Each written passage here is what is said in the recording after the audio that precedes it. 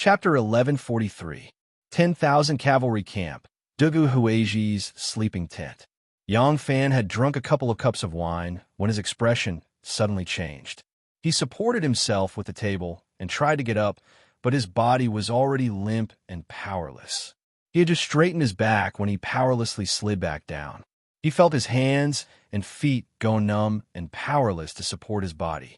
Yang Fan looked at Dugu Huiji in astonishment, his face full of disbelief. Dugu Huiji slowly put down his wine cup and gazed at Yang Fan. He said apologetically, "Great General, I'm sorry." Yang Fan barely managed to keep himself from collapsing. The muscles in his throat had also loosened somewhat, so much so that it was difficult for him to speak.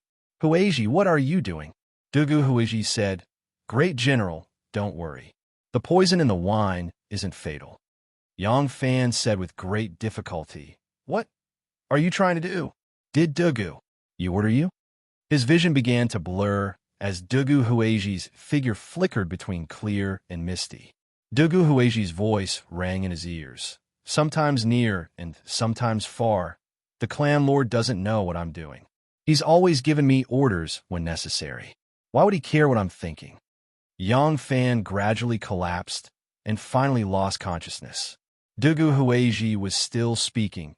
"He's never needed to understand me. Although we share the same surname, he was born high and mighty. As for me, no matter how hard I try, I can only bow my head and listen to his orders." "Great General, do you understand this feeling?"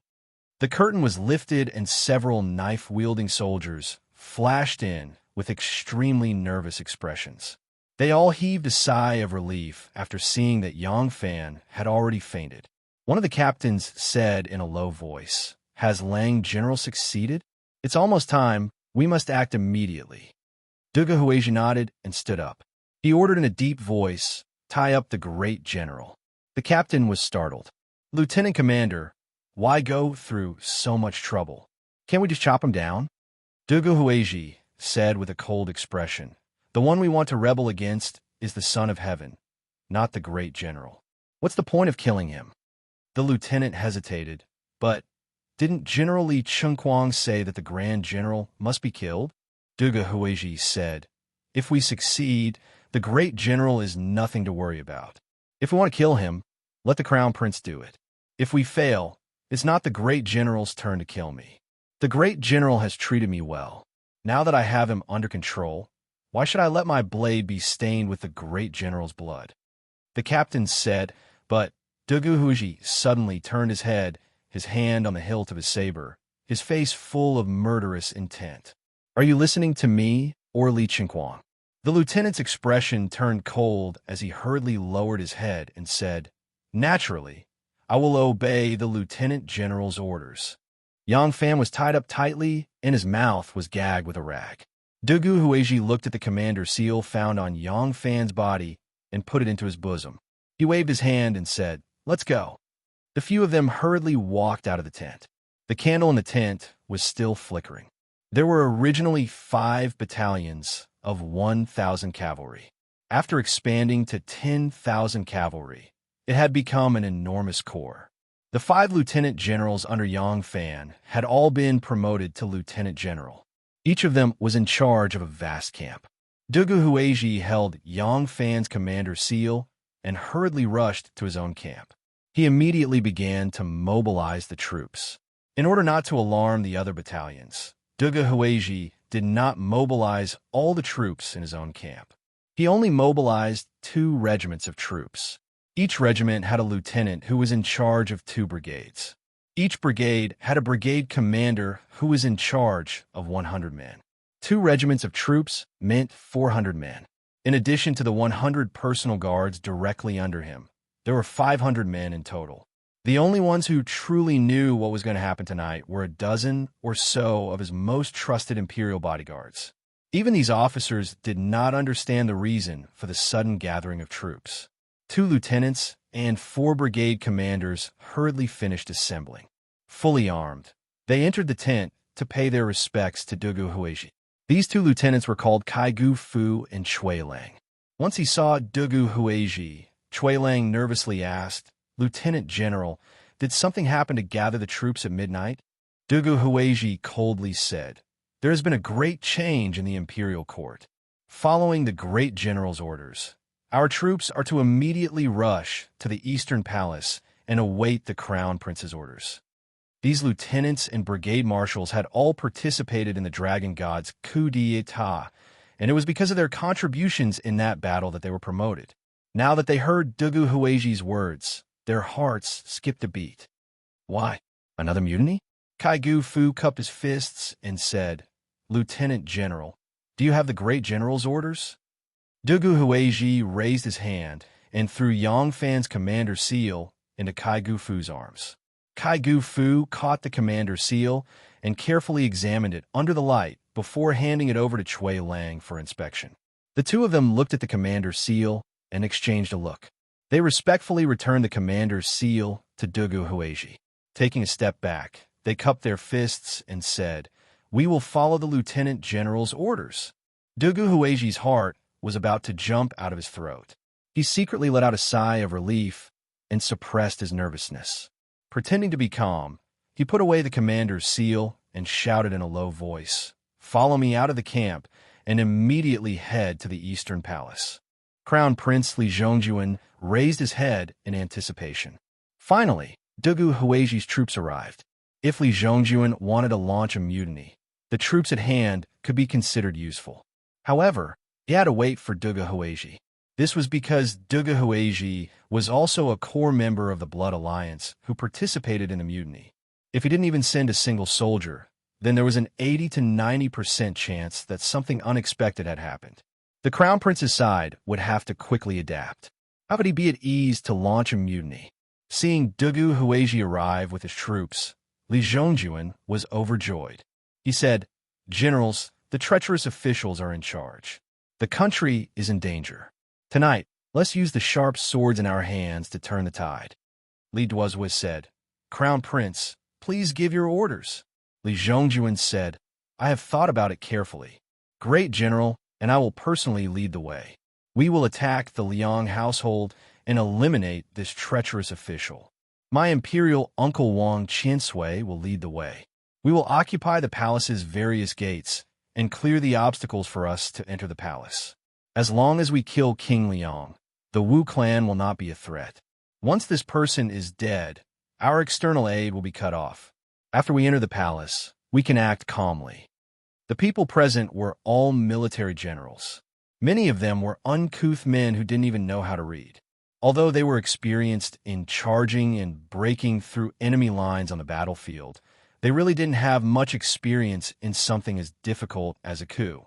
Even though Li Duozhui had personally participated in the Dragon God's coup, it was someone else who had formulated the strategy. He was only responsible for carrying it out and didn't understand the overall plan.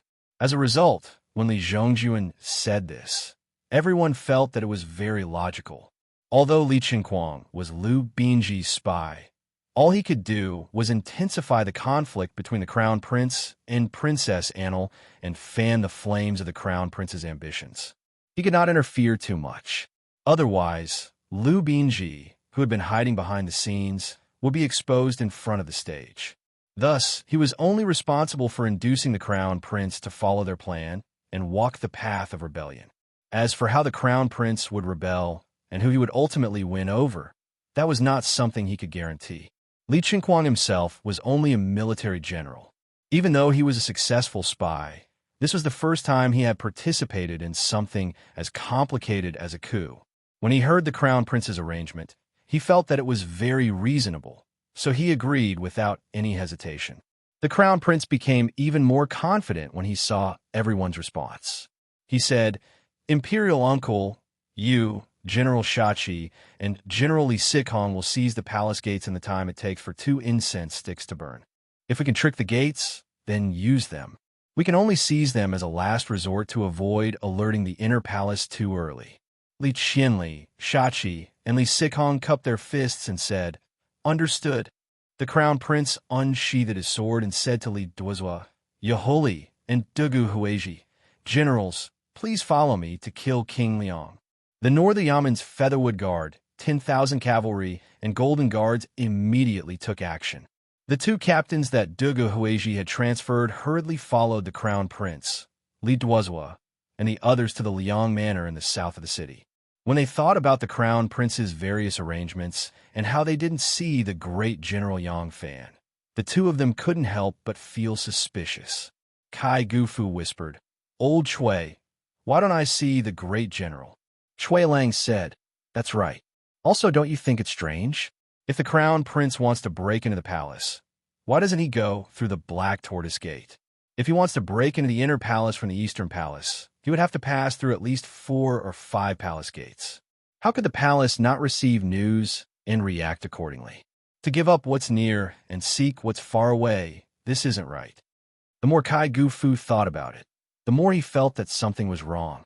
He quietly grabbed Dugu Hueji and asked him about it. Dugu Hueji's expression was calm as he said, "The great general has other important matters to attend to. There is no need for you to ask too much. As for the Black Tortoise Gate, to tell you the truth, Ma Qiao, who is guarding the Black Tortoise Gate tonight, is no longer of the same mind as the great general. Naturally, he can't go through the Black Tortoise Gate directly to the inner palace." Among the 10,000 cavalry generals, the one who was closest to the great general was Ma Qiao, followed by Chu Kuanga. Now that Dugu Hueji said that Ma Qiao and the great general were at odds, the two captains found it even more strange. But Dugu Hueji didn't allow them to ask any further. He hurriedly shouted, "Hurry up!" Now that things had come to this point, even if Kai and Chui had a bellyful of questions, they could only put them away and follow the crown prince to the Liang Manor. The crown prince, sword in hand, gritted his teeth as he rode on the tall horse. He seemed to already see himself chopping off Wu Sanxi's dog head and stabbing that little slut and Lu into a pulp. The more Li Zhongjuan thought about it, the happier he became. He almost immediately began to laugh wildly. In the 10,000 cavalry camp, Yang Fan slowly woke up. He had been drugged with something similar to a knockout drug, and Dugu Hueji had taken quite a bit of it. Logically speaking, he shouldn't have woken up so quickly, but Dugu Hueji's men had tied him up too tightly. Before leaving, they had pulled a blanket over his body. On such a hot day, the unconscious Yang Fan was drenched in sweat. The drug's effects had spread, and he had actually woken up ahead of time. Yang Fan had just woken up, so he was still a bit dizzy. His mouth was dry, and his tongue was agitated. He gasped for breath for a while, and only then did he realize that he was covered by a blanket. Yang Fan hurriedly struggled, only to find that he was tied up from head to toe. Coils of rope tied him tightly. It was difficult for him to twist his body left and right, let alone get rid of the quilt on his body. Yang Fan wanted to cry out, but he discovered that there was a rag stuffed in his mouth, and it was even tied up with strips of cloth. There was no way he could spit it out. Dugu Hueji has rebelled. Yang Fan understood. They were just like the disciples of the branch families that had followed him and Yang Fan to break off their relationship with the 7 sects and 5 families. They had a certain amount of power and had the chance to leap through the Dragon's Gate. Desire and ambition grew, and they would not be willing to forever be under someone else just because of their bloodline. How were the branches and main branches of the noble families established? Wasn't it hundreds or thousands of years ago when the ancestor of this branch became a general and established their undying status in the family? If they could fight for great power, they could do the same after a few generations. Otherwise, they would be like the Bo Ling Chui and the Qing He Chui and split off to establish their own commandery. Yang Fan grimaced inside. In the past, he had paid too much attention to the court, and Xianzong had almost been in trouble. In this year, he had been working hard to control Xianzong, but who knew that a problem had occurred in the military? There was a limit to one's strength, and this was the fault of being distracted. Yang Fan hadn't finished reflecting when he suddenly thought of something. He instantly broke out in a cold sweat. Oh no, Warner is on duty in the palace tonight. In the chaos, will she be safe? Chapter 1144. Crown Prince Li Zhongjuan and Great General Li Duozhua were on horseback, leading several hundred Imperial Guard soldiers as they charged towards King Liang's manor. Along the way, they encountered at least 4 patrolling squads of Jinwu guards, but the Jinwu guards very tacitly made way for them, not making a single sound. Tonight was King Cheng's night patrol, and that was why they had chosen this night to carry out their mission. Their journey had been extremely smooth. Li Zhongjuan had already sent people to investigate beforehand. Wu Chengxuan and his wife had been staying in King Liang's manor, which saved him the trouble of traveling between King Liang's manor and the princess's estate. This was also one of the reasons why he had chosen to carry out his mission tonight. King Liang's residence faced the street, so there was no need to barge in first. When Li Zhongjuan and the others arrived at King Liang's manor, they immediately had a few soldiers climb over the wall and drag them down with halberds. King Liang's manor had a watchdog, which began to bark as soon as the soldiers entered. However, the gatekeeper of King Liang's manor didn't expect someone to be so daring as to barge into King Liang's manor at night. He rubbed his eyes as he walked out lazily. Before he could even see what was going on, the rebellious Imperial Guard soldiers had already drawn their blades and finished him off. By the time the guards of the mansion on night patrol arrived, the soldiers had already opened the gate and let in a large group of Imperial soldiers. How could these guards be a match for the valiant Imperial Guard soldiers? Moreover, they had rushed into battle, and they were outnumbered. They were quickly slaughtered by the Imperial Guard soldiers. Once they scattered, the rest of the troops didn't bother them either. They only cared about protecting Li Zhongjuan and Li Duozhua as they rushed towards the back of the manor. Alang, something big has happened. Ah! A family member who had rushed to King Liang's door and was pounding on the door while shouting frantically didn't even have time to finish speaking before he was stabbed to death by a soldier who rushed in. The door was kicked open, and Li Duozhua rushed in with a dozen or so personal guards in tow. What happened? Wu Sanci was dressed in white clothes. He hurriedly parted the curtains and poked his head in. He saw Li Duozhua surging with killing intent as soon as he poked his head in. Li Duozhua shouted, "Behead him!" Wu Sanci cried out, "Oh no!" But before he could duck his head, Li Duozhua's son-in-law, Yi Huli, chopped off his head. Inside the curtain, a young girl with a seductive body in revealing clothes was curled up in the corner of the bed. Seeing a headless corpse in front of her, she was so shocked that she screamed hysterically. However, her screams only lasted for a moment before they abruptly stopped. She was also stabbed to death on the bed by Yi Huli. Li Duozhua lifted Wu Sanci's head and turned around, shouting, "Kill!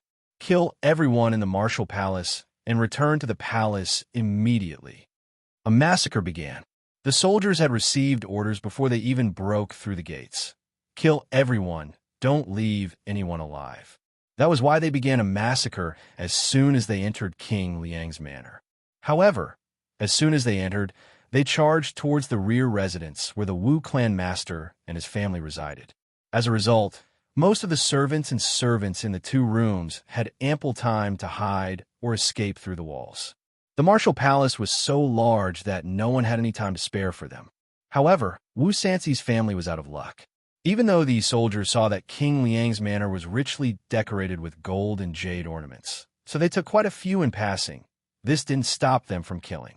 King Liang's Wu Sanci was killed, and then his sons, wives, and concubines were killed one after another. There were people in the martial palace who knew martial arts as well, but they were unarmed, and these soldiers were in groups of 3 to 5. Even a fierce tiger couldn't stand up to a pack of wolves, let alone these people who had always lived like princes. Even though they knew some martial arts, it was limited. Where is that slut in Lo? Li Zhongjuan's eyes were bloodshot as soon as he entered King Liang's manor. King Liang's manor was extremely large, with many doors and many courtyards. He had no idea where Princess and Lo lived. In his haste, he grabbed a servant to lead the way, and only then did he arrive at Princess and Lu and Wu Chengxuan's residence. Her Highness the Princess lives here. With Li Zhongjuan's sword pressed against that servant's neck, his words were trembling with fear. When Li Zhongjuan saw Princess and Li's small building, a trace of ferocious hatred flashed through his eyes. He forcefully swiped the sword in his hand, and the servant spun around and fell to the ground. Blood gushed out from his throat, and his body twitched violently like a chicken with its throat cut. However, he couldn't scream anymore. Li Zhongjuan leaped up the stairs and kicked the door heavily. Li Zhongjuan loved martial arts, and his martial arts were quite good. With this kick, the door split in two. Li Zhongjuan immediately rushed in with his sword in hand, shouting, "Slutun Lu, hand over your life." Li Zhongjuan was the flag of the coup. If anything happened to him, it would be a huge problem. No one would dare to let anything happen to him. When Dugu Hueji saw this, he immediately chased after Li Zhongjuan and circled around the screen. The princess' bedroom was very gorgeous. There was a lamp burning on the table, the light was already bright, and the soldiers were also holding torches, so the room was brightly illuminated. Dugu Hueji rushed over first. He lifted the curtains and used his knife to lift the quilt, and was shocked to find that there was no one under the quilt. Li Zhongjuan walked over and touched the bed. His eyes immediately widened, and he sternly shouted, "It's still warm. It couldn't have gone far. Search." Gao Chu led a few soldiers holding halberds and walked towards the commander's tent with torches. Gao Chu was now the Zhao commandant under the command of 10,000 Cavalry Battalion's champion general, Yang Fan. Tonight, he was the one leading the patrol. Although it was a period of peace, this was under the rule of the emperor. Yang Fan had always been strict with the army and often personally patrolled the entire camp. Under his example, none of the generals in the camp dared to neglect their patrol duty. Dragon God, Resurgence. The password matched. The two soldiers standing guard in front of the commander's tent immediately put away their spears. They didn't have any lanterns. In the silent night, almost no one could see them. However, Gao Chu and the others had come with torches, so after walking for a short distance, they could see Gao Chu's appearance clearly. One of the soldiers on duty immediately smiled and greeted him. "You've worked hard, Commandant Gao." Gao Chu shushed him and said, "Keep your voice down. Don't disturb the general's rest." The soldier smiled and said, "They just put on a big show this afternoon. If there's thunder now, I'm afraid the generals might not wake up." Gao Chu laughed and scolded him. He walked closer and saw his appearance. He said in surprise, "Qianyue, it's you. Why are you guarding the gate?" Xiao Qianyue hurriedly said, "I changed my name a long time ago. Now I'm called Xiao Yuka. The soldier on duty tonight isn't feeling well, so I'm taking his place." Gao Chu said, "Isn't it because the great general always calls you Qianyue?" "Qianyue? I'm used to it." Gao Chu stopped and looked him up and down. He said with a smile, "Not bad. You love your soldiers like your children. As a general, you're actually taking your subordinate's place. Not bad." Xiao Qianyue laughed dryly and said bashfully, "That person is my brother-in-law." When he said this, everyone present couldn't help but laugh. Before they could finish laughing, one of them suddenly exclaimed, "What's that?" As he said this, he pulled out the saber at his waist. Gao Chu and the others were startled and immediately looked in the direction he was looking at. They also raised their weapons warily. Gao Chu took a closer look and said doubtfully, "What's that? You brat, don't be so surprised. Are you seeing things?" "Ah." At this point, Gao Chu Gang suddenly exclaimed. He saw something on the ground suddenly move, and with this movement, it sprang forward a distance. Its movement was a little like an inchworm, but looking at it, it was at least a few hundred times bigger than an inchworm. Gao Chu pulled out his saber and raised his arm. The people he brought and Xiao Yuka immediately spread out in a battle formation. Gao Chu shouted, "Who is it? If you don't answer, I'm going to make my move." The black shadow moved again, but this time it only bounced on the spot and didn't move forward. Gao Chu pointed his saber forward and cautiously approached step by step. There was a soldier on each side of him, holding a saber in one hand and a lantern in the other. These two soldiers were surrounded by soldiers with spears, pointing their spears forward to protect them. When they approached step by step and a lantern in their hands could finally illuminate that strange thing, Gao Chu, Xiao Yuka, and the others were dumbfounded. The thing on the ground was not some monster, but their great General Yang, who had been tied up so straight that he looked like a stick. When Yang Fan woke up, he suddenly recalled that Wanner was still in the palace and immediately became anxious. He didn't know who had ordered Dugu Hueji to drug him and steal his commander's seal, but presumably only a few people had the right to rebel: the Prince of Xiang and Taiping, the Prince of Liangwu Sanxi, and the Crown Prince Li Zhongjuan. Among them, probably only the Prince of Xiang's lineage would treat one or more politely if they rebelled, but in the chaos of the army, unless they personally took care of her, no one could guarantee that one would not be late. Yang Fan wanted nothing more than to sprout wings and fly to the palace, but his body was tightly bound. Even if he wanted to roll, he couldn't use the corresponding muscles to generate strength. Yang Fan couldn't move, couldn't shout, and was both angry and anxious. Helpless, he tried to use his 48 tremors technique to loosen the ropes a little. Fortunately, this technique relied on the coordination of internal energy. His muscles trembled at an extremely high frequency, but he didn't need to use too much of his muscles. This was also why it was difficult for others to sense him unless they were very close to him. Like an inchworm, he was actually able to bend and stretch his body. Thus, Yang Fan wiggled his way out of the blanket, struggled his way out of the tent, and slowly made his way out. After attracting the attention of the guards, Yang Fan no longer dared to move. Although these people didn't have crossbows in their hands and wouldn't go as far as to shoot a few arrows to see what he wouldn't be able to take it if some rash person jumped up and stabbed him first. Gao Chu stared at Yang Fan, his eyes about to fall out of their sockets. He stammered, Great, General, what are you doing? Yang Fan was furious. What sort of nonsense is this? But he couldn't say anything. He could only fiercely glare at Gao Chu, his forehead beaded with sweat. Gao Chu finally reacted and hurriedly rushed forward to untie him. Chapter 1145. It's here, I've found it. A group of wolf-like soldiers were rummaging through Princess and Li's bedroom. Behind the curtain, a soldier suddenly cried out in pleasant surprise. Li Zhongjuan immediately rushed over excitedly and saw Wu Chengxuan wearing undergarments, crouching and shivering behind the toilet bowl. His hands were still holding up the toilet lid as if he wanted to use it as a shield. Seeing Li Zhongjuan, Wu Chengxuan immediately threw down his shield and knelt on the ground to beg, Crown Prince, spare me." When the sounds of fighting started, Wu Chengxuan was startled awake.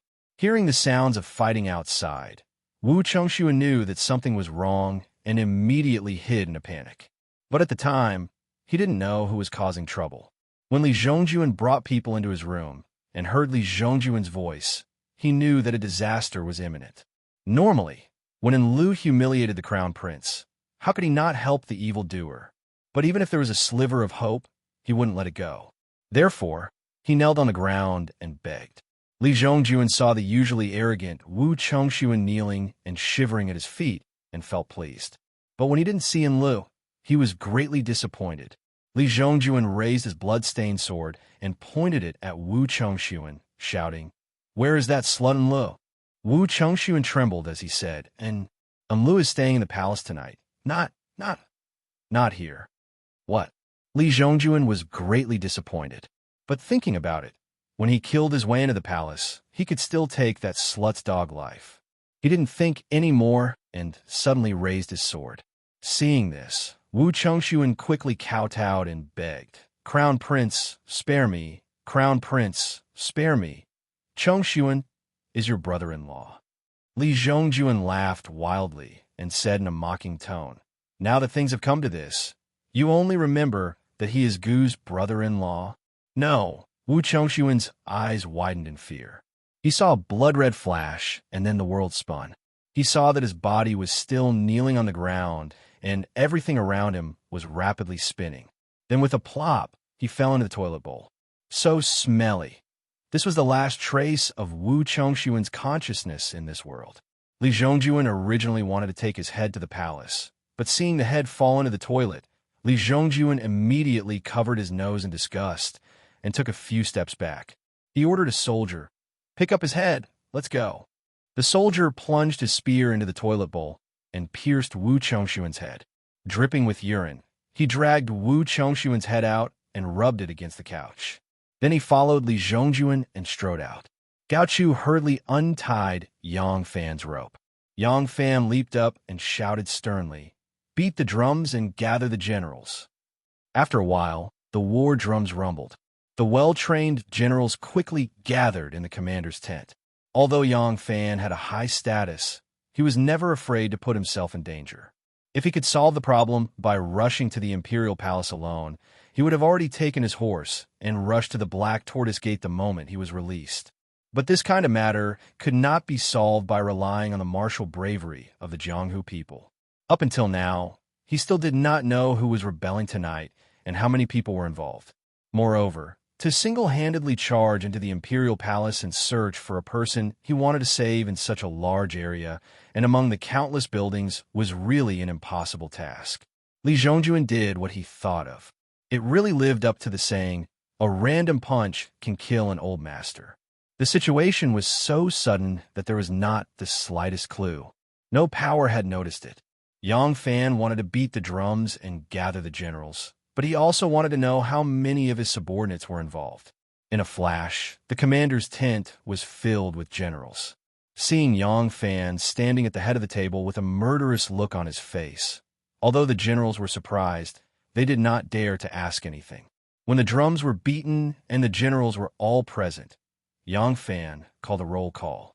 He found that other than Ma Qiao's troops who were on duty at the Black Tortoise Gate tonight, only Dugu Huiji, Kai Gu's residents, and Chui Lang were not present. Yang Fan made up his mind and immediately issued a military order. He ordered Huang Xuchong, Lu Maofeng, and the others to lead their troops to the streets and control the Gate of Sky Influence of the Taiji Palace and Chongming Gate of the Eastern Palace. He then ordered Chu Kuanga's troops and himself to reinforce the Black Tortoise Gate. Su Liang's troops would control the West Inner Garden to ensure a path of retreat. Su Liang was a military major and was Yang Fan's assistant. When he heard Yang Fan's arrangement, Su Liang frowned. He stepped out and asked, "Great General, what happened? We're still confused. Please tell us." Although Yang Fan was extremely worried, he knew that if he did not reveal any information, the generals would not know what to do. When they arrived at the location, they would not know what to do if something happened. Yang Fan could only briefly explain the situation to them. However, his knowledge was also very limited. He only knew that there were people who wanted to rebel, but he did not know the specifics. When Su Yang heard this, he objected, "Great General, we do not know who is the one who wants to rebel and which troops are involved. Once we kill our way to the Gate of Sky Influence and Chongming Gate, we will encounter other troops. How will we know if they are rebels or troops sent to rescue the Emperor? How will the other troops know where we stand? What should we do then? Once we start fighting, and the other party is the troops sent to rescue the Emperor, who can vouch for the Great General and prove that the Great General is loyal to the Emperor? At that time, we'll be labeled as rebels." Yang Fan suddenly came to a realization. His concern had really made him confused. Right now, he only wanted to quickly control the palace and control everything in his hands. However, with the current chaotic situation, if he were to act rashly, it would only make the situation even more chaotic. Once his troops were sent out, he would not be able to contact them in time. At that time, it would not help the situation and he would not be able to defend himself. Yang Fan paced back and forth anxiously in the tent for a moment before changing his mind. "General Chu Kuanga will lead all the troops to reinforce the Gate of Black Tortoise with me. General Su Liang will suppress the central troops, and all the troops will not unsaddle or take off their armor. Gao Chu will be in charge of communication. Once I understand the situation, Gao Chu will immediately pass down the order. All troops must not slack off, and those who disobey will be executed." When Su Liang heard this arrangement, he felt that it was appropriate and immediately returned to the formation. He cupped his fists and said respectfully, "This general obeys the order." In a short moment, Yang Fan and Chu Kuanga led over 1,000 soldiers out of the gate like a gust of wind. Like a sword, they pierced through the west inner court and charged towards the Gate of Black Tortoise. After Li Zhongjuan led his troops to kill Wu Sanxi's family, he immediately turned his horse around and charged towards the palace. At this time, Prince Cheng Li Qianli had already started the battle to seize the gate. To enter the inner court, the fastest and most direct way was to go through the Gate of Black Tortoise. The Gate of Black Tortoise was to the north of the palace. The palace faced the south, and its back was to the north, so once one opened the gate of Black Tortoise, they would directly enter the territory of the palace. However, the general guarding the gate of Black Tortoise was Ma Xiao, and they could not bribe him. Therefore, they could only give up the easy and take the difficult route of attack. They entered the Taiji Palace from the East Palace through the gate of Tongshuan. Although this way they bypassed the main gate of Taiji, there were still 3 gates on the way: the Taiji Gate, the Yin and Yang Gate, and the Sweet Dew Gate. If the 10,000 cavalry was still like before, with 5 Lang generals taking turns to guard the gate of Black Tortoise, they could completely wait for Dugawei Ji to guard the gate of Black Tortoise and then pass on a fake order from General Yang Fan, leading the gate of Black Tortoise to join the rebellion. However, after the Dragon God's coup, the 1,000 cavalry expanded to 10,000 cavalry, expanding the army by 10 times. The 5 Lang generals were promoted to middle Lang generals, each with their own duties, and the division of labor was even more detailed. Now, the ones guarding the gate of Black Tortoise were Chu Kuanga's troops and Ma Qiao's troops, taking turns to guard the gate of Black Tortoise. The other troops were no longer responsible for guarding the gate of Black Tortoise, but instead acted as a mobile force just in case. It was impossible for Dugawei Ji to guard the gate of Black Tortoise anymore, so they did not even dare to think about opening the gate of Black Tortoise. Prince Cheng Li Qianli was now the great general of the left. He, Shatsa, Zhongyi, and Li Siquang first pretended to open the gate of Tai Chi, then immediately rushed to the Yin and Yang Gate. When they arrived at the Yin and Yang Gate, Li Qianli used the same old trick to trick the gate of Black Tortoise. Li Qianli was Prince Cheng, a member of the royal family, and the cousin of the current emperor. Old General Zhongyi, Shatsa, was even more famous in the army. Not only did these two people have high positions of power, but they were also extremely famous. Li Siquang, on the other hand, was the right general of the Imperial Guards, the most trusted general of the emperor. These 3 people represented the royal family, the military ministers, and the emperor's Imperial Guards. This combination was too deceptive. They all said that there was a treacherous court official who started a rebellion, and that they were ordered to enter the palace to rescue the emperor. They also had a fake edict in their hands, so it was not easy for the general on top of the city wall to distinguish the truth from the lies, especially when the general on top of the city wall was Shatsa's old subordinate. When he heard that it was old General Zhongyi who called, although he did not dare to believe it, he did not dare to rashly refuse. He hesitantly asked Shatsa to go up the city wall and explain what had happened. Once Shatsa was hung up on top of the city wall, he immediately seized him when he was unprepared and forced him to order the opening of the city gate. The Yin and Yang Gate was once again lost without bloodshed. However, when they broke into the gate of Sweet Dew, it was impossible to repeat the same trick. This was because behind the gate of Sweet Dew was the Hall of Sweet Dew, and the person on duty was none other than Shanghai One. The distribution of the guards in Taiji Palace was like this. There were 3 gates from the main gate: Gate of Sky Bearing, Gate of Yong, and Gate of Chang'el. Gate of Sky Bearing was guarded by the left and right guards, while Gate of Yong and Gate of Chang'el were guarded by the left and right guards. However, the rebel army sneaked in through the gate that led to Taiji Palace, so they bypassed the 3 gates in front of them. From Gate of Sky Bearing to Gate of Taiji, there was another gate that looked like a barbican called the Gate of Virtue. This gate was guarded by the left and right guards, who were known as the Gate Guards. After Gate of Virtue, the Gate of Taiji was guarded by the left and right guards. The Yin and Yang Gate behind Gate of Taiji was guarded by the left and right 1,000 oxen guards. There were a total of 5 groups of people guarding this gate. Each group had 50 people, so the 5 groups had a total of 250 soldiers. They were known as the 5 battalions of the Yamen. Although there weren't many of them, relying on the high walls and the fact that they were inside the Imperial Palace, these guards were more than enough to guard 1 gate. This was the last gate guarded by the Imperial Army. Further in was the Gate of Sweet Dew, and past the Gate of Sweet Dew was the inner court. The inner court was the world of the imperial concubines and palace maids, so this place couldn't be guarded by soldiers. Therefore, the people guarding this gate were strong and well-trained eunuchs.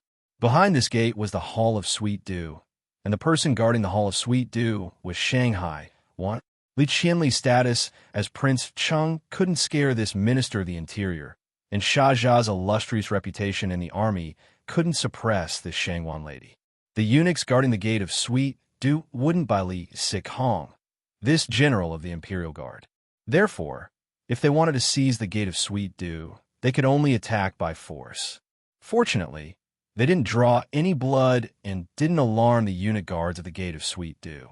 Furthermore, the gate of Sweet Dew was the last gate to enter the inner court. Starting from gate of Sky Bearing, every gate was smaller than the one outside. The number of guards also decreased gradually. The gate of Sweet Dew wasn't so tall and heavy that it couldn't be climbed, and the number of eunuchs guarding it wasn't many. Under Li Qianli's command, the Imperial Army soldiers took out the flying claws they had prepared and threw them at the top of the wall. Chapter 1146. Outside the Sweet Dew Gate, there were 4 or 5 gates guarded by Imperial guards of different systems. Outside the palace, there were also Jin Wu guards patrolling throughout the night. The eunuchs at the Sweet Dew Gate would never have thought that an army would be able to quietly kill their way into the Sweet Dew Gate, so the security at the gate was very lax. It was a sleepless summer night. Old Eunuch Mu led 2 young eunuchs to spread out a mat in the city gate tower. They lay on it and waved their palm leaf fans as they chatted. When the claws were thrown up to the city walls, there was a faint ding-ding sound. Old Eunuch Mu heard it and ordered, "Stool, go take a look and see what's going on." The stool said, "Hubby, what could possibly happen in this place?" Old Eunuch Mu stared at him and said, "What? You're not listening to me. If I tell you to go, then go. Or do you want me to go take a look?" Stool kicked the eunuch next to him and said, "Table, you go." Table's rank seemed to be lower than Stool's. He stood up unwillingly and walked out, muttering to himself. Old Eunuch Mu laughed. "You guys, it's the big lazy supporting the small lazy. The small lazy can only stare." Table put on his shoes and walked out of the city gate tower. He looked around and didn't see anything. He yawned and was about to go back when he suddenly saw a head appear on the city walls. Table was startled. Following that, he saw a group of people appear on the city walls. Table shivered and screamed at the top of his lungs, "Something's wrong. Someone is breaking into the palace." The Imperial guards who climbed up the city walls saw that they had been discovered and immediately sped up. A few Imperial guards with sharp blades in their mouths jumped over the city walls and pounced at Table. Just as Table's front foot stepped into the city gate tower, he was slashed by a knife from behind. The poor fellow, who had already lost his small head, had his large head separated from his body. "Who is it? Kill!" Stool was barefooted. He waved his knife and rushed over. Kung Kung. After a few exchanges, he was slashed to the ground by 2 Imperial guards. At this time, old Eunuch Mu had already climbed up to the 2nd floor in a panic. He pulled the bell rope and rang the alarm bell. The eunuchs who were guarding the city wall immediately rushed out of their dormitories, their clothes in disarray. Sounds of killing could be heard from the Sweet Dew Gate. Hearing the alarm, Warner immediately put on her clothes and got out of bed. Although her movements were quick, she was not flustered at all. Seeing that Warner was calm, the maids around her also calmed down. One by one, the lanterns lit up. Warner stepped out of the palace. Looking at the gate of Dew, she asked in a low voice, "What happened?" A moment later, a eunuch with one hand clutching his arm and half of his robe dyed red with blood staggered in. He shouted, "Zhao Rong's not good. There's a rebel army charging into the city." Waner's face turned cold. She asked in a harsh voice, "Who are you? How many of them?" She didn't ask if the gate of Sweet Dew could be defended. Seeing this eunuch with a knife wound, she knew that the rebel army had already reached the city walls. The eunuch scowled miserably and said, "This servant does not know the identity of the newcomers. Their numbers far exceed the guards at the gate." As soon as Warner heard this, she immediately ordered, "Hold them off. I'm going to see the king." "Here." The eunuch agreed, turned around, and ran away. Warner glanced at the palace maids, who looked shocked but did not panic. She said, "Let's go to the son of heaven's bedroom." Warner moved lightly and hurriedly walked less than 100 steps. She suddenly remembered something. She turned her head and said to a palace maid with a lantern beside her, "Go, bring Princess Enlu to the Emperor's bedroom." Tonight, Enlu was staying in the palace, and it was the residence that Shangguan Wanner had arranged for her. She suddenly remembered and naturally had to order people to protect her. If anything happened to the princess, she would not be able to escape the blame. The palace maid did not dare to tarry and hurriedly ran to Princess Enlu's bedroom. The inner courtyard of the inner palace was not small. The fighting at the gate of Sweet Doof could not reach the emperor's bedroom. As Wanner walked, she ordered people to summon all the eunuchs and find suitable people to rush to the gate of Sweet Doo to help. Although these people could not be a match for the rebel army, the longer they could delay them, the more chances they had. Li Xian was woken up from his dream. In a moment, the Empress and Empress Wei also hurried over. The Emperor and Empress were wearing undergarments and blankets.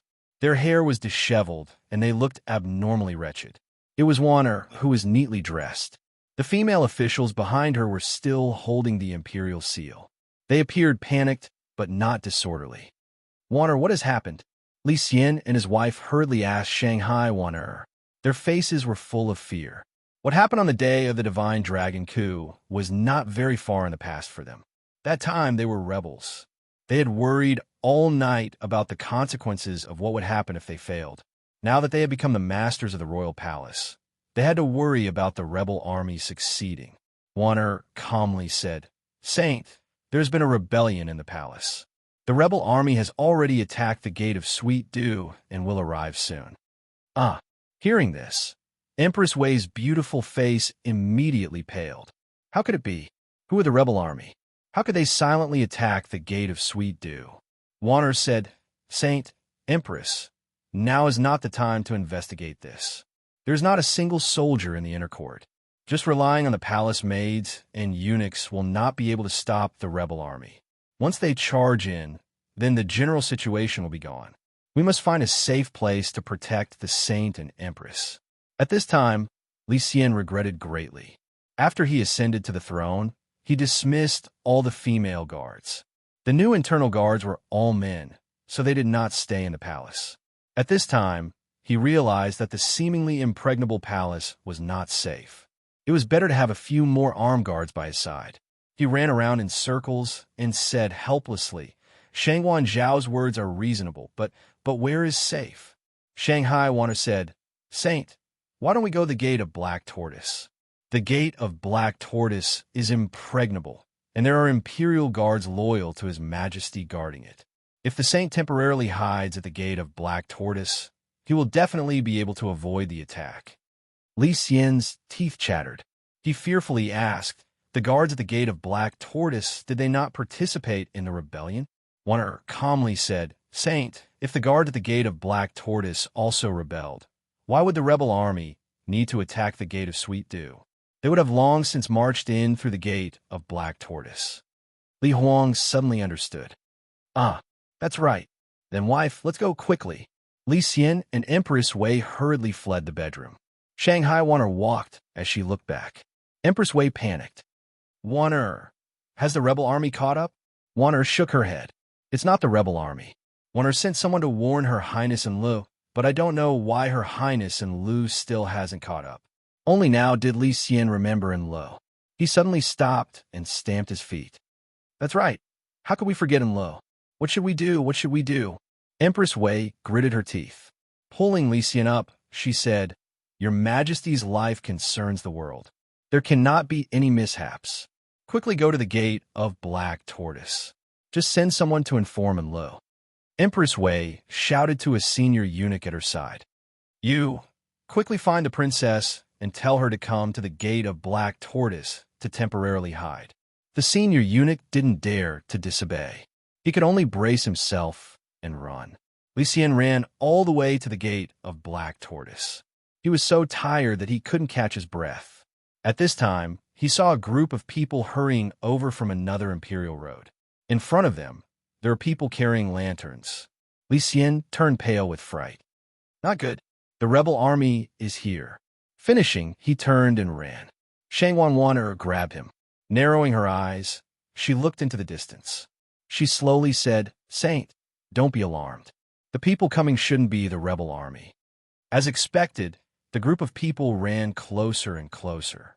The ones holding the lanterns were two palace maids in colorful robes. If it was the rebel army, how could the palace maids hold the lanterns? Li Xian understood this logic and immediately calmed down. The group of people hurried over. The one they were escorting was actually Princess and Lu. After Princess and Lu was summoned by the people on ascent, she heard that the rebel army was attacking the gate of Sweet Dew. She immediately ran out of the palace and toward the gate of Black Tortoise. Her mind worked very quickly. When she heard that the rebel army was attacking from the gate of Sweet Dew, she knew that the guards at the gate of Black Tortoise were definitely not a problem. However, at that time, she had only cared about her own life. She had thrown her own father and mother beyond the 9 heavens. Now that she had run into them, Lu couldn't help feeling awkward. Her mind turned quickly. She hurriedly threw herself forward. With concern and joy, she said, "Father, Mother, thank the heavens and earth. You have finally arrived. Quick, let's go up the city walls." "Huh? Why isn't the person daughter sent to deliver the letter to you here?" Li Xian asked in shock. "What messenger?" Lu said, "Since the rebel army is attacking from the gate of Sweet Dew, then the gate of Black Tortoise must be safe. Daughter specially sent someone to tell father and mother to come here to temporarily hide. Our family is gathering here." "What? Didn't you come because you received the message from the person daughter sent?" Li Xian did not doubt his daughter's words. Although Empress Wei was smart, in her panic, she didn't know if her daughter's words were true or false. Thinking about how her daughter had sent someone to tell her to hide, but she didn't care about her daughter's life or death, Empress Wei felt ashamed. Afraid that Li Xian would slip up, she quickly interrupted. "The situation is urgent. Don't say more. Let's go up the walls first." The guards at the top of the walls had already discovered the chaos below the walls. They had also heard the warning bell from the gate of Sweet Dew. The walls were heavily guarded. Ma Qiao was fully armored, his hand holding a steel knife. He alertly rushed to the entrance of the troop transport road. He shouted down the walls. "Who is below the walls? Stop immediately." Wanner hurriedly motioned for Li Xian and Empress Wei to stop. She shouted up the walls, "Is it General Ma on duty tonight?" Ma Qiao recognized Wan Er's voice and exclaimed, "It is me. Is the one below the walls Shangwan Zhaorong?" Wan Er took a lantern from a palace maid and raised it to look at her appearance. She also looked at the emperor and empress beside her. In a loud voice, she said to Ma Qiao, "Rebel soldiers have broken into the inner court. One has escorted the emperor, empress, and Prince and Lu here. General Ma, please escort them." Ma Qiao jumped in fright and thought, "Why is there another rebel? Who is it? In any case, it's not one of us. If Erlang rebelled, he would definitely know about me. Also, he wouldn't let Miss Wanner be in danger." But he had been in the army for many years, and his mind was much more alert. Just now, he had seen Wan Er's appearance clearly. It was probably because he had heard Wan Er's voice first and had a preconceived impression of her. But the emperor and empress hair was disheveled. He was worried that someone wanted to break into the gate and kidnap Shanghai, Wan Er, then have someone pretend to be the emperor and empress. Ma Qiao cautiously said, "Would Shangwan Zhaorong accompany his majesty, empress, and princess and Lu up the walls first so that this general can identify them?" Only 4 people came up, and 2 of them were women. Even if they really were rebel soldiers in disguise, Ma Qiao didn't believe they could overturn the heavens, so he had made this request. Hearing this, Wan Er immediately ordered everyone to stop. She alone led Li Xian, Empress Wei, and Princess and Lu up the gate tower. Li Xian's body was already exhausted from running all the way up. When he climbed up the gate tower, he could only breathe heavily and couldn't say a word. Although Ma Qiao was guarding the Xuanwu Gate and was very close to the Emperor and Empress, he wasn't familiar with the Emperor and Empress. It wasn't so easy to see the Emperor and Empress, but he knew Princess Enlu. Now that he saw that the Duke of Enlu was indeed here, and that Wanner had already climbed up the gate tower without anyone holding her hostage, there was no doubt about the identity of these people. Ma Qiao immediately crossed his arms and bowed to the emperor and empress, saying, "Subject Ma Qiao has come late to protect your majesty. Please forgive me, saints." Empress Wei climbed up the gate tower, and her heart was at ease. At this time, she was already in a state of panic. She didn't feel that Ma Qiao's cautiousness was disrespectful. On the contrary, she felt that the more careful he was, the safer he would be. She was just about to say a few words of comfort when she saw 2 rows of torches rolling in from the 2 imperial roads like fire dragons. Chapter 11:47. Ma Qiao saw 2 groups of people galloping over in the distance. It was difficult to distinguish between friend and foe, so he hurriedly called out to the people below the city walls, "Everyone, quickly ascend the city walls." Hearing this, the palace maids and eunuchs felt as if they had been granted amnesty and immediately scrambled to be the first to ascend the Black Tortoise Gate. Seeing that there were only a few palace maids and eunuchs left, one of the 2 groups of people had already rushed to the Black Tortoise Gate. This group of people was the Yulin army that had followed the crown prince in rebellion. Their commander was the son-in-law of the Yulin army Grand General Li Duozhua, Yi Huli.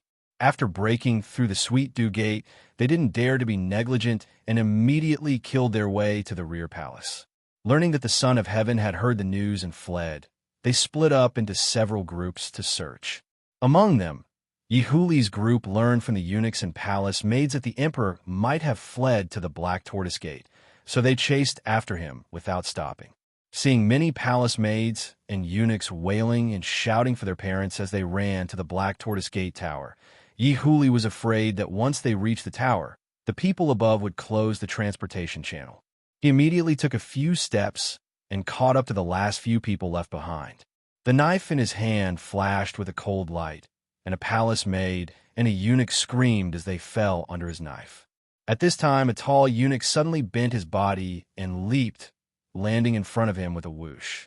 This leap actually covered about 1 zhang, his speed like a falcon swooping down on its prey. Yi Huli jumped in fright. The saber in his hand danced in such a way that not even a drop of water could trickle through. The clanging sounds were like beans being fried without end. Yi Huli and the tall eunuch each wielded a saber.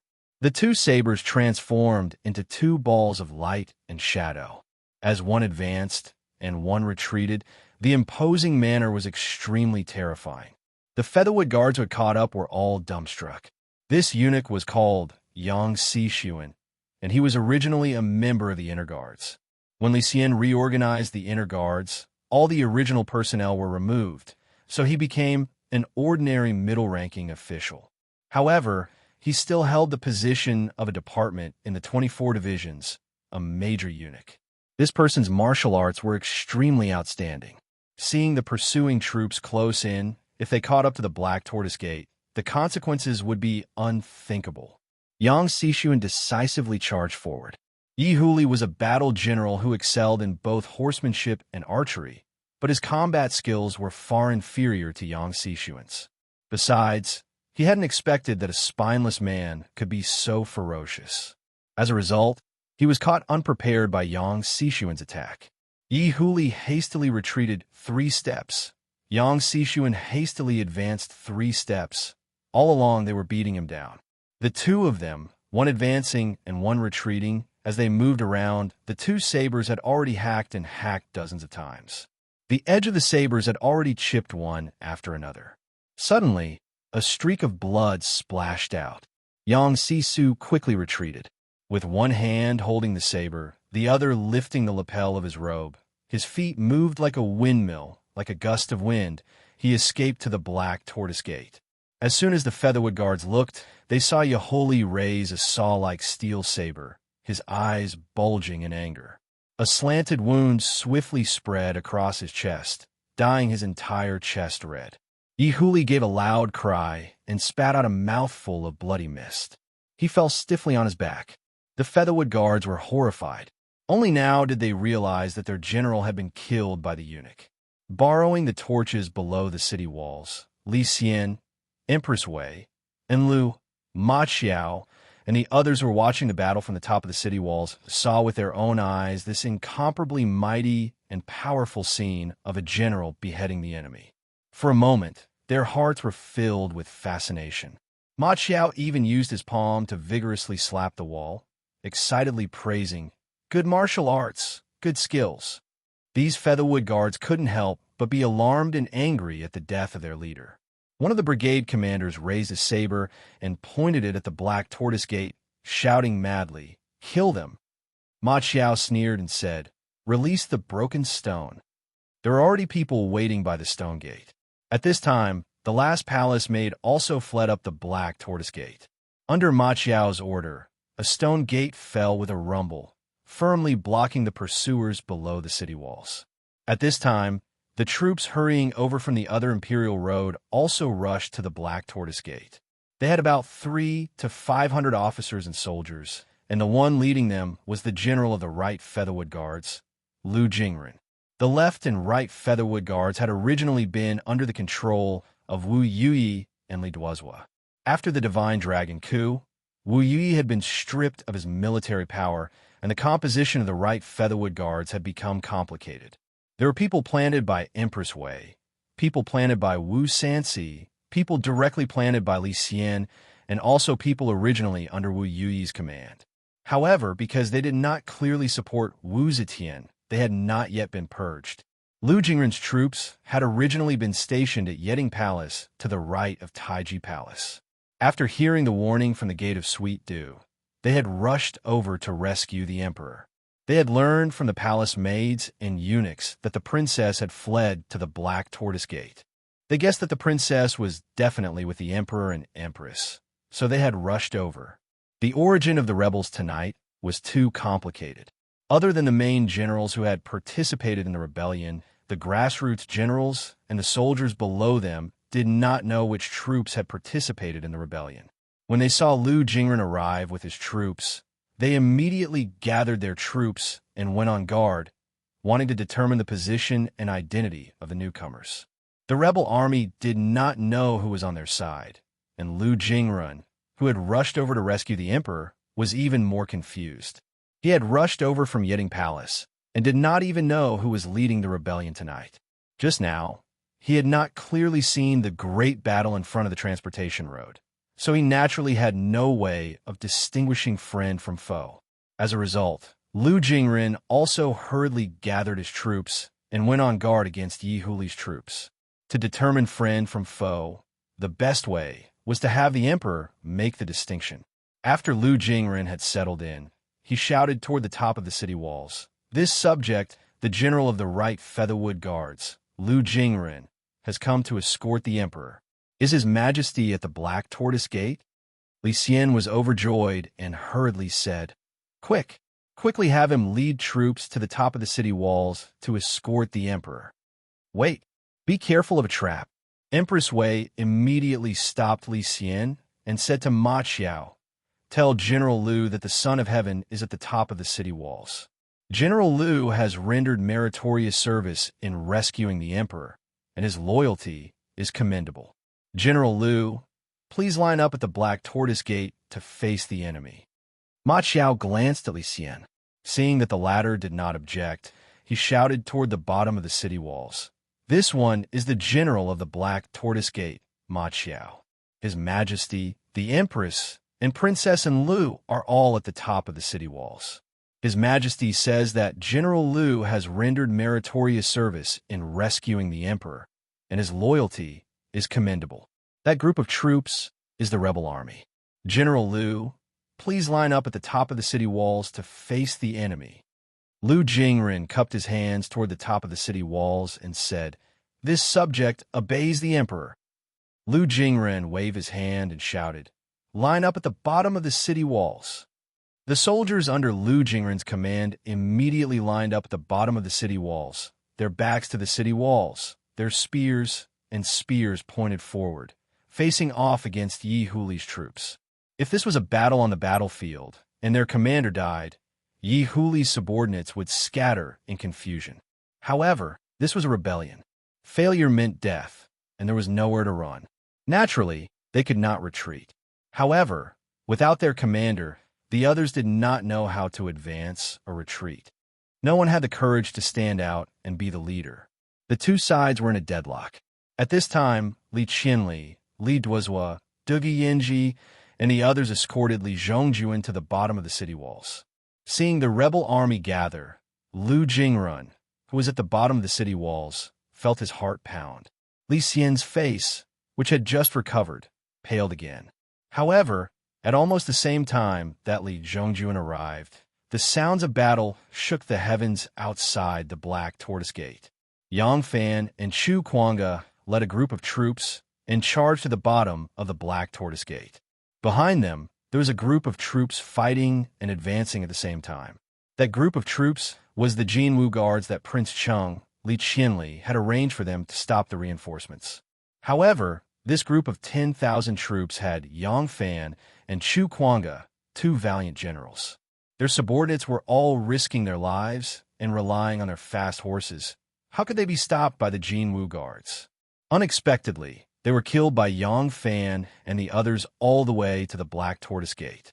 However, at this point, the horses could no longer gallop. Once they lost their advantage in speed, they were not as nimble as they were on foot. Moreover, the 10,000 troops were in a hurry to reach the Black Tortoise Gate and had no intention of fighting with the Jinwu guards. As a result, they were once again entangled by the Jinwu guards. It looked like they were gradually losing ground.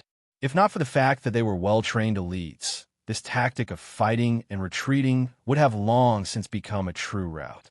Yang Fan rushed to the bottom of the city walls. Pulling on the reins of his horse, he roared towards the top of the city walls. 10,000 troops, Yang Fan, lead the army to rescue the emperor. Is Ma Qiao here? Come forward and talk to him.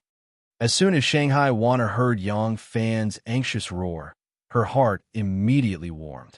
No one knew how many people participated in tonight's mutiny.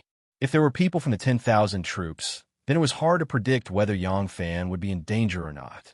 That was why Wanner had been on tenterhooks all this time. Now that she heard his voice, she finally felt at ease. Wanner hurriedly rushed to the northern city wall. Holding onto the wall, she shouted towards the bottom of the city walls, "General Yang, I am Shanghai Wanner. The Emperor and the Empress are on top of the Black Tortoise Gate. The rebel army has already gathered at the bottom of the city walls. General, please quickly go up and rescue the Emperor." A girl's voice was delicate and weak. As she shouted from the top of the Black Tortoise Gate, accompanied by the sounds of fighting at the bottom of the city walls, a normal person would not be able to hear it clearly. However, Yang Fan's hearing was extremely strong. As soon as he heard Shanghai Wanner's voice, he knew that she was reporting to him that she was safe. Seeing that Wanner was unharmed and the Emperor had not fallen into the hands of the rebels, Yang Fan's heart was at ease. In a loud voice, he said, "I understand." Yang Fan circled his horse and turned around. He saw the Jinwu guards surging towards him like a tide. The rebel army also knew that if they allowed Yang Fan's fresh troops to charge into the city, it was very likely that they would reverse the situation. Therefore, everyone was running for their lives. Seeing this situation, Yang Fan couldn't help but frown. In the dark of the night, he didn't know how many people there were in the Jinwu guards. It was impossible to get the palace to open the city gates. If they were not careful, they would lead the rebel army outside into the palace. Moreover, since the rebel army had already gathered at the foot of the city, if they really opened the city gates, the rebel army inside would block the exit. The troops and horses wouldn't be able to move, and they would instead be annihilated by the rebel army inside and outside. Yang Fan still didn't know that there was a group of reinforcements already lined up at the foot of the city, but it was useless even if he knew. First of all, Lu Jingren's troops were guarding the two transport roads on the left and right, not guarding the city gates. If Lu Jingren moved his troops to the front of the city gates, the formation would scatter. With their inferior strength, they would immediately be annihilated. Moreover, even if they were guarding the city gates, as long as they were suppressed by the rebel army, the 10,000 cavalry that rushed into the city would not be able to move. In the end, they could only be squeezed and nibbled away by the rebel army inside and outside the city gates. One feeling, chaos. This was a coup without any clue or plan. The funny thing was that it was only one step away from success. Yang Fan said to Chu Kuanga, "We can't retreat anymore. Let the soldiers dismount and counterattack on the spot. You will take command." Chu Kuanga said loudly, "Okay, what about you?" Yang Fan's sword-like eyebrows twitched. "I will go up the city walls." Chu Kuanga dismounted and raised his broadsword. He heroically shouted, "Brothers, dismount and fight. Let's show the Jin Wu guards the power of our 10,000 cavalry." Yang Fan raised his head and roared at the top of the city walls, "Put down the rope and bring me up the city walls." Seeing that Ma Qiao was loyal, Li Xian naturally believed that Yang Fan had not rebelled. Moreover, only one person was coming up, so there was no need to worry about any accidents. As a result, he immediately ordered people to look for ropes. But where would they find ropes at the top of the Black Tortoise Gate? Helpless, the eunuchs all undressed and used their belts to form a long rope to descend the city walls. Yang Fan grabbed the rope and climbed up the city walls. Chapter 1148. Yang Fan climbed up the city wall like a nimble ape and saw two smiling faces at first glance. One of the smiling faces was Wan Er's, smiling very sweetly. The other was Ma Qiao's, smiling very foolishly. Yang Fan's gaze quickly swept across their faces. This was not the time to reminisce. Then he saw Li Xian, Empress Wei, and Princess Enlo. Li Xian was also grinning. Although only one person had come up, his presence gave him a greater sense of security. Empress Wei and Enli's clothes were as disheveled as Li Xian's. At this moment, their hair was simply tied behind their heads. However, they were also smiling very happily. Even Enlu, who had too many entanglements with Yang Fan, at a moment of life and death, many things would become very simple. Li Xian grabbed Yang Fan and excitedly said, "Great General Yang, you've finally come. Where are the 10,000 cavalry? Are the 10,000 cavalry outside?" Yang Fan said, "Your Imperial Majesty, do not panic. The Black Tortoise Gate is impregnable. They won't be able to come up for a while. Even now, your subject still does not know who is rebelling. I only know that one of my 10,000 cavalry also had a general steal your commander's seal and took away 2 brigades. Your subject is afraid that if I rashly move my troops into the city, it will become even more chaotic without distinguishing between friend and foe. Thus, your subject had the army put on armor and wait in the barracks. First, I will lead a group of people to the Black Tortoise Gate to investigate the situation. Now that I know your Imperial Majesty is here, your subject will immediately pass down the order for the 10,000 cavalry to immediately reinforce the Black Tortoise Gate." Hearing this, Li Xian repeatedly nodded his head. Good, good, good. That's good. General Yang, my safety will be in your hands." Yang Fan turned to Ma Qiao and asked, "What's the situation below the city walls?" Ma Qiao replied, "Many soldiers have arrived. They are all part of the rebel army. However, their leaders have yet to show themselves. I don't know who they are. In addition, General Lu Jingren of the Right Yulin Forest has arrived with a detachment. Right now, they're facing off against the enemy at 2 transportation routes." Yang Fan hurriedly rushed to the edge of the city wall and looked down. He saw torches everywhere like stars in the sky. The rebel army was gathering into a formation. Yang Fan frowned as he thought about it. There were only 100 or so people on top of the Black Tortoise Gate. He did not know how long Lu Jingren's troops and horses would be able to resist for. Admittedly, the Black Tortoise Gate was strong, but there was no fortress in this world that could not be breached. If the rebel army attacked the city before the 10,000 cavalry arrived, that would be disastrous. Yang Fan thought for a moment, then turned to Li Xian and said, "Your Imperial Majesty, once this subject's troops arrive, they will definitely be able to protect your Imperial Majesty." Li Xian nodded his head like a chicken pecking at rice, repeatedly saying, "Good, good, good." Yang Fan's tone changed as he said, "However, there are not many soldiers defending the city. If the rebel army forcibly attacks the city, the soldiers will certainly defend to the death, but your Majesty, the Empress, and the Princess are priceless. How can we allow anything to happen to them? For the sake of safety, this subject believes that we should think of a way to delay them from attacking the city and try to delay them until the cavalry arrives." Li Xian hurriedly asked, "General Yang, what is your plan?" When Li Zhongjuan arrived at the foot of the city, he heard that his imperial father, imperial mother, and Enlu had all escaped to the Xuanwu Gate. He couldn't help but hesitate. According to his original plan, he would mobilize the rebel army to break into the inner palace, kill Empress Wei and Enlu, and then beg for forgiveness from his father. He would say that he had executed a treacherous official. At that time, it wouldn't matter how he begged for forgiveness. It was just like how his grandfather, Li Shimin, had begged for forgiveness from Li Yuan after initiating the rebellion at the Xuanwu Gate. Even if Li Yuan wanted to punish him, did he have the ability to do so? In the end, things were somewhat unexpected.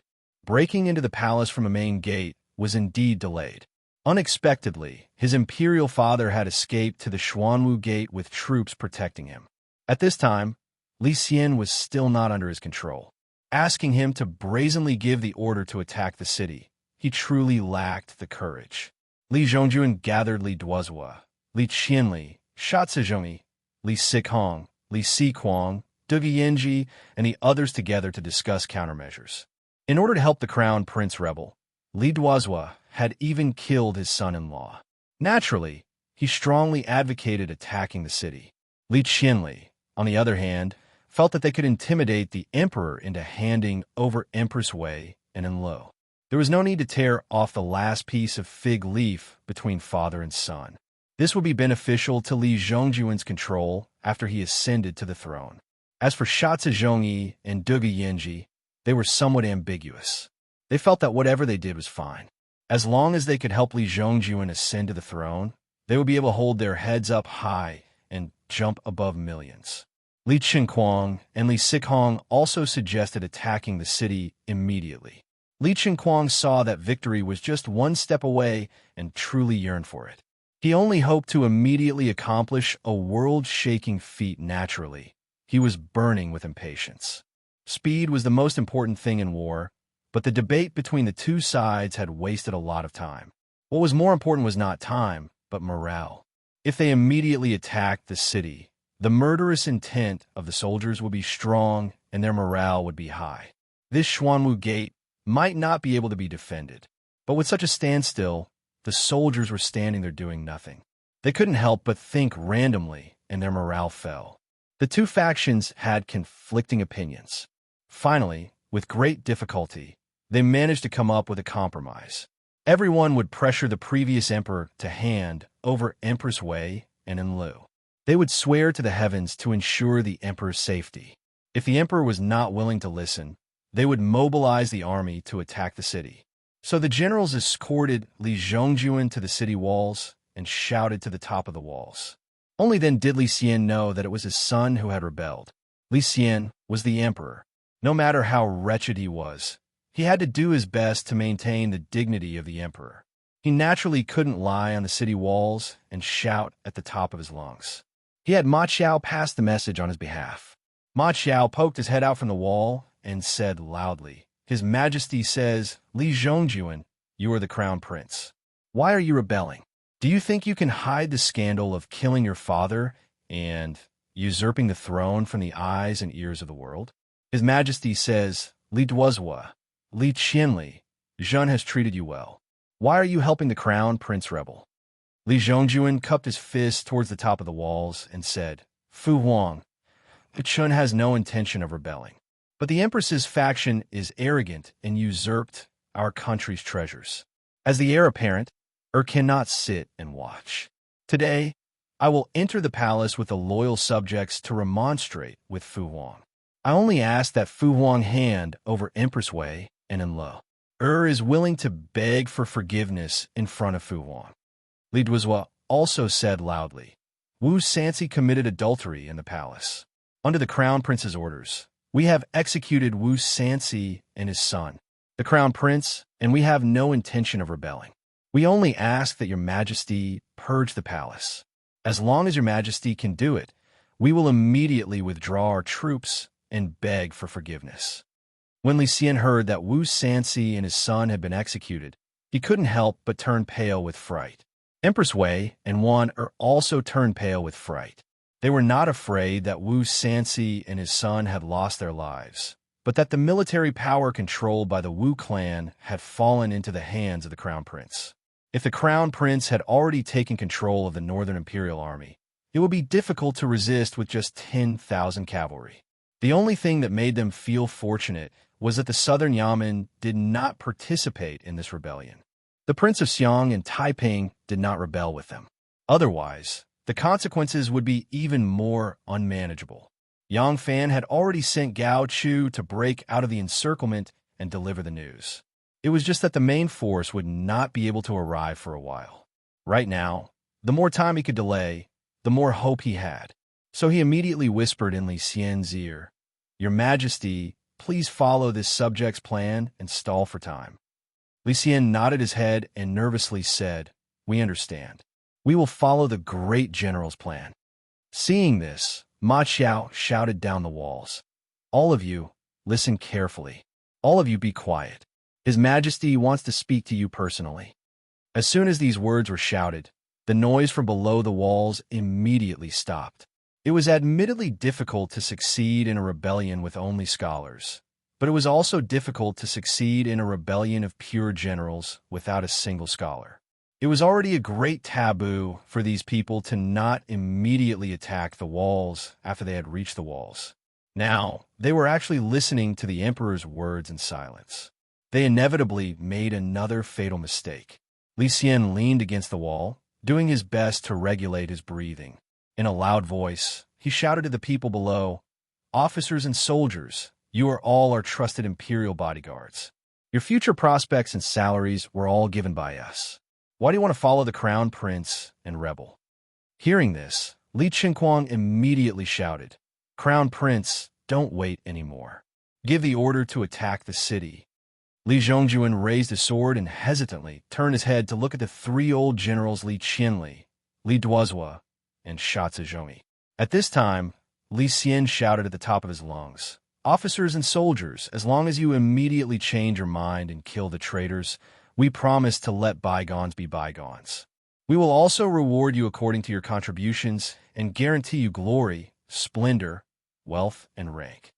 Li Xian had almost never spoken so loudly before. After speaking, he couldn't help but cough. Yang Fan raised a torch and leapt onto the walls.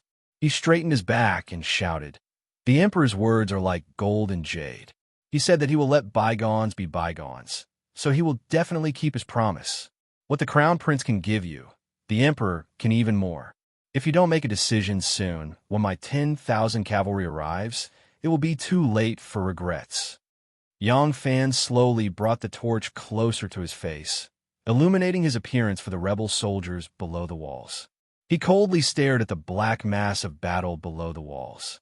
His voice was like spring thunder as he shouted, "Dugu Hueji, you stole my commander's seal and coerced my soldiers to work for you. Do you know your crime? Soldiers of the 10,000 cavalry, Yang Fan is here. If you don't quickly change your mind, when will you?" Yang Fan believed that this plan could not only delay the rebel army's attack, but also create chaos for them. The reason was that Dugu Hueji had stolen his commander's seal. If the two army commanders that Dugu Hueji took with him were all Dugu Hueji's trusted aides and obediently obeyed Dugu Hueji's orders, Dugu Hueji wouldn't have needed to painstakingly steal his commander's seal. Because of this, Yang Fan concluded that many people in the rebel army had been coerced into coming. Now that the emperor had promised not to pursue their crimes and promised them high positions and generous salaries, if he appeared again and used the 10,000 cavalry to intimidate and expose Dugu Hueji's act of passing fake military orders, he would be able to cause chaos in the rebel army. As expected, after Yang Fan's words, although the rebel army camp below the walls was completely silent, the originally organized camp immediately loosened. Countless people looked left and right. Some wanted to see who else had been tricked into coming, while others were wary and wanted to know who was going to change their minds. Standing on the walls, Yang Fan saw that the morale of the army could be used. He immediately shouted, "The Son of Heaven is gracious, and the army is about to arrive. If we don't change our minds, when will we?"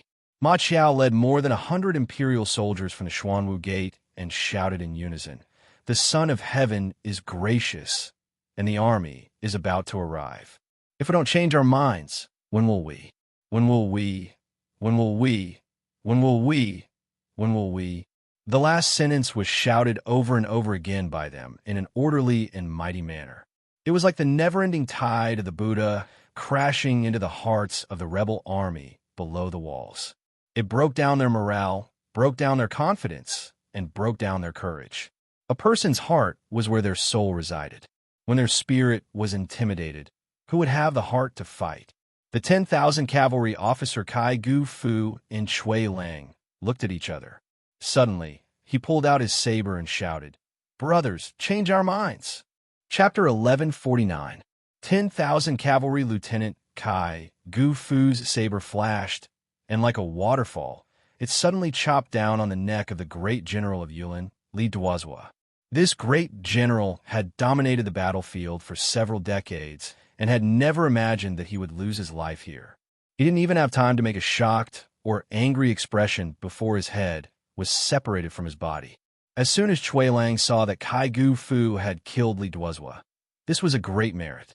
Not only could he be exempted from punishment, he might even be promoted to nobility. He couldn't help feeling somewhat anxious. But the crown prince was the heir to the throne after all. He didn't dare to suddenly kill him. He drew his saber and charged toward Shatsa Zhongyi. Although Shatsa Zhongyi's rank was not as high as Li Duozhua's, he was still a famous general. If he could kill him, it would be a great merit. When Shatsa Zhongyi was young, he could still compete with Chui Lang, but he was already so old that he couldn't rely on his muscles and bones. He had dominated the battlefield for several decades and relied on his ability to deploy troops and arrange formations, not his personal bravery. How could he be a match for a young man like Chui Lang? As soon as Chui Lang made his move, Shatsa Zhongyi retreated in panic. When Chui Lang's saber missed, he immediately made 3 consecutive slashes and followed closely behind Shatsa Zhongyi's retreating figure. It looked like he wouldn't stop until he chopped off Shatsa Zhongyi's head. When the 2 brigades of the rebelling 10,000 cavalry brigade heard Yang Fan's words, they realized that the great general had not rebelled at all. They had fallen into Dugu Iji's trap and couldn't help but be shocked and angry. As soon as Kai Gu Fu and Chui Lang made their move, they immediately swarmed forward and attacked Li Sihong, Li Qianli, and the others. The 10,000 cavalry had changed sides because of Yang Fan's words. The other troops were already shaken by the emperor's words. Seeing that there were indeed people rebelling, the morale of the troops was immediately thrown into chaos. Everyone scrambled to dodge, hoping that they wouldn't be killed. How could they still be in a mood to protect their own generals? In the end, Shatsa Zhongyi was caught by Chui Lang. With a blood-curdling scream, he was hacked to the ground. By this time, Kai Gu Fu had already led the 10,000 cavalry to attack Li Qianli and Li Sihong. Seeing that the situation was hopeless, Li Chengquang, Dugu Yinji, and the others hurriedly protected Crown Prince Li Zhongjuan and escaped. The Crown Prince had 7 or 8 bodyguards by his side. Adding the trusted bodyguards of Li Chengquang and Dugu Huiji, there were more than 20 people in total. The rebel soldiers had lost all will to fight. They only wanted to attack. They did not follow or fight. Dodging in all directions made it easier for them to escape. When Lu Jingrun, who was in formation under the Black Tortoise sect, saw this situation, how could he let go of this opportunity? He immediately commanded his army to attack. When Ma Qiao saw this from the top of the city wall, he shouted excitedly, "Pull up Duan Shi, I'll go down and kill the thieves." Yang Fan grabbed him and said, "Wait, the remaining bandits have not been cleared out yet. Even if only one of the rebels rushed to His Majesty, the consequences would be unimaginable. The broken stone cannot be opened. You just have to protect His Majesty and the Empress here." Finished speaking, Yang Fan turned to Li Xian and said, "Your Imperial Majesty, just now, because this Black Tortoise Gate is difficult to open, I order my officers and men to speed along the street and kill our way in from the front door. Since the leader of the rebels has escaped, your subject will immediately pursue and kill the rebels." Good. Seeing that the situation had reversed, Li Xian's courage immediately grew, and he regained the air of the Son of Heaven. Li Xian fiercely said, "The Crown Prince dared to kill his father and mother. This crime cannot be pardoned. If he does not surrender, we will execute him on the spot. Li Xian glanced at Yang Si-su, who had just made a great contribution and was now standing by his side. He said, "You go with General Yang." Yang Si-su bowed and said, "This servant obeys." Yang Si-su smiled and looked at Yang Fan, her kinsman, and said, "Great General, please." The long rope made from a eunuch's belt was thrown down from the top of the city wall. Yang Fan and Yang Si-su, one in front and one behind, climbed down the rope and dashed down. Their movements were equally agile and nimble. Ever since Liu Jingren had led his troops to attack, the rebel soldiers had all abandoned their weapons and surrendered. When Yang Fan and Yang Si-su jumped down from the Black Tortoise Gate, they saw that the wide ground was filled with soldiers who had put down their weapons and knelt on the ground in surrender. The two of them dashed through these soldiers and chased after the figures of Li Zhongjun and the others. Chui Lang and Kai Gufu rushed over with sabers in their hands and knelt on one knee several zhang away. This lowly officer asked for great general's forgiveness. Yang Fan did not stop for even a moment. Quickly gather the disorderly soldiers and await punishment. Yes, Chui Lang and Kai Gufu responded. They raised their heads and looked again. In the distance, only two faint shadows were left. Li Qinquang and Dugu Huizhi carried the soulless Li Zhongjuan and dashed out to the side street. They pulled over a few scattered warhorses waiting on the long street and leaped onto them, galloping toward the outside of the palace. Their personal guards followed closely. Li Zhongjun rode on his horse with a lifeless expression. It was as if he was still dreaming. He was only one step away from the throne of the emperor. Who would have thought that there would be such a change? One moment, he had been thinking about becoming the emperor. The next moment, he had become a fugitive. This kind of strong psychological difference was too great of a blow to him. Dugu Weiji galloped madly on his horse. His heart was also filled with sorrow. But now that things had come to this, what could he do?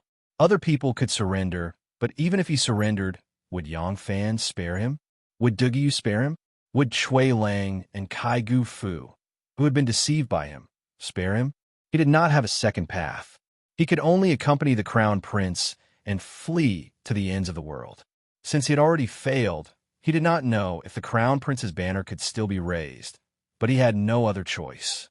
Li Qinquang was the main instigator of Li Zhongjun's rebellion. The emperor might pardon others, but he would not pardon him. He knew this very well, so he could only escape. However, his mentality was different from Dugu Weiji's desperate state of mind. In his view, he could not climb to the top of the imperial court, but he still had Liu Bingji behind him. At worst, he could escape into Jianghu. As long as he could escape, he could still live freely and happily. Thus, Li Qinquang was not particularly worried. Taking advantage of the chaos in the capital and no one knowing the situation, Li Qinquang protected Li Zhongjun holding Li Qianli's military seal. They successfully escaped from the South Gate, controlled by the Golden Guards. The Golden Guards were Li Qianli's subordinates. When they saw the great general's military seal, they naturally had to obey without error. By the time they escaped Chang'an, the sky was already beginning to brighten. Yang Fan and Yang Si-su had not gone far from the street when Lu Maofeng arrived with a group of people. Yang Fan and Yang Si-su immediately led them in pursuit of the crown prince. It was not difficult to find out where the crown prince and his group had gone. Not only were there sound and light signals between the 9 cities, but the Golden Guards patrolling the streets did not dare to lie when questioned by Great General Yang. Most of the Jinwu guards did not participate in the rebellion tonight, and Li Qianli did not have much confidence that they would be able to do so.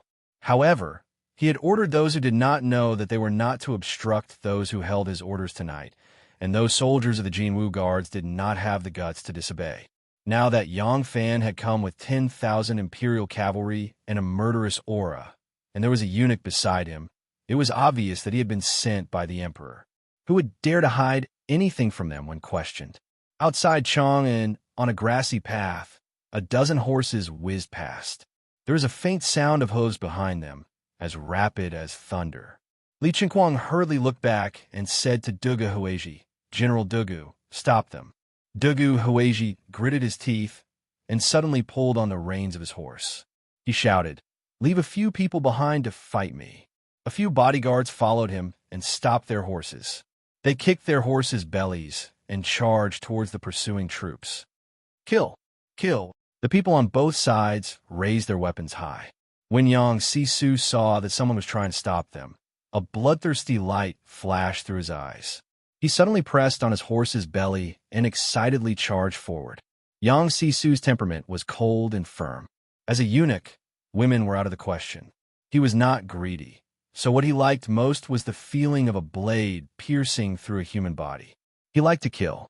In the past, when he was in the inner guards, he was responsible for some shameful assassinations. Clang, clang, clang. Sparks flew everywhere. Yang Sisu and Dugu Hueji exchanged a few blows and left a bloody mark on Dugu Hueji's shoulder. Dugu Hueji was a general, but it did not mean that he was good at martial arts. In terms of martial arts, he was no match for a master of martial arts like Yang Sisu. If the two of them each led an army and arranged a formation to fight on the battlefield, then he might not win. This was because Yang Sisu was not only skilled in martial arts, but also knew military affairs. He was proficient in military books and strategies. Dugu Hueji saw that this eunuch was so powerful and remembered that he had beheaded Yi Huli with one strike. He could not help but feel a chill in his heart and immediately turned his horse to leave. Yang Siyu let out a hideous laugh. His arm shook. The saber in his hand turned into a long rainbow and flew out of his hand. Dugu Hueji did not expect that this eunuch would have such a precise saber-throwing skill. "Ah!" He screamed. His back was hit by the saber. He flipped over and fell off his horse. Yang Sisu's horse was a horse of the Jinwu guards that was lost on the street. There was a backpack on the horse, and there were 5 javelins in the backpack.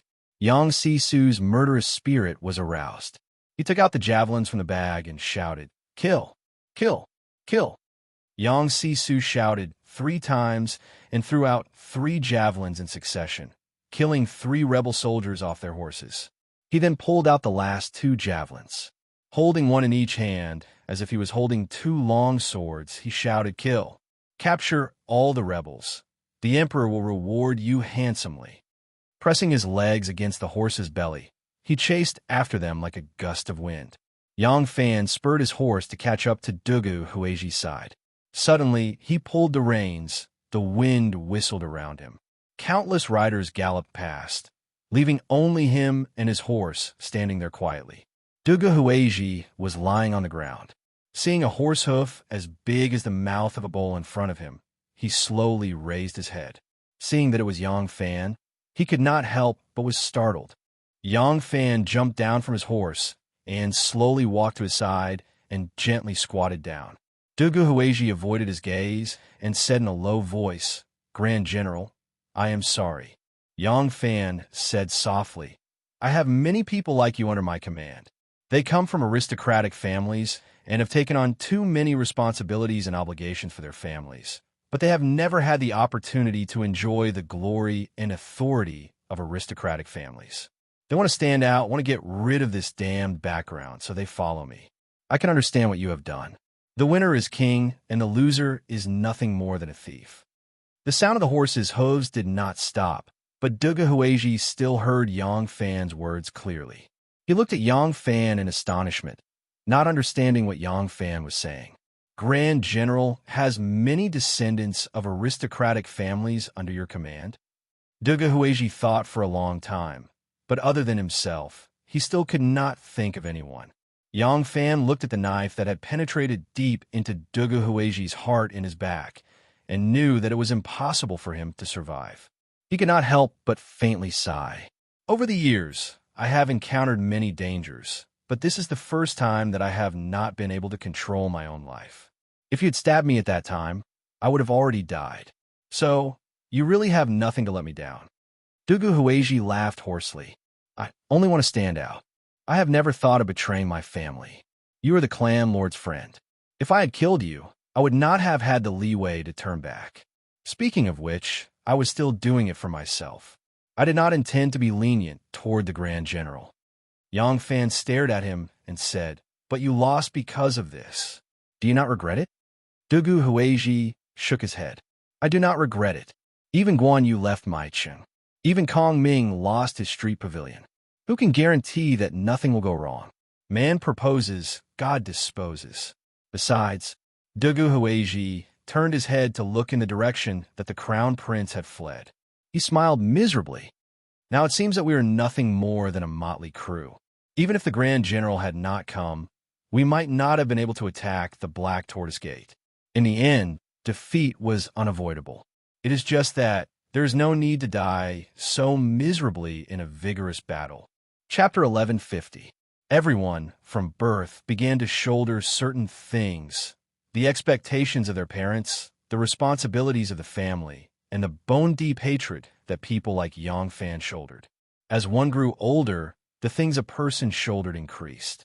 As long as there was a chance, there was no one who didn't want to stand out and fight for a better life for themselves and their family. But there was too much bloodshed in the imperial court. Yang Fan gently stroked Dugu Hui's eyes and felt waves of coldness in his heart. The man was like a tiger, the horse like a dragon. Smoke billowed as they headed straight for Zhongnan. Yang Fan mounted his horse and said to the guards beside him, "Leave 2 people to take his body back to the city." Finishing, Yang Fan kicked the stirrup and galloped in the direction of Mount Zhongnan. At the foot of Mount Zhongnan, Yang Si-su looked at the 5 or 6 horses left in the call and then looked up at the lush forest. He said anxiously, "Quick, surround this place immediately and send people back to mobilize troops. We can't let the crown prince escape." Lu Maofeng hastily mobilized troops to defend along the mountain. Fortunately, the pursuers were all cavalry, so it was easy to spread them out. On the way here, Yang Fan met the messenger who had returned to the city and learned that the crown prince had gone up the mountain. Even if he went to the foot of the mountain, he wouldn't be able to find him. Because he wanted to save the horses, he slowed down. Yang Fan rushed to the foot of Mount Zhongnan with a dozen guards and saw Yang Si-su anxiously pacing back and forth at the foot of the mountain. This area of the mountain was sparsely populated and the vegetation was exuberant. The villas built by the grand families were not in this area. If they entered this lush forest, it would be like a fish in the sea. It would be very difficult to find them. Seeing this situation, Yang Fan couldn't help but scratch his head. With the current situation, he could only report to the emperor and mobilize a large group of troops to search along the mountain. In the forest on the mountain, Li Zhongjuan leaned against a towering pine tree and muttered to himself, "How could this be? How could this be? How could he be defeated in such a short time?" Li Qingquang looked at the pitiful worm with pity. The great ups and downs, the stimulation of joy and sorrow, seemed to have made this crown prince somewhat abnormal.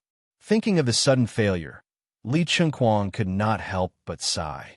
He looked around and saw the 4 surviving bodyguards sitting on the ground, exhausted. 2 of them were injured, while the other 2 were tearing off their clothes and bandaging their wounds.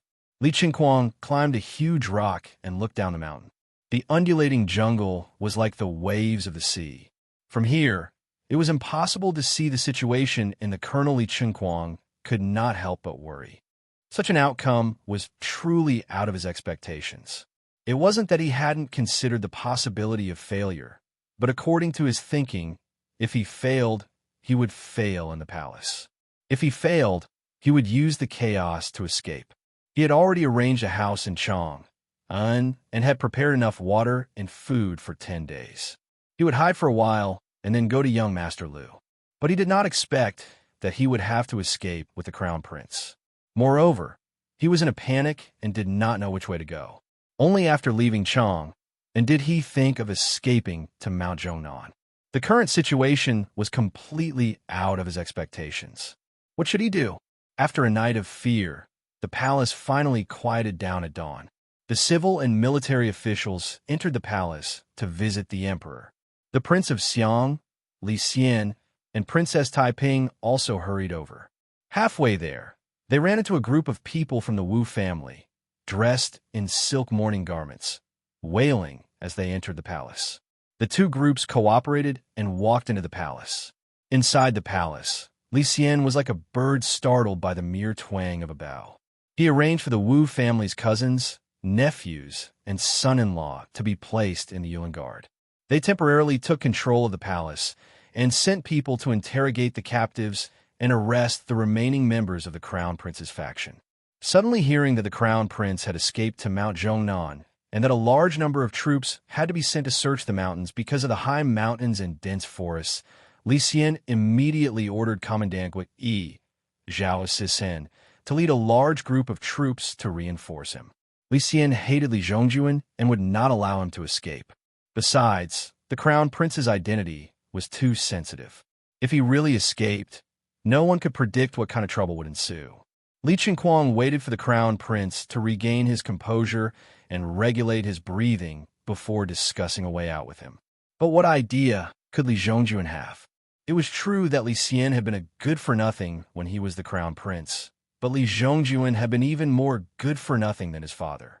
If Wu Ziqian had not tightly controlled Li Xian, and he had the courage to resist, as long as he could escape, there would always be a group of high-ranking officials who would dare to take him in and use the banner of restoring Li Tang to help him rebel. But now it was Li Tang's world, and Li Zhongjuan, the Crown Prince, had never made friends with any important ministers. No matter who he sought refuge with, there would only be one result: being kidnapped and sent to the capital. The only people who had the ability to help him and use his banner were the Prince of Xiang and Princess Taiping. But would these two help him? Li Qingquang pondered the matter and suddenly remembered that the Lu family had a courtyard on the other side of Mount Zhongnan. He could only take the risk of contacting the Lu family and asking for countermeasures. Li Qingquang told the Crown Prince that he wanted to go around and spy on the situation so that he could decide on his next course of action. Li Zhongjuan had always treated Li Qingquang as his best friend, his brother. At this moment, he still did not have the slightest suspicion of Li Qingquang. He did not suspect that Li Qingquang had always been using him, nor did he suspect that Li Qingquang might flee for his life in the face of disaster. Li Zhongjuan's trust made Li Qingquang feel ashamed, but this shame was quickly tossed to the back of his mind. It was not that Li Qingquang did not have feelings, but in his heart, there were far too many things that were even more important than feelings. They were benefits and everything related to benefits. By the time Li Qingquang arrived at the southern foothills of Mount Zhongnan, a cluster of small villas hidden among the green pines and cypresses, Li Xian's troops had yet to arrive. Li Qingquang carefully searched through the forest and finally found an elegant manor with a signboard with the words Lu and Thatched Hall hanging on it. Li Qingquang saw that there was no one around and gathered his courage to charge into Lu Nunnery. He had originally wanted to find the servants of the Lu family who were guarding here and have them report to young Master Lu in Chang'an. But to his surprise, he actually saw Ding Yu here. Ding Yu was the blue-robed man who had always been by Lu Bingji's side. He was Lu Bingji's chief strategist. When Li Qingquang saw Ding Yu, he couldn't help but be surprised and happy. "Mr. Ding, why are you here? Is the young master also here?" Ding Yu coldly snorted and said, "How could the young master risk his own life?" Then, Ding Yu said, "The young master has always been paying attention to your movements. You fled to South Zhongnan. The young master guessed that it was very likely that you would find our people nearby, so he sent me here to wait for you. You were smart to really find us. What did you do? This was originally in the bag. How could it go wrong?" Li Qingquang said with a bitter face, "Mr. Ding." Ding Yu waved his hand and interrupted him. "Okay, there's no point in saying more. Quickly tell me, is the Crown Prince okay? What is the situation now?" After Li Qingquang explained the situation, Ding Yu muttered to himself and began to pace. Li Qingquang said, "Mr. Ding, the Crown Prince's power is lost and can only be abandoned. Why don't we leave now?" Ding Yu glanced at him and said, "Just give up like this? Do you know how much effort the young master has put into you and the Crown Prince?" Li Qingquang said with a bitter face, "But the Crown Prince has already failed. He is no longer useful." Ding Yu said darkly, "No, he still has another use." Li Qingquang was stunned. "What use?" Crown Prince Li Zhongjuan paced anxiously in the forest. Last night, after the palace coup, he had not eaten anything since escaping Chang'an. His stomach was like a drum, but Li Qingquang had not returned. He could not leave and could only wait anxiously. After a while, there was a rustling sound in the grass. Li Zhongjuan hurriedly retreated 2 steps and said in a low voice, "Who is it?" The 4 bodyguards immediately drew their sabers and stood guard. Li Qingquang came out of the grass with a head full of sweat. "Thank the heavens," he said. "I made a mark along the way, but I almost got lost." As soon as Li Zhongjuan saw him, he quickly went forward and asked, "Qingquang, how is it? Have you found a way out?" Li Qingquang shook his head with a bitter face. "Crown Prince, the outside of the mountain has already been heavily surrounded by the Imperial army." Li Zhongjuan was dumbfounded. Then what should we do?" Li Qingquang said, "Crown Prince, we can only go into the mountain and get as far away from them as possible. When it gets dark, we can think of a way to sneak out. There are many mountains here. I don't believe they can set up defenses everywhere." Li Zhongjuan said dejectedly, "We can only do this. Come, let's leave immediately." The 6 of them quickly left their original spot and walked into the depths of the dense forest. Li Qingquang had already gotten some food at Dingyu's place and to drink some water. Although he tried his best to pretend to be exhausted, he was actually much stronger than the 5 of them. However, his steps were muddy and he still pretended to be very tired. The few of them didn't go far. The forest grew thicker and thicker. Only one person could draw his saber and hack at the front while the others lined up to follow the path he had opened up. As they walked, Li Qingquang suddenly stopped and said, "Crown Prince, go first. I need to relieve myself." Li Zhongjuan didn't suspect anything and followed behind the saber-wielding bodyguard, pushing aside the branches and leaves to move forward with difficulty. Li Qingquang was the last. His eyes turned slightly and a trace of ruthlessness flashed through them. "No, he has another use." "What use?" "The emperor has already passed down an edict to kill the crown prince. Li Qianli, Li Duozhua, Sha Zhongyi, and the others are all dead. As long as the crown prince is also dead, who will know that the crown prince's rebellion was your idea? Your current position isn't high. No one will suspect that you are the main culprit of the rebellion. As long as you kill the crown prince, not only will you be innocent, but you will also be meritorious. The emperor is in need of people. As the person who killed the crown prince, how can he not trust you? At that time, you will be the emperor's confidant." "What? This is too dangerous. What if the emperor doesn't spare me?" "Idiot! What kind of status is the emperor? How can he go back on his word? If he kills you, who will be willing to submit to the emperor when there is another incident in the future? Would the emperor be willing to break his promise to the world for you?" "Qingquang, riches come from danger. You don't want to hide your name and wander the Jianghu, do you?" Thinking of his conversation with Mr. Ding, Li Qingquang gritted his teeth and quietly pulled out a glittering dagger from his waist. Like a leopard, he crept forward.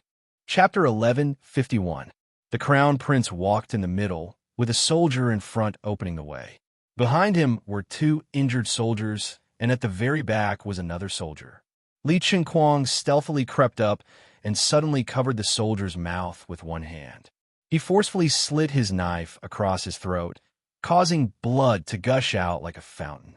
Sensing that the soldier had completely lost the strength to struggle, Li Qingquang pushed him into the thicket and continued to creep up. Commandant Guo Yi Zhao Sisen had arrived with a large group of soldiers.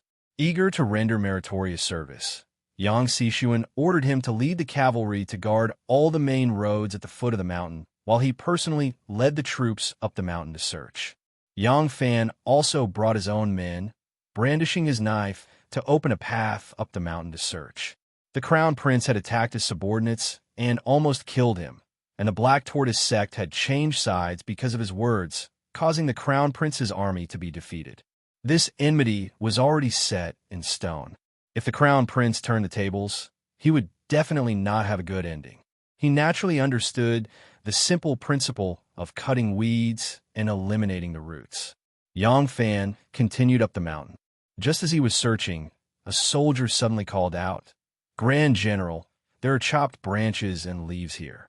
Yang Fan hurriedly went over to take a look.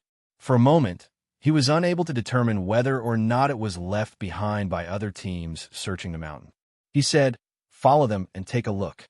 The The group of people chased into an open area. There were no obvious signs, and they had lost track of their target.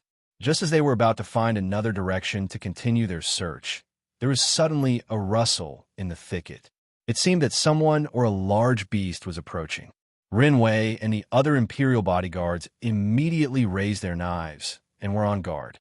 The thicket parted and a person came out. He was in a sorry state and held a bloody head in his hand. When he saw Yang Fan and the others, he was first startled. Then, when he saw Yang Fan's appearance, he couldn't help but exclaim with joy, "Grand General Yang, I, Li Qinquang, have obeyed the Imperial edict." The person who came out of the thicket was Li Qinquang. He hurriedly threw away his knife and took 2 steps forward. Kneeling on the ground, he raised the bloody head high in the air.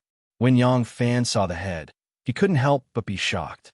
The head's eyes were wide open, and an expression of grief, indignation, and shock still hung on its face. It was Crown Prince Li Qinquang. Yang Fan cried out involuntarily, "Crown Prince?" Li Qinquang hurriedly nodded. "Yes, it is the Crown Prince. Great General, I was inspired by the Emperor and resolutely killed a group of traitors. Great General, look, I was injured because of this."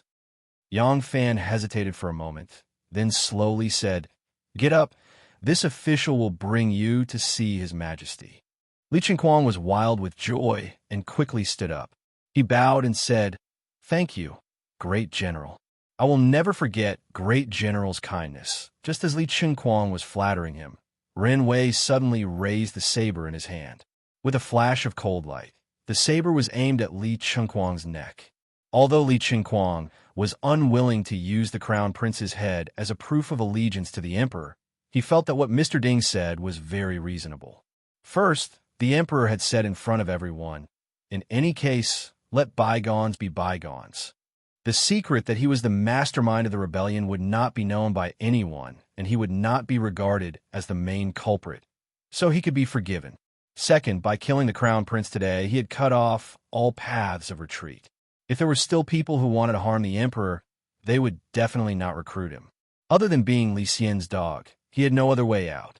If someone was able to accomplish great things, in order to deny Li Xian, they would have to rehabilitate the Crown Prince. Once the Crown Prince was rehabilitated, he would still have to die. Thus, not only did he have to be the Emperor's dog, he could only be a loyal dog. After all, other people did not know that he had long been a member of the Liu family. Thus, after he was spared from death, it was very likely that Li Xian would put him in an important position. It was no secret that Li Xian lacked people he could use. Thus, after he killed the Crown Prince, he came with his head and did not have any wariness.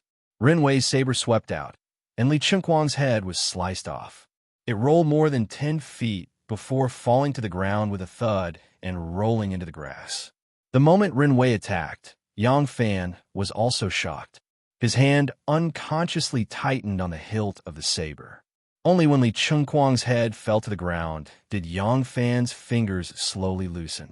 After Ren Wei killed Li Qinquang, he turned and knelt on one knee towards Yang Fan. Yang Fan asked in a low voice, "What are you doing?" Ren Wei said, "Great General, why do you have to give this merit to Li Qinquang, this vile person?" Yang Fan's expression did not change. "Oh." Ren Wei raised his head, his gaze slightly heated. "Great General, from the Emperor of Zetian to the current Emperor, General has always been put in an important position. However, they are not without wariness towards Great General. Right now, there's a chance for you to be viewed as a trusted aide by the Emperor. How can Great General miss it?" Ren Wei took 2 steps forward on his knees and then said in a low voice, "In the past year, my explicit sect and the hidden sect have been fighting openly and covertly. Both sides have suffered great losses. The hidden sect's foundation in the martial world is deeper than ours. If the sect master wants to suppress the hidden sect, he can only grasp more power in the court. This opportunity cannot be missed, and it will not come again." Yang Fan looked deeply at him and said in a low voice, "Is this your opinion, or the opinion of my explicit sect's elders?" Ren Wei lowered his head and did not speak. Yang Fan was silent for a moment, and then turned to leave. Ren Wei said urgently, "Great General, Seeing that Yang Fan did not even turn back, Rinwei stood up and chased after him. He then made a gesture to the other guards, indicating for them to pick up Li Chunquang and the Crown Prince's heads. Good, good, good. Si Sun, hang the heads of the Meridian Gate so that all the officials can see them. In 3 days, take them to King Liang's coffin to pay respects. Li Xian saw that the head was indeed his son's and then felt reassured to have it taken away. Li Zhongjuan had charged into the palace and killed his mother, scaring him out of his wits. Their relationship as father and son was completely diluted. When he saw his own son's head, he did not feel any compassion.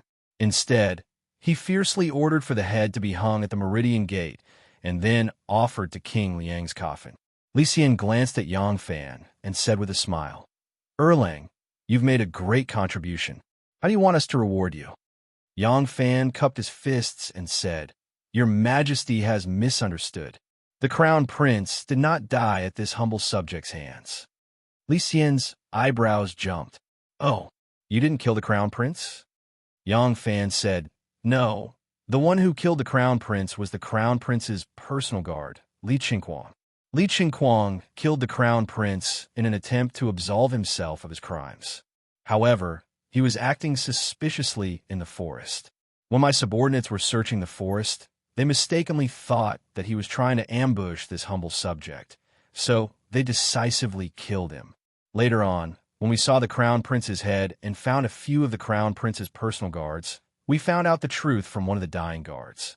Only then did we understand what had happened. Ah, so that's how it was. Li Xian's expression was a little ugly. He gave Yang Fan a deep look and said, Even so, your contributions cannot go unnoticed. Moreover, you also saved the Black Tortoise Gate. Oh, you may withdraw first. We will reward you according to your merits. Thank you, Your Majesty. Yang Fan cupped his hands, retreated 3 steps, and turned to walk out of the hall. Li Xian looked at his back, his expression gradually darkening. Behind the screen, Empress Wei and Princess and Lu walked out. Ever since the Wu family's incident, and Lu had been living in the palace for the past few days and hadn't gone back to pay her respects to her father-in-law and husband. The remnants of the Wu family had not been completely purged. She didn't dare to take the risk. Empress Wei walked to Li Xian's side and followed his gaze to look outside. Li Xian muttered, The one who killed the Crown Prince was Li Chunquang, but only the people around him know. If he didn't say, who would know the truth? Such a great merit. But he wasn't moved. Ha, ha, ha. Empress Wei said, Why did Yang Fan refuse to accept the merit? Was he worried that someone would counterattack one day, or did he not want to follow you with all his heart? Li Xian's expression became even darker. Princess and Lu said in a sweet voice, Father, Mother, you think too much. If Yang Fan had ulterior motives, why would he take the risk to climb the Black Tortoise Gate to escort the Emperor? Empress Wei said, Didn't you hear him say that he was also kept in the dark? If he wasn't on good terms with the Dugu clan, Dugu Huiji wouldn't dare to lightly offend the clan and would have killed him on the spot. Princess Enlil said, So what? From escorting father out of Fongling, to supporting father in the coup d'etat, to charging into the palace to save the emperor and turning the tide, this person's loyalty is indescribable. He's just overly cautious and careful, always thinking of meeting people everywhere, so he isn't willing to walk the same path to the end. Li Xian said with a dark face, Zhen is the son of heaven. If he isn't loyal to Zhen, where does he want to meet people everywhere? The Prince of Xiang? Humph. This is the greatest disloyalty. Empress Wei reminded, he has done a great service. Do you want to solidify your reputation of being harsh and merciless? Princess Enlil giggled and said, Of course he has to be rewarded for his service. Didn't father just generously bestow Zhang Jianji and the others with titles? Isn't that right, father?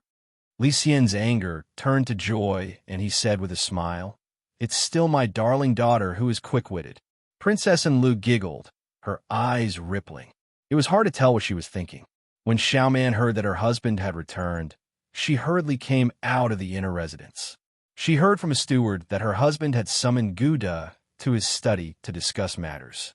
Xiao Man returned to the flower hall, sat by the Arhut bed, and sighed softly. Anu, who was excitedly making clothes for the child on the Arhut bed, glanced at her and said, "Something on your mind?" Xiao Man shook her head and said, "The court is very busy. It's always worrying about husband." Anu bit off the thread and said, "Don't worry. He's skilled in martial arts and has a large army. What can happen to him?" Xiao Man said, "That's not necessarily true. What's the use of being skilled in martial arts? I heard that one of his subordinates also participated in the mutiny and even used medicine to numb him, almost taking his life with one strike. This is impossible to guard against. Besides, he has a large army. Li Duozhua, Li Qianli, and Shatsa Zhomi. Which one of them doesn't have a large army? It's hard for a jar to break out of the well. The general will inevitably. How can I not worry?" When Anu heard this, her beautiful eyebrows also gently furrowed. After a moment of silence, she faintly said, "Men have to work hard outside. What can we women do about it? Can we persuade husband to give up his official post and live in seclusion to be a carefree farmer?" Xiao Man said, "Even if you're worried, you have to keep it in your heart. Don't let him see it. It's already very difficult for him. Don't let him worry about the family." Anu gently nodded. "I understand." In the study, Gu Da's expression changed when he heard Yang Fan's words. He cried out, "What? Secmaster is saying?" Yang Fan nodded with a gloomy face. "It's better to be safe than sorry. I'm just taking precautions. Just remember it in your heart and don't say out loud." Gu Da hurriedly cupped his hands and said, "This subordinate understands." Chapter 1152. The summer night was windless. Gu Zhuding coaxed the child to sleep and told the wet nurse to carry him. She also had a servant fill the stone cage in front of the bed with crushed ice. Then she slowly walked to the bed, wanting to blow out the lamp and rest. At this time the door opened and someone walked in. Gu Zhuding said, "Everyone rest, no need to wait on me." No one answered, but the footsteps came closer. A pair of large hands gently wrapped around her slender waist. Hearing the familiar footsteps, Gu Zhuting knew who it was. She meekly leaned back and nestled against that broad and strong chest. She turned her head and smiled, saying, "Something big just happened in the court. I thought you were going to spend the night in the army." Yang Fan said, "The 10,000 cavalry is temporarily under the control of Empress Wei's cousin, Wei Bo. The emperor did not tell me to leave, but if I stay there, who will be the leader and who will be the deputy? The king does not see the king, so I'd better come back to accompany my Xiaotingting." Gu Zhuting giggled. She slapped away Yang Fan's large hands that were kneading her breasts and gracefully walked away. She lit another lamp and gently asked, "Does Lang Jun want to take a bath?" Yang Fan admired her graceful figure under the semi-transparent silk nightgown and said, "I have already taken a bath." Gu Zhuting made a sound and returned to his side. She leisurely sat on the edge of the bed and said, "Do you want someone to send some refreshments?" Yang Fan heaved a sigh of relief, leaned back on the bed, and said tiredly, "No need. Rest early." Gu Zhuting bent her slender waist and helped him take off his boots and socks. She moved his legs to the bed and gently loosened his shoulders. She softly said, "Lang Jun is tired. Let me give you a massage." Yang Fan grabbed her hand and said, "Never mind. After all this work, I'm all sweaty. Come, lie down." Yang Fan reached out and helped her undress. Gu Zhuting's clothing was light to begin with. Once the nightgown was taken off, it fell to the ground. Her soft breasts and snow-white breasts were exceptionally alluring. Gu Zhuting bashfully said, "I'm going to turn off the lamp." Yang Fan said, "How can we still see this beautiful scenery when the lights are out? You're an old married couple. Why are you being so coy? Lie down." Gu Zhuting obediently lay beside Yang Fan, letting his big hands rest on her perky buttocks. Yang Fan smelled the fragrance of her hair, his big hands gently stroking her buttocks, feeling the softness and elasticity of her skin. He did not speak for a long time. Gu Zhuting sensed something and said softly, "Lang Jun, you must be tired. Do you have something on your mind?" Yang Fan muttered to himself for a while before saying softly, "I've been thinking about something. When I first took over Xianzhong, I was a member of the court. At that time, I was holding 2 posts, and it was easy. Now, that has been a long time. Why do I feel that my strength is lacking? I always feel that I can't take care of either end. Gu Zhuting said, from a small family to a large country, isn't it the same logic? When Lang Jun had just taken over Xian's sect, the external threat hadn't been eliminated yet, and he had used lightning methods. Naturally, he was able to intimidate everyone. But after a long time, he could not always use cruel methods, and the people below him naturally had all kinds of thoughts. Just like our Tang dynasty, how can the chaos of these years compare to when the country was first established? Yang Fan made a light in and said, pressing the gourd causes trouble. When the 10,000 cavalry was first established, I focused on the court, and a problem occurred in Xianzhong. Even though it was suppressed in time, there were many problems in the future. I discovered it in time and started to focus on Xianzhong. Then a problem occurred in the 10,000 cavalry. A general like Dugu Huiji was bought by someone right under my eyes, and I didn't detect it at all. He was lost in thought for a moment before saying in a low voice, I always feel that someone is playing tricks behind the scenes. Gu Zhuting comforted, Lang Jun is thinking too much. Maybe he is too tired. He just needs to rest. Yang Fan shook his head and said, no, I have a feeling that if I continue to be like now, not willing to give up on either side, in the end, I will lose both. I cannot be both far away from the Jianghu and high up in the court. One hand a great general, the other controlling the Jianghu. Gu Zhuting blinked her eyes, infatuated as she gazed at this man's face, which was still handsome, but even more charming because of his maturity. She softly asked, then what does Lang Jun plan to do? Yang Fan was quiet for a while, then softly said, sleep. If you're tired, you have to sleep. If you're tired, you have to rest. Wang Tongjiao's attempt to assassinate Wu Sanxi gave Li Xian a chance. He seized this chance to seize the Prince of Xiang's military authority and separate the Southern Guard Imperial Army from the Prince of Xiang's party. Huan Yinfan's attempt to use rumors to drive a wedge between Wu Sanxi and the Emperor gave the Emperor a second chance. Li Xian seized this chance to carry out a major purge of the imperial court, placing his own people in all the important positions. The Crown Prince's forced abdication gave Li Xian a third chance. He used this chance to carry out a major change in the Northern Guard Imperial Army. Wei Wen became the chief supervisor of the Chang, an army, as well as the highest commander of the Imperial Army. The left and right Imperial Guards were under the control of the 2 brothers, Wei Jie and Wei Zhua. Li Xian also divided the 10,000 cavalry into the left and right Imperial Cavalry. At the same time, he set up the left and right Imperial Cavalry, imitating the setup of the 10,000 cavalry. They were under the control of Wei Bo, Wei Xian, the Empress's nephew Gao Chong, and in Li's lover Wu Yinxiu, thus controlling the military authority.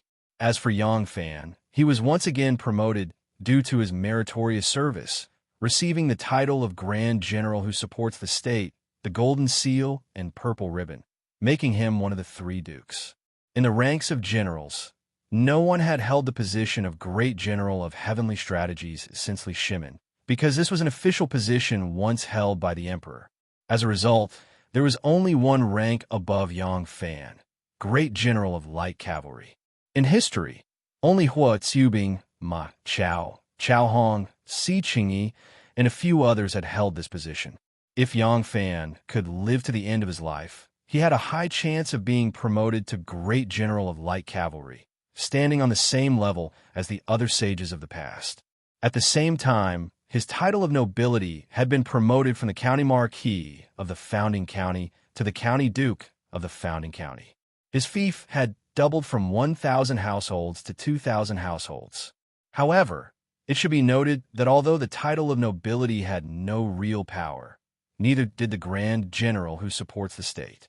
Just like when the Prince of Xiang, Li Xian, was in charge of the South Yamen Imperial Army, he was nominally the commander-in-chief of the 3 armies. Great General Yang had been demoted. This was Li Xian's punishment for denying that he was involved in the death of the Crown Prince. Since you are unwilling to give up and label yourself as Li Xian, then I will deprive you of your power. Ligor was very happy. For the sake of power, her grandmother had killed her son, daughter, grandson, granddaughter, members of the royal family, and ministers. Her father and her brother, the crown prince, were the same. For the sake of power, one forced her mother to abdicate, while the other forced her father to abdicate. The charm of power was irresistible. She believed that Yang Fan must be very unwilling to suddenly lose his power. Based on her father's favor, she was fully capable of returning power to Yang Fan. Of course, there was a condition. Yang Fan must crawl under her pomegranate skirt and willingly become her guest.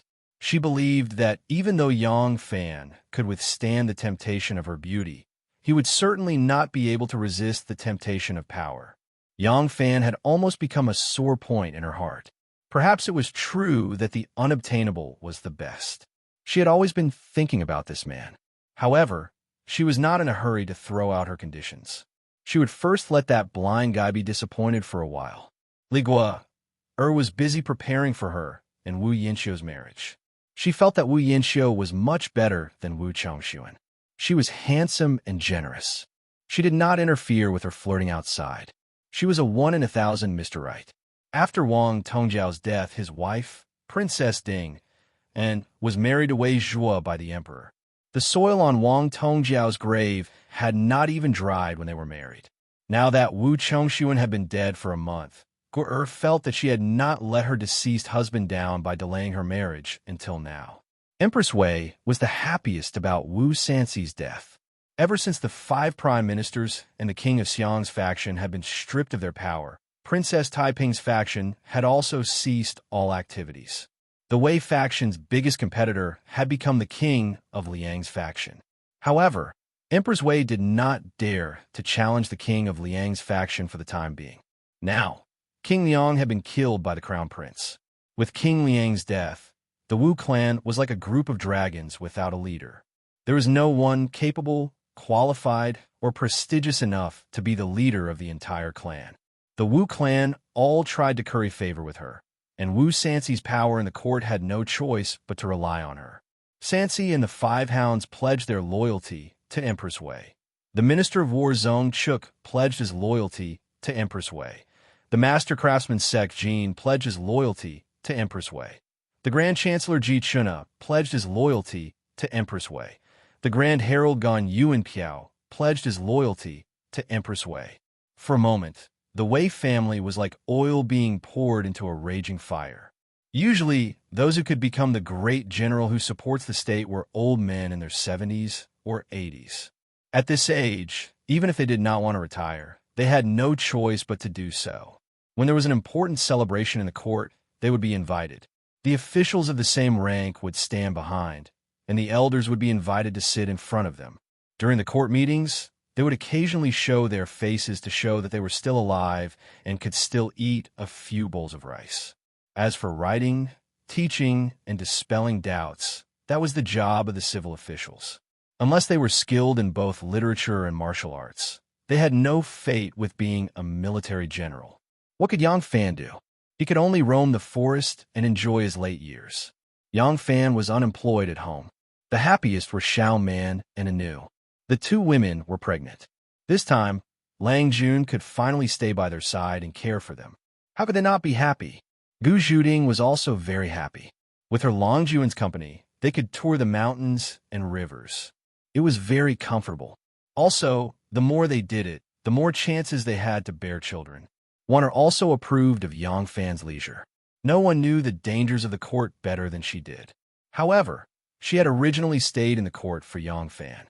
Now that Yang Fan had left, she could not leave. This caused Wanner to feel resentful. At the moment, Empress Wei was busy balancing the various forces within the Wei clan. She had always thought that Wanner was a rootless duckweed and had to rely on the imperial power to develop. Therefore, she trusted Wanner. Wanner had asked to leave the palace several times, but not only did she not get permission, it made Li Xian and Empress Wei even more certain that Wanner was not greedy for power and was a useful person. Speaking of unhappy people, the most unhappy person was young Master Yang Yanzu.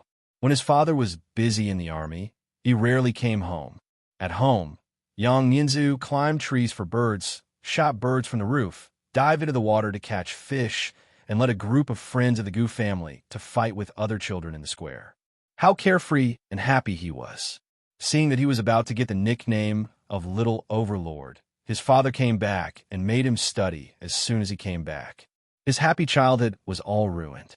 His heroic dream of dominating Longqing Square and dominating Longqing Qi was also shattered. A small person often wandered by Longqing Pool, looking up at the sky and sighing, "I order Shihi to break up the division. Hope you don't force me. The road is long and far. I will search from top to bottom." His voice was sad, and so was his emotion. How could people not feel sympathetic tears? Chapter 1153. At the end of summer, Xiaoman and Nu gave birth. Xiaoman gave birth to another son, and Nu gave birth to a daughter. Both of them had sons and daughters. The Yang family had a new member, and the Yang mansion was full of joy. In the golden autumn, the family decided to leave Chong and then travel to Qi province again. This time, Yang Fan had plenty of time. The family planned to stay in Qi province for a few more days. Therefore, they prepared a lot of things for the journey and filled 6 carriages. Yang Yinzu was very happy. At least during this period, he did not have to be forced by his father to memorize books every day. In fact, Yang Fan could not bear to see him distressed. He remembered that when he was young, he was naughty and refused to study. He was beaten by his father many times. At that time, he thought that when he grew up and had his own children, he would not be forced to study. But today, he still could not get rid of the path that his father had taken. In the end, it was for his son's future. How many people could understand the pains of a parent? 6 carriages used to transport goods, plus the carriages used by the 3 madams, wet nurses, children, and maids, totaled 15 to 16 carriages. There were also nearly 100 guards and servants dressed in bright clothes and riding on horses. They majestically walked onto Vermilion Bird Avenue. Yang Fan was going to the farm in Qi province to relax, so he did not put on the ceremonial guard of the general-in-chief who supports the state. But for the convenience of the journey, the official lanterns and banners had to be hung up. Therefore, when they walked on Vermilion Bird Avenue, they were seen by Princess Annel, who was walking towards them. Wu Chongxuan's corpse was not cold yet, and Enlu had already become a bride. Wu Yinxiu was a tactful person. Moreover, now that Wei clan was in control of the court, Wu clan had become a vassal of Wei clan. Wu Yinxiu had lost all her confidence. Naturally, she could not interfere with Princess Enli's actions like Wu Chongxuan. Princess Enlu was really in a good place now. Not only did she often have illicit relations with Cui Shi, she also found a few new gigolos. All of them were beautiful young men with jade faces and red lips. Among them were Cui Shi's brothers Cui Yi and Cui Di. The few of them often fooled around with each other. Today, Princess Enlu returned from her trip. Because she drank a few cups of wine, she was slightly tipsy. She drew the curtains and welcomed the autumn wind to sober up. Suddenly, she saw Yang Fan's banner and hurriedly called out, "Stop the carriage." The 2 carriages stopped when they passed each other. Princess Enlu bent her willowy waist and leisurely walked out of the carriage. Looking at the carriage that stopped at the intersection, she giggled and asked, "Are you the great general who aids the nation?" The curtain of the carriage was lifted. Yang Fan was sitting in the carriage, indifferently looking at her. Sitting beside him was Gu Zhuting, like a little bird leaning on a man. Yang Fan ordered softly, and the Yang family's carriages continued to move forward.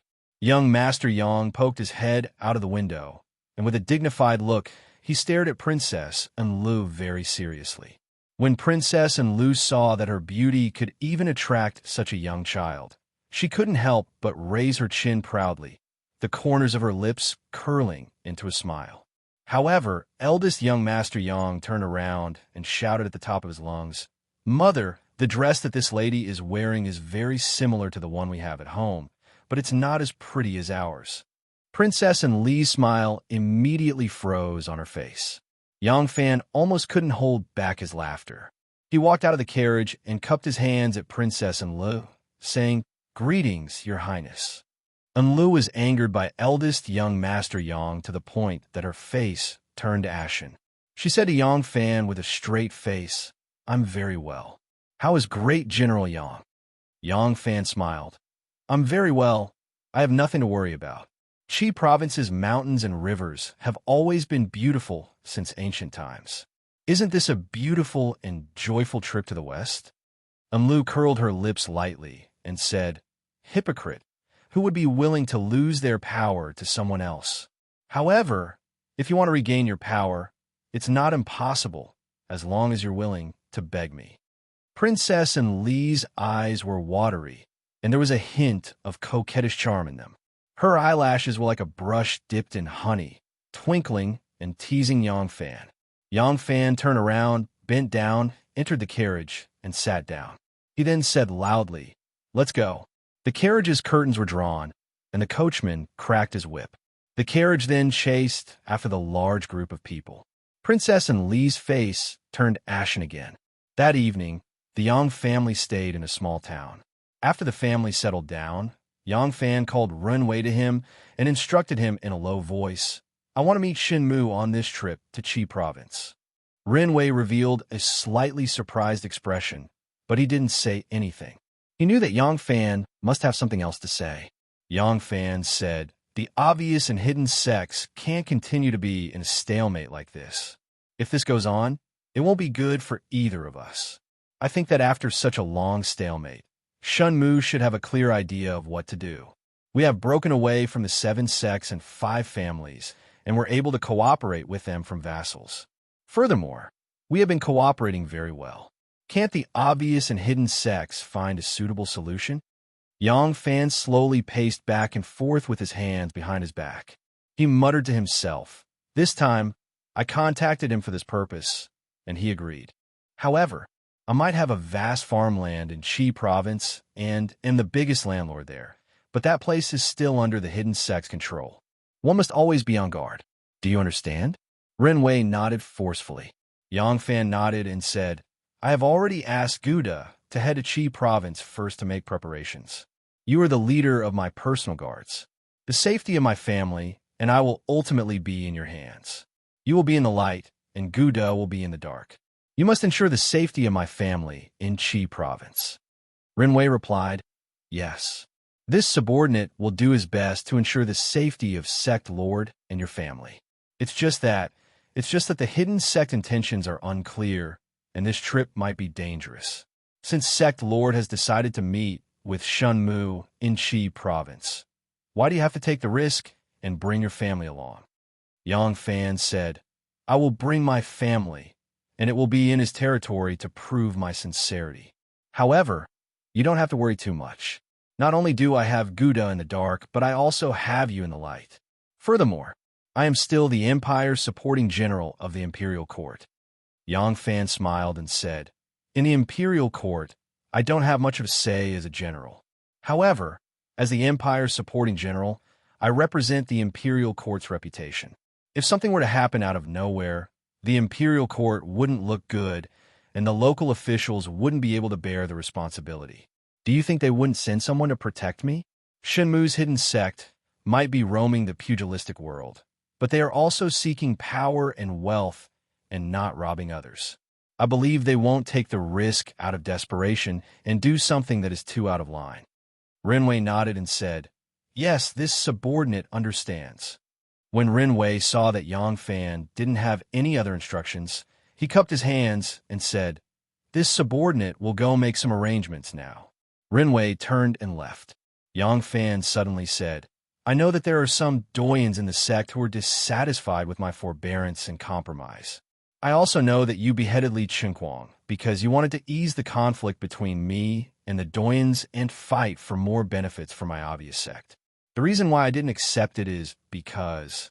Renwei stopped and slowly turned around to look at Yang Fan. Yang Fan said, "It is because we are not looking at the present. We're looking at decades, centuries, or even millennia from now. Therefore, we cannot walk on a path that we can't turn back from once we step on it." Yang Fan stared at Renwei and said, "If you're not in a position, don't think about politics. No matter how good your intentions are, I hope that you will abide by your duties in the future and not make decisions for me." As Yang Fan spoke, His expression turned cold. Rin Wei's body trembled slightly as he lowered his head and said, "Yes. This subordinate understands." 5 zhong planes, in front of the deep ditch that had been washed by the river, Yang Fan and Shun Mu stood shoulder to shoulder. The power of heaven and earth had carved an incomparably magnificent picture here, and the passage of time had painted it with a layer of desolate glaze. Standing here, one could not help but feel nostalgic. Shin Mu stood with his hands behind his back, his robes fluttering in the wind. His originally ordinary appearance was slightly elegant. Because of this, Yang Fan glanced at him and then at Shun Mu's guard, who was standing very far away. He said, "You are not afraid that I will throw you down with my hand and smash you to pieces?" Shun Mu smiled slightly and teased him. "Since you have brought your entire family to Qi province, would I doubt your sincerity?" Yang Fan sighed and said, "Brother Shun, in this year, the two of us have been estranged." Shin Mu also sighed and said, "Fortunately, the obvious and hidden sects are not as incompatible as they used to be." Yang Fan said, "But if the two sides continue to be like this, there will be a day when they will really be incompatible because they will trip each other up and both sides will suffer great losses. No one can tolerate this kind of loss to continue indefinitely. I'm afraid that even you and I can't control what will happen when that time comes." Shin Mu frowned and said, "You want to reconcile with me?" Yang Fan said, "Don't you want to?" The two of them looked at each other. Shin Mu slowly turned around and looked down at the deep valley in front of him. He said, "The matter back then should not have escalated to such a stage. I admit that both sides wanted to earn more benefits, but the obvious and hidden sects had a very harmonious relationship at that time. Under normal circumstances, no one from either side would dare to take the initiative to provoke them. If the matter was blown out of proportion, then they would lose the original intention of seeking wealth." Yang Fan turned his head and looked at him in confusion. Shin Mu slowly said, "I have my suspicions about this, but after investigating for a long time, I still couldn't find any clues. But later on, when I was handling another matter, my subordinates unexpectedly found an accountant who had a huge amount of wealth. It was very considerable." Yang Fan's eyes moved a little, but he didn't say anything. The wind fluttered his hair, and his gaze was like an arrow. Shin Mu said, "He shouldn't have so much money, even if he embezzled all the money in his account. In fact, there was nothing wrong with his account, and he didn't embezzle a single cent. He didn't commit any crime, and no matter how rich his family is, it has nothing to do with our hidden sect. This matter should have ended here, but he just happened to be one of the main parties involved in the conflict between the obvious and hidden sects. Furthermore, the brother that I sent to investigate this matter happened to be especially shrewd." Yang Fan blurted out, "What did you find?" Chapter 1154. Shin Mu remained silent for a long time before he slowly said, "What's strange is that I didn't discover anything." Yang Fan frowned and said, "That's it? Isn't this the same as saying nothing?" Shin Mu suddenly laughed and said, "However, I am different from you. The rules of the government and the pugilistic world are different. On your side, you can't do anything without evidence, because once the rules of authority are broken, it will be a nightmare for all officials, unless you want to be a handsome official and have the support of the emperor. Even so, the outcome is worrying." Shin Mu pointed at his own nose and said, "But the pugilistic world has its own set of rules. In the pugilistic world, if you are powerful enough, you can set the rules. Your words are the rules." Yang Fan let out a long sigh and looked into the distance. He said, "The pugilistic world yearns for it." Shin Mu laughed and said, "If you yearn for it, why don't we swap? I have many strange people under me. Among them, there is who is proficient in the art of bewitching. Thus, I asked someone to kidnap the shopkeeper, who is suspicious but has no flaws, and asked him to use the art of bewitching to interrogate him. As long as one's willpower isn't firm enough, those who are bewitched by his art of bewitching will confess everything." Yang Fan asked, "What's the outcome?" Shin Mu said, "He was indeed bribed by someone and accepted a huge sum of money. Then he blew the matter up and caused a conflict between the obvious and hidden sects. As a member of the hidden sect, he has long been dissatisfied with the obvious sect's competition. Furthermore, he felt that I was overly tolerant towards the obvious sect. From his point of view, he was just pushing the boat with the current for the sake of the hidden sect. Under the state of bewitching, he still didn't think that this was a betrayal to the hidden sect or to me. Yang Fan interrupted his words and said, "Brother Shun, aren't you a little too old?" Shin Mu was startled and asked with astonishment why. Yang Fan said, "You can't get to the main point after talking for so long. I want to know who is the mastermind behind the scenes." Shin Mu simply replied, "I don't know." Yang Fan was stunned. Shin Mu said, "The person who bribed him didn't expose his identity. Even the person who was in charge of bribing him didn't know his name and identity. However, this person accurately grasped the shopkeeper's mentality and made use of the shopkeeper's dissatisfaction and anger. In addition to a huge sum of money, he made use of a person who still had no intention of betraying the hidden sect." Shinmu looked at Yang Fan and said, "This person is very good at grasping people's hearts, and he seems to understand the situation of our two sects very well." Yang Fan said, "And then? You won't let this go, will you?" Shinmu said, "That's right. With the financial resources and understanding of our situation, only the 4 factions would want to touch us." Yang Fan couldn't help but frown again. "So many?" Shinmu bitterly smiled and said, "Not only are there many of them, but they are also complicated. Among these 4 factions, one of them might be someone from my inner circle who is dissatisfied with my tolerance towards the hidden sect. Another might be someone from your inner circle who is dissatisfied with your tolerance towards us. Kiki, there will always be people who don't know the hardships of others and don't know the difficulties of their position. They will always think that they are at a disadvantage." Yang Fan grunted and said, "I've also suspected this before. What about the other 2 parties?"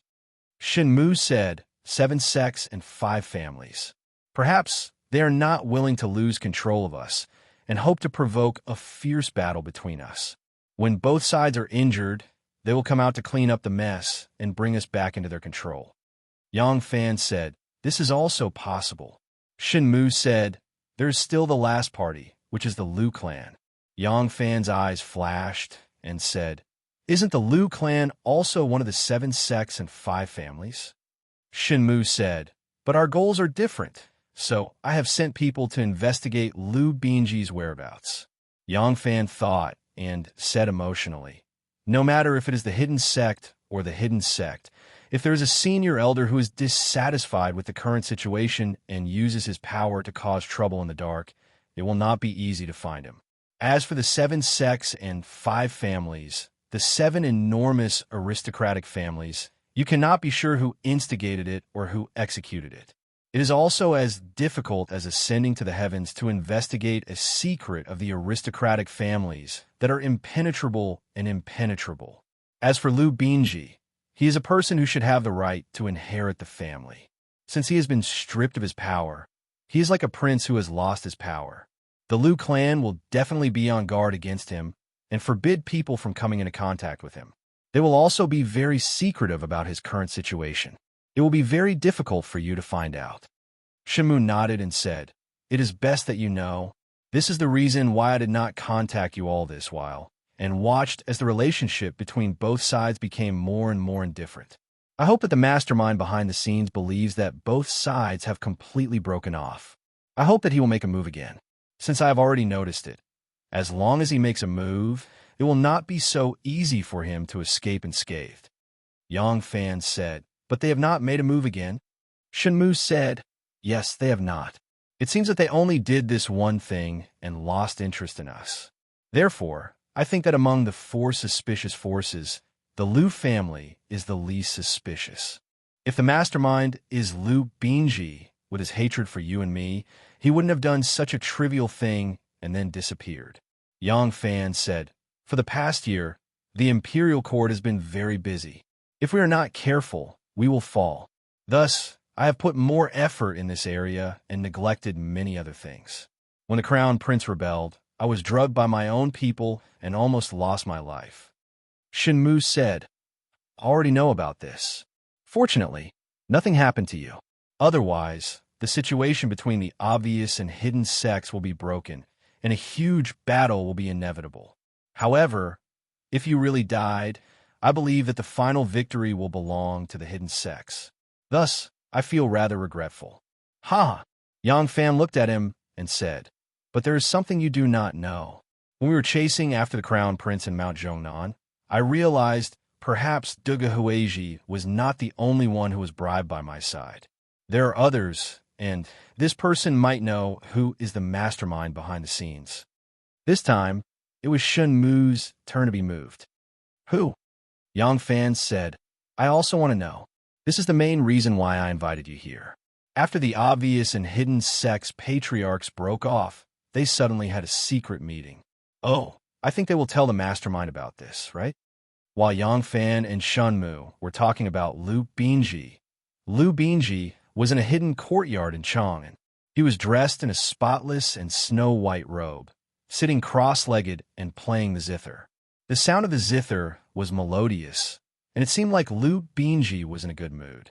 There was a praying mat on each side of him, and two men dressed in green were kneeling with their hands on their knees. They had solemn expressions. One of them was in his early 20s, and he had sword-like eyebrows and starry eyes. He was extraordinarily handsome. Although he was wearing a long robe that covered his well-built body, it was still hard to conceal the muscles on his back and arms that could burst out with powerful strength. This person was obviously a martial artist. The other person was different. He was in his early 30s, and he had a small beard. He had an elegant and refined demeanor, and he had the unique charm of a mature man. He sat there quietly with his eyes slightly closed. He had a smile on his face as he listened to Lu Binji's zither. The gentle sunlight shone on his body, and he looked like a book that emitted the fragrance of ink. His scent was completely different from that young martial artist, but they both had a special masculine scent. After Lu Binji finished playing, he gently pressed his fingers down and stopped the lingering sound of the zither. He smiled and said, "Shun Mu and Yang Fan, huh? There's no need to pay attention to them. Yang Fan's power has fallen, and he can only focus on Jianghu from now on. There's already a flood dragon in Jianghu, so how could he allow him to spy on his territory? They will fight sooner or later. If we intervene now, we will arouse their vigilance, and that won't be good." A respectful reply came from the door. Yes, this lowly officer will immediately reply to him according to young master's instructions. It turned out that the barrier door was closed, and there was a person kneeling at the door. This person was covered in dust, and it was obvious that he had come from afar. The barrier door was closed, and the sound of distant footsteps could be heard. Lu Binji turned to the two kneeling in front of him and said, "The two of you have your own unique skills. One of you is a martial artist, and his bowing technique is especially brilliant. The other has exquisite medical skills and is especially good at treating diseases related to gynecology. I have racked my brains to transfer the two of you into the Featherwood Guard and the Imperial Physician's Bureau. Are you clear on your mission?" The two bowed and said, "Mr. Ding has already clearly explained the mission that young master has given us." "Very well, you can leave now. For the sake of your safety, this young master will not contact you again until you make some progress. The two of you must take care of yourselves." The two placed their hands on their knees and bowed to Lu Binji before walking out. Lu Binji stared at their backs. Once the barrier door was closed and his hands were placed on the zither, he heard another voice from outside. "Young master, I've returned." The barrier door opened, and Dingyu took off his shoes and entered the room, bowing to Lu Binji. "Sit." Lu Binji raised his hands from the zither and confidently brushed them to the right. Dingyu sat down on the prayer mat. Lu Binji asked, "How is the matter going?" Dingyu replied, "The Prince of Xiang is in a bit of trouble. We tried to get in touch with him, and after probing, we discovered that although he was rather dissatisfied with his current situation, he had no intention of resisting. Our people were too enthusiastic and almost made him wary of us. However, we have made considerable progress with Princess Taiping. Princess Taiping's #1 strategist, Grand Sir Mo, is very passionate about power. The Prince of Xiang and Taiping's faction have suffered great losses, and the Wei clan's faction has suddenly emerged as a new force. In order to grasp as much wealth and power as possible, Grand Sir Mo seems to be somewhat unscrupulous. Lu Bingji thoughtfully said, Princess Taiping? Haha, although Wu Zetian is already dead, she ruled the world for 20-some years and became the first female emperor since ancient times. Her influence is truly not small. Even now, women's thirst for power is still greater than men's. Princess Taiping, Empress Wei, I didn't think that my two stakes would ultimately fall on women. He turned to Ding Yu and leisurely said, strengthen your relationship with this Grand Sir Mo. Money, beauty, whatever he wants, give him. This line cannot be broken. Yes. A moment later, the melodious sound of the zither rang out once more. Chapter 1155. Yang Fan and Shun Mu stood at the edge of the cliff. They first gazed at the gorge and indifferently said something. Then, they looked at each other with excited expressions. As they spoke, Yang Fan suddenly reached out and grabbed Shen Mu's collar. He then buckled his belt and lifted Shen Mu up. When Shen Mu's subordinates saw this, they immediately unsheathed their weapons and rushed over. Rinwei, Gu Er, and the others didn't hesitate either. Both parties used the telekinesis technique and rushed to Yang Fan and Shen Mu's side at almost the same time. Seeing that Shen Mu was already under Yang Fan's control, Shen Mu's subordinates didn't dare to take even half a step closer. Shen Mu was lifted into the air by Yang Fan. In front of him was a precipitous cliff. If Yang Fan loosened his grip, Shen Mu would fall down and be smashed to pieces. However, even though Shen Mu was in a sorry state, he didn't seem flustered at all. There was even a hint of a mocking smile on his face. However, because he was suspended in the air, his smile seemed a little strange. Youngsters are still youngsters after all. They can't keep their composure and want to kill me just because of a disagreement. Erlang, this doesn't suit your current status.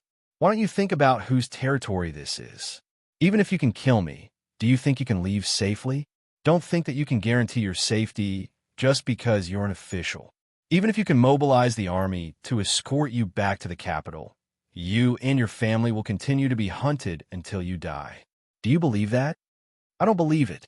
Yang Fan sneered and suddenly threw Shen Mu forward. Shen Mu's subordinates cried out in alarm. They realized that their sovereign wasn't being thrown down the cliff, but towards them.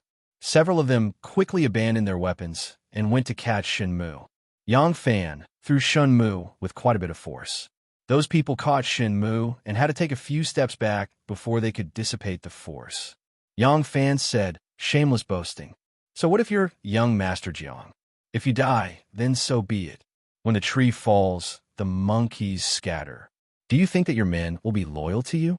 After you die, will they still be loyal and devoted to you? Shen Mu stood still and tidied up his clothes.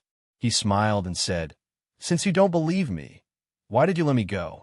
Yang Fan pressed down on the hilt of his saber and said sternly, because I want to defeat you fair and square. Shen Mu disdainfully glanced at him and said, you? Yang Fan said solemnly, just me. In the past, I spent too much energy on the imperial court, which gave you the opportunity to take advantage of. Now, as long as I focus on Jianghu, Jianghu will no longer be your world. The future king of Jianghu will definitely be called Yang Fan. If you don't believe me, just wait and see. Yang Fan didn't seem to want to bicker with Shen Mu anymore. He waved his hand and left with his men. Shen Mu's men turned their heads to look at the sovereign. Shen Mu's relaxed smile disappeared the moment Yang Fan turned around. There was only a trace of cold, killing intent in his eyes. After Yang Fan left, he immediately left Wuzhong Plain with his family. They sped all the way until they reached the intersection of the official road outside a big city. At this time, a group suddenly rushed over from another road. Under the command of Rinwei, Yang Fan's hundreds of guards immediately became alert.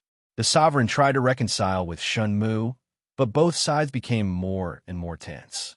Although they were already close to the city, and it was unlikely that someone would rob and kill the current defender-supporting general, no one could guarantee that such a thing would not happen. The group of people gradually approached. When they saw their faces clearly, Ren Wei and the others were stunned. This group of people was a little too strange. A small half of them were border soldiers, but the other half were Tubo people wearing triangular lapel robes and wide-brimmed hats. Judging from the flags they were waving, there were flags of both Tang and Tubo. This was obviously a group of Tubo people escorted into the city by the border army. Even so, Ren Wei still didn't dare to be careless and ordered his men to be on high alert. When those people arrived in front of them, they found it strange that Yang Fan's men looked as if they were facing a great enemy. However, they didn't think that someone would dare to rob and kill soldiers here. Therefore, they only looked at them curiously and turned into the main road into the city. The soldiers in front had just turned into the official road when a border army general lightly galloped over. When this person saw Yang Fan, he was immediately startled. After taking a closer look, he immediately dismounted from his horse and hurriedly took a few steps forward. He cupped his fists towards Yang Fan and said with slight excitement, "Chizhou's Major Qian Jiu greets the defender supporting general." Yang Fan was wearing a casual robe at this time. He didn't expect that someone would recognize him in this place. He was slightly startled and asked in surprise, "Major Qian, you recognize me?" Qian Jiu nodded repeatedly and said, "I recognize you. I recognize you." When the defender supporting general toured Wuzhong Plain, this lowly official was the secretary of the Chizhou government. "I once accompanied my magistrate to escort the Tubo and his personal envoy to the capital and met the defender supporting general once. It's just that this lowly official's position is too low, so I've never had the honor to speak with the great general." This time, when the defender supporting general toured the Chizhou government, the imperial court informed the local authorities. This lowly official recognized you at one glance. Yang Fan couldn't help but laugh. This person's memory was really good. When he and Wan'er toured the Chizhou together, he only met him once. Now that 7 or 8 years had passed, he unexpectedly still remembered. Yang Fan nodded and said, "So that's how it is. I wonder if the Tubo people escorted by Major Qian this time are the Tubo's envoy?" Qian Jiu said, "Exactly."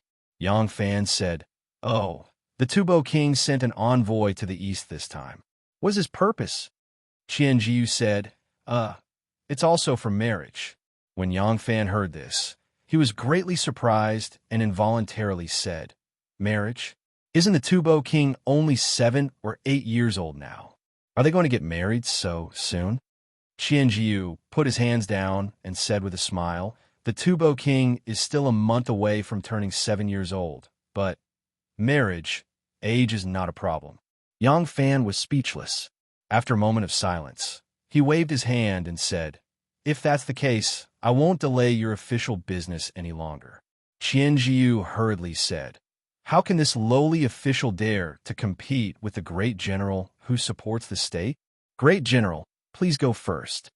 Yang Fan said, I came to Shiqi this time to tour the mountains and enjoy the scenery. Only by riding the reins of the horse will I be able to enjoy the scenery. You go, don't worry about me." Only then did Qian Jiu reluctantly agree. He led the horse for a distance before climbing onto the horse's back. He then ordered his men to slow down to avoid stirring up dust and making the great general unhappy.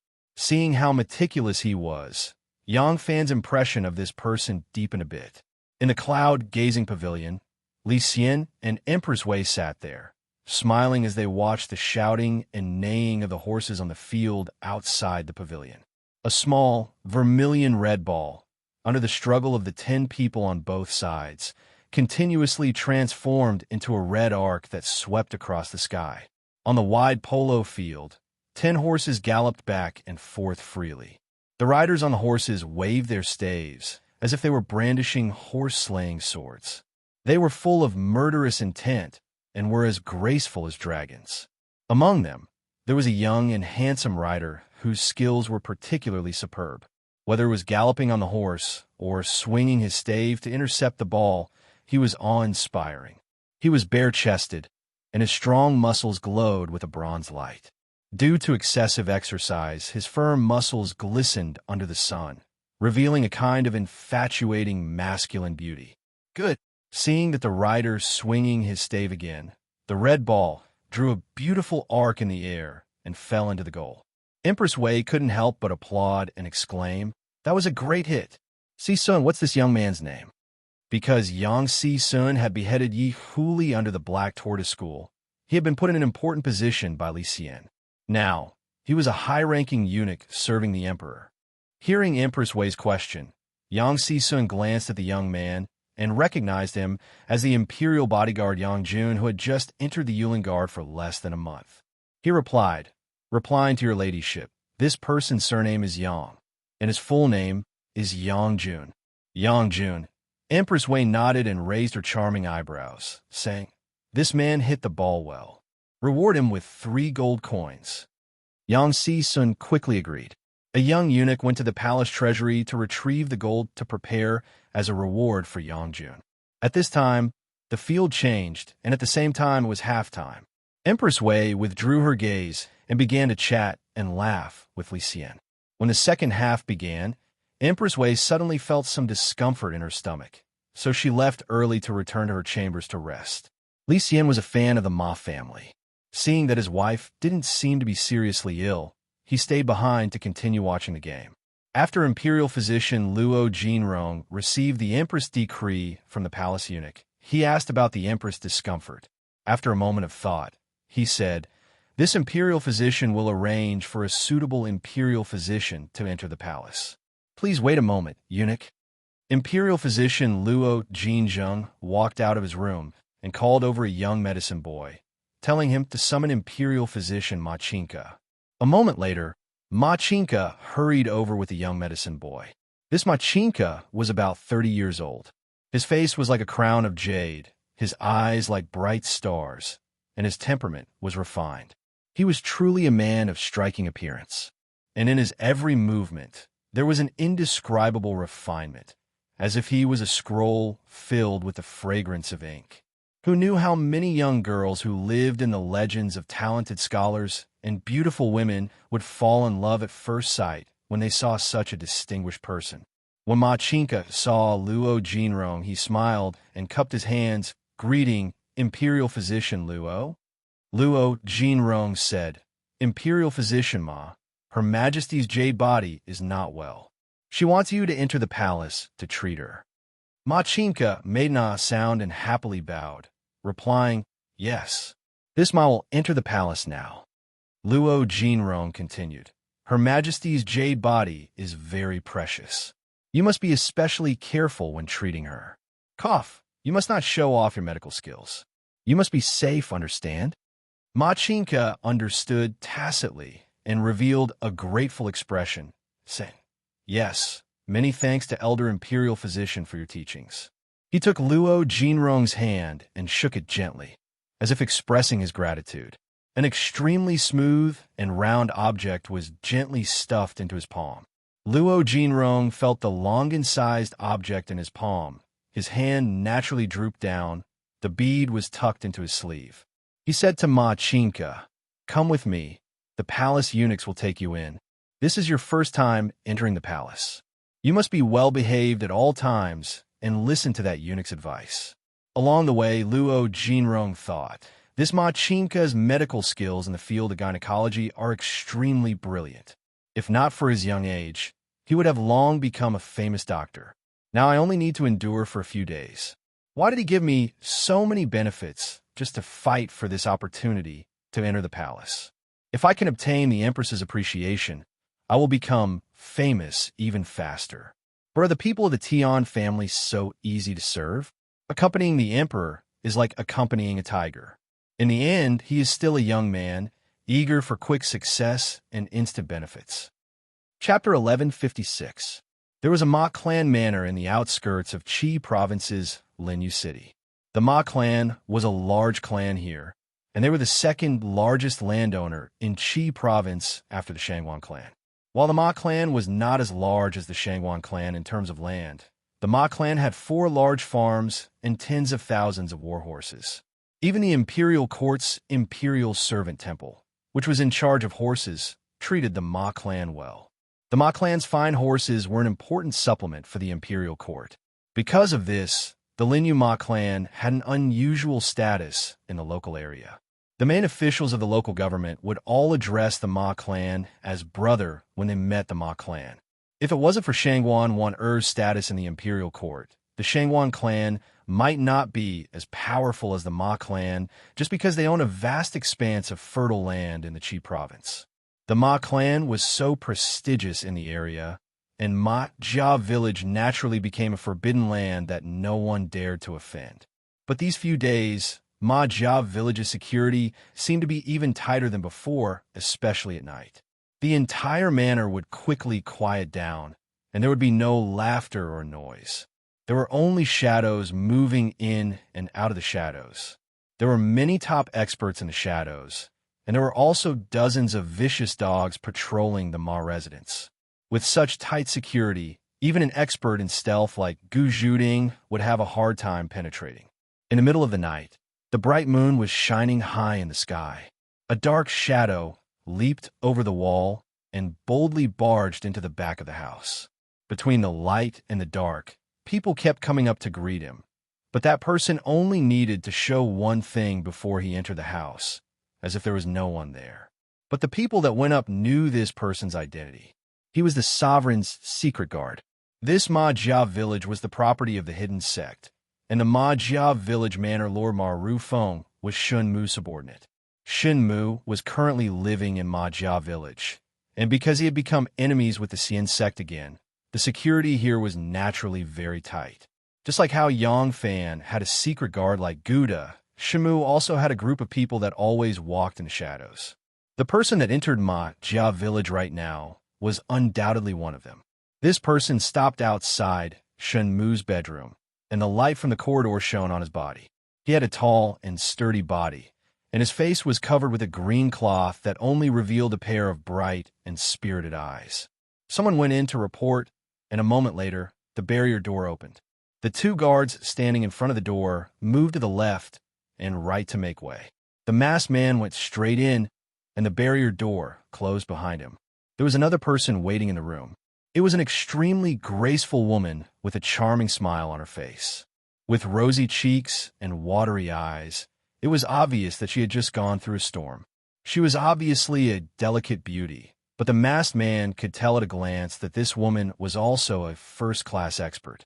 When there was no danger, she would be as gentle as a cat, but when she was in danger, she would not only be a fierce female cat, but a terrifying tiger. With her slender and soft hands, it would be no more difficult for her to break a strong man's neck than picking up an eyebrow pencil. The masked man raised his eyebrows and walked past her. He smelled a nice fragrance. When he entered the inner room, he saw Shun Mu lazily getting up and putting on his sleeping robe. The masked man took off his mask, and the gentle light shone on his face. It was good as Shun Mu asked him bluntly, so fast, "Is there a result on Erlang's side?" Gouda laughed and said, "With our Gu family's tracking technique, very few people can escape our surveillance if we keep an eye on them." Shinmu also laughed and suddenly asked, "Who is that person?" Gouda's face revealed a strange expression as he said, "Lu Binji." Shinmu was slightly startled and said in surprise, "The second son of the Lu family? This is really unexpected." His eyes flashed as he said, "I always thought that Lu Binji would be a playboy for the rest of his life. I didn't expect him to be able to keep me in the dark. After 3 days, I really have to look at him in a different light." Shimu lowered his head and thought for a moment. He then looked up and asked, "What does Erlang plan to do?" Gouda said, "My clan leader thinks that we can beat him at his own game." The smile on Shinmu's face became even wider. "Good idea. Since it's like this, I will continue to send people to the Lu family to inquire about second young master Lu. Let us see what this second young master is planning." The bright moon was like a jade plate, quietly hanging in the air.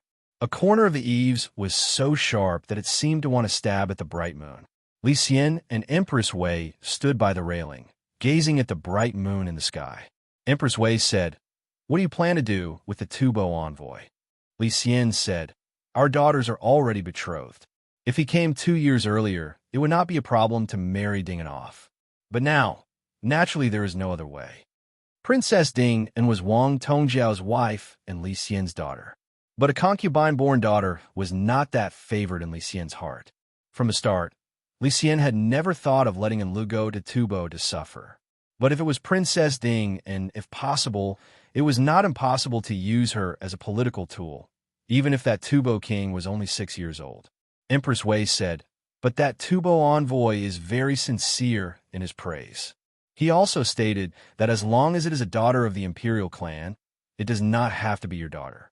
If you refuse, aren't you afraid of causing more disputes between the two countries? Li Xian looked strangely at Empress Wei and said, wife's meaning is. Empress Wei said, concubine thinks that there is no harm in agreeing to them. The Tubo king is only 6 years old and is in such a hurry to make the marriage. He hopes that he will receive the approval of our Tang dynasty and thus stabilize his throne. The Tubo princes have never given up their ambitions for the throne. If we can win over Tubo right now, it will be of great benefit to our Tang dynasty. Li Xian said, Xiang Princess? Once Xiang Princess marries Tubo, won't it strengthen Xiang Princess's power?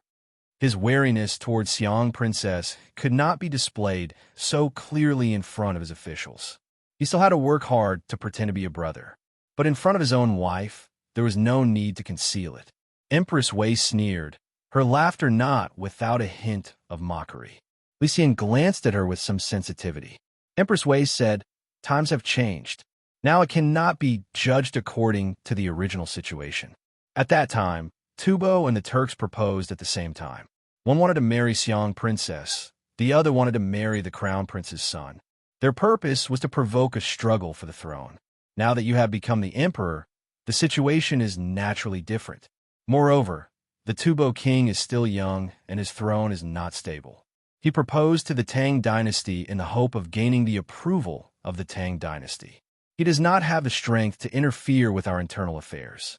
Making the marriage with Tubo is precisely the time for our court to exert influence in Tubo.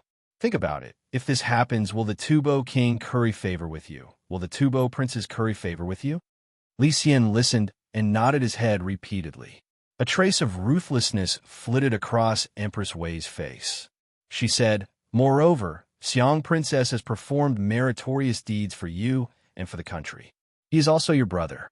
If he does not make any mistakes, you will not have a suitable excuse to deal with him. If he does make some mistakes in this matter, when the time comes, Li Xian understood tacitly and revealed a proud smile. Empress Wei continued, even if he is cautious and always plays the turtle, as long as Tubo sends troops to invade and harass our Tang dynasty, don't you think he, as the father-in-law of Tubo, will find it very awkward? Will he avoid arousing suspicion? When the time comes, he will have to know his place and behave himself, not daring to make the slightest mistake. Hearing this, Li Xian's heart burst with joy.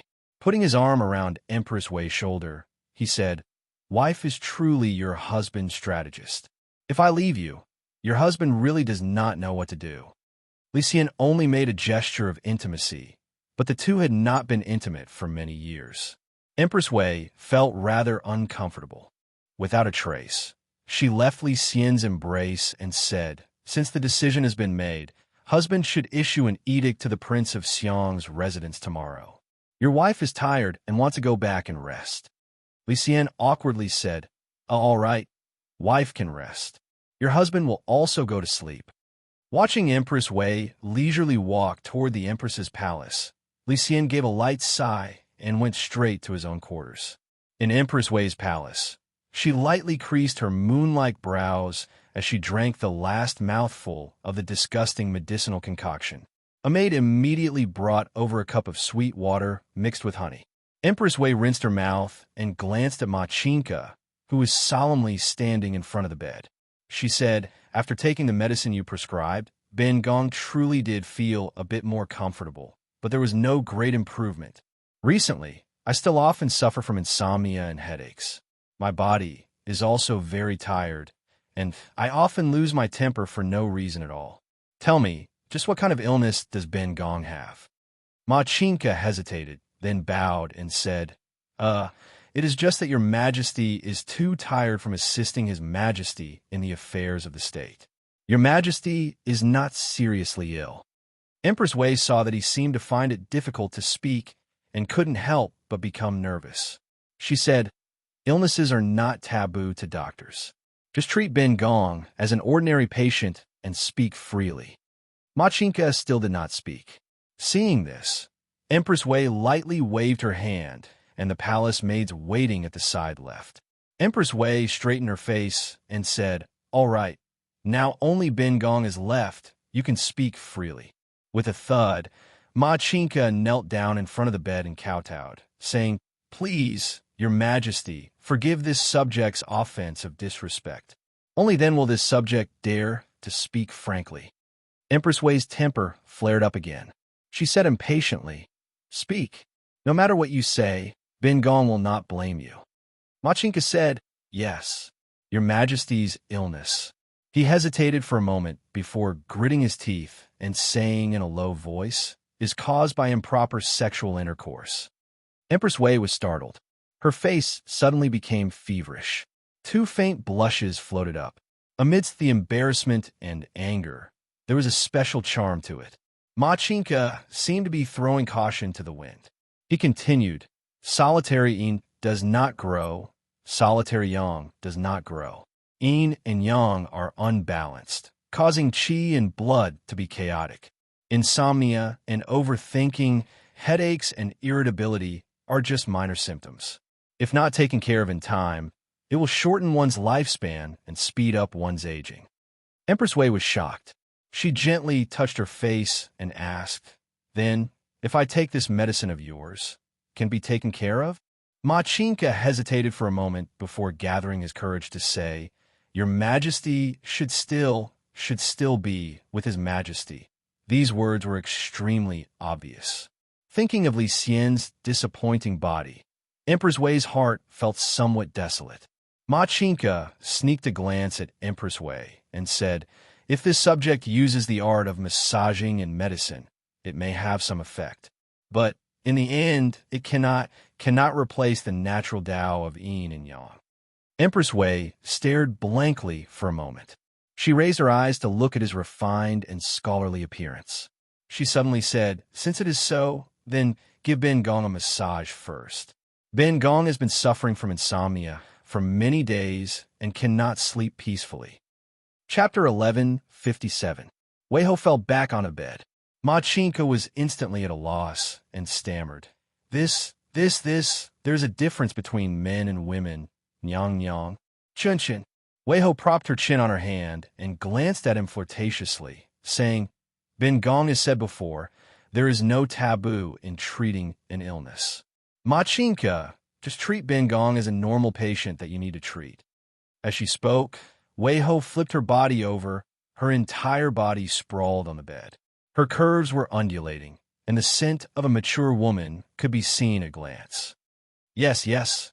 Machinka's voice trembled as he walked over.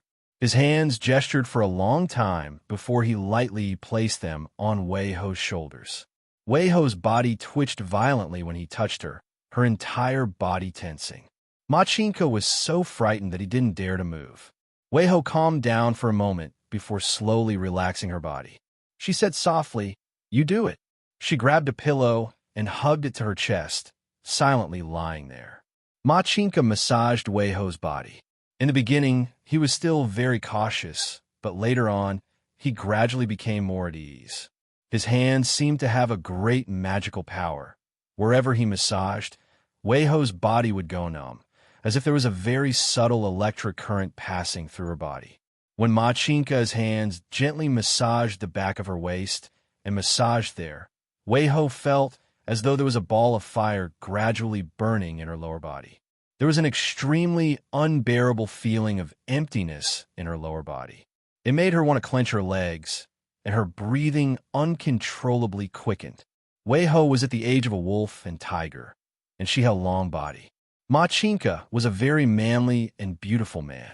This pair of a man and a woman, alone in a room in this quiet night, was enough to cause people to have wild and fanciful thoughts. What's more, Machinka had secretly mixed some aphrodisiacs into Weiho's medicine. Even though the amount was not large, with so many primers, Would it not arouse Weiho's lust? And once this lust that had been suppressed for so long was released, it could not be controlled. Machinka gently massaged the back of Weiho's waist for a while. Seeing that Weiho couldn't restrain herself, her face and ears reddened as she hugged the pillow tightly. She didn't feel any disgust toward his occasionally touching her buttocks. When his hand touched, her buttocks would move slightly. Even though the movement was slight, it exposed her thoughts. Machinka knew what to do. After a slight hesitation, he gathered his courage and slid his hands down Empress Wei's thighs. In an extremely low voice, he whispered into Empress Wei's ear, "Nyang Nyang, down there. Do you still want a massage?" Empress Wei bit her lower lip, her pair of charming eyes like silk. She had long been unable to restrain herself. Hearing Machinka's voice by his ear and a scorching breath on his neck, Empress Wei suddenly flipped over and sat up. Her fiery eyes looked at Machinka, causing Machinka to subconsciously shrink back. He exclaimed in surprise, "Nyang Nyang." Weiho suddenly leapt forward, her arms wrapped tightly around his neck, and pushed his entire body onto the bed. That night, no one knew if Weiho's private part was massaged, but there was a solemn massage on the inside. Miracle Dr. Ma's medicine was effective, and Weiho slept really well that night. Yang Fan spent nearly a month in Qi province. Only when the autumn harvest was over and the wind blowing from the northwestern plateau was tinged with a chill did he set out for the capital.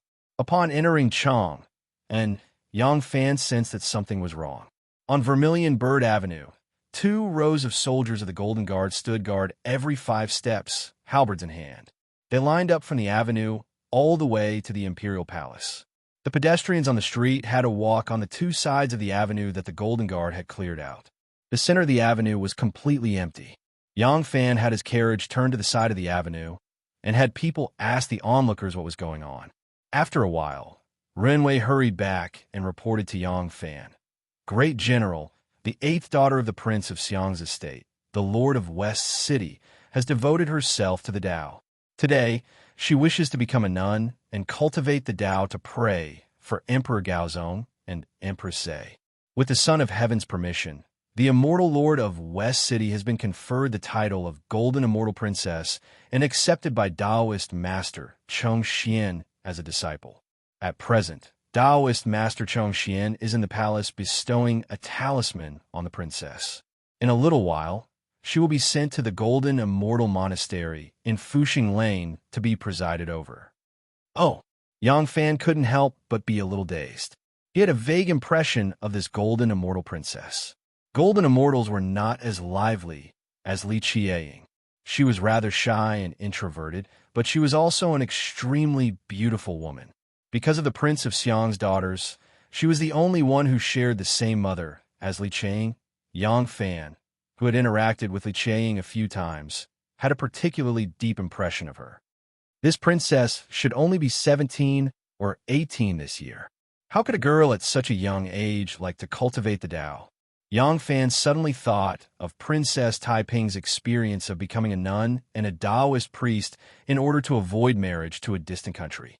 He couldn't help but think, could it be to avoid marriage to Tubo? That can't be. The Tubo king is only 6 years old, and this princess is already 17 or 18. How could she be chosen as a princess by marriage? Who could do such a messy matchmaking? It's too unreliable. Just as Yang Fan thought of this, he heard Renwei say, "I heard that the emperor wanted to marry her to Tubo's Zanpu." The Golden Immortal Princess knelt and begged, cried, and refused. The emperor refused to retract his order, so this Golden Immortal Princess insisted on becoming a nun. She said that she became a nun to pray for her grandfather and grandmother. As a son, the emperor naturally couldn't refuse. Just as I thought, Yang Fan gently sighed. Thinking of this trip to Qi province, he couldn't help but smile bitterly to himself. The last time I went to Qi province, it just so happened that the Tubo king came to make a marriage. This time, when I go to Qi province, the Tubo king also came to make a marriage. Could it be that I have the potential to become the Moon Elder? In the Imperial Palace, Chang'an's most famous Taoist, Shi Chongxian, personally bestowed the golden immortal princess with a talisman and bestowed the Dharma name Supreme Path. Then he was about to send her to the carriage pulled by a black ox. Accompanying the golden immortal princess to become a nun were 20 palace maids bestowed upon her by the imperial palace. These 20 maids all wore apricot yellow Taoist robes and held horsetail whisks in their hands, respectfully standing in front of the carriage. The Prince of Xiang stood under the altar with an ugly expression. Li Qiang stood behind him, looking at her sister with tears in her eyes. On the contrary, Li Binyang's expression was very calm. She didn't even glance at her father, elder brother, or sisters. She only put her palms together and followed behind her master toward the ox carriage. In Yanjia Hall, Li Xian angrily paced back and forth. Preposterous! Preposterous! A little girl would rather become a nun than marry to Tubo. She even used my parents to pressure me, forcing me to agree. She let the world criticize me. She deserves to be punished. Empress Wei's complexion had been very good recently. Her cheeks were rosy like peach blossoms, but at this moment, her complexion didn't seem very good either. She sneered at Li Xian and said, Xiqing has always been an honest girl. How could you be so scheming? There's no need to ask. This was the idea your good brother gave her. He's trying to imitate Taiping's actions. He wants to wait until this matter is over before having his daughter return to the secular world and marry. Li Xian gave a cold laugh, his expression somewhat savage. If she wants to become a nun, we will send her to become a nun and even organize a grand affair for her. If she wants to return to the secular world, that's impossible. Since she likes to become a nun, we will make her a nun for the rest of her life. Li Xian suddenly turned around and harshly retorted, Although Xiqing has become a nun, does the Prince of Xiang not have any other daughters? We will rely on him for this matter of peace marriage. On the day after the Golden Immortal became a nun, another decree was delivered to the Prince of Xiang's estate. The emperor had named Xiqing as a nun, but the marriage could not be abandoned. The emperor once again appointed 10th mother Li Qiang to be married to the 6-year-old Tibetan Zanpu. That year, Li Qiang was 16. The Golden Immortal Princess was the 8th mother, but the 9th mother had been betrothed before her. After the Golden Immortal became a nun, the Prince of Xiang only had 2 unbetrothed daughters left. One was 10th mother Li Qiang, and the other was his youngest, Huogua. Upon receiving the decree, the usually honest Prince of Xiang could no longer endure it. He angrily tore the decree to shreds and roared at the eunuch who had delivered the decree, Yang Xixuan. "That's my daughter. I won't allow her to be married off to the Tibetans. Go back and tell the emperor that if he can't tolerate this brother of his, he can come and have my head. I will not resist. If he wants to touch my daughter, there's no way." Ever since the divine dragon coup, Yang Xixuan had seen all of Li Xian's actions. Li Xian had repaid kindness with enmity. Even though Li Xian already held great power and had gathered all the military authority in his hands, he was still so unconfident and cold-blooded in constantly pressuring his brother. Yang Xixuan was extremely disgusted by this. When Zhang Jinji and the others launched the divine dragon coup, Yang Xixuan, as a member of the Inner Guard, had also rendered great service. However, Li Xian had disbanded the Inner Guard the moment he ascended to the throne. Li Xian had treated the Inner Guard girls who had been dismissed from the palace with great leniency, bestowing them with many rewards. As for the eunuchs, because they were the emperor's servants, he completely ignored their feelings. Yang Xixuan had been given the cold shoulder for a long time. When Crown Prince Li Zhongjuan was plotting a rebellion, Yang Xixuan had rendered great service by beheading Hu Li, allowing him to once again be placed in an important position. However, his mindset had already changed. It was very difficult for him to feel any loyalty toward Li Xian. Now that he saw the Prince of Xiang's uncontrollable rage, Yang Xixuan couldn't help but feel distressed. Li Dan's spittle splashed onto Yang Xixuan's face, but he did not get angry. He only bowed to Li Dan and amiably said, "Your Highness, Prince of Xiang, please calm your anger. This servant is only a messenger of an imperial edict. Losing your temper like this is not a solution. If your highness does not wish for the princess to be married off to Tubo, your highness should think of a more appropriate solution. Yang Xishuan's amiable words made Li Dan realize that his anger was unreasonable. Moreover, from the tone of his voice, he seemed to be standing on his side. Li Dan bowed back to Yang Xishuan and apologized. This prince has been rude.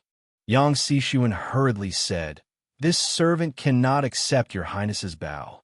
Your highness, this servant has already passed on the edict and must return to the palace.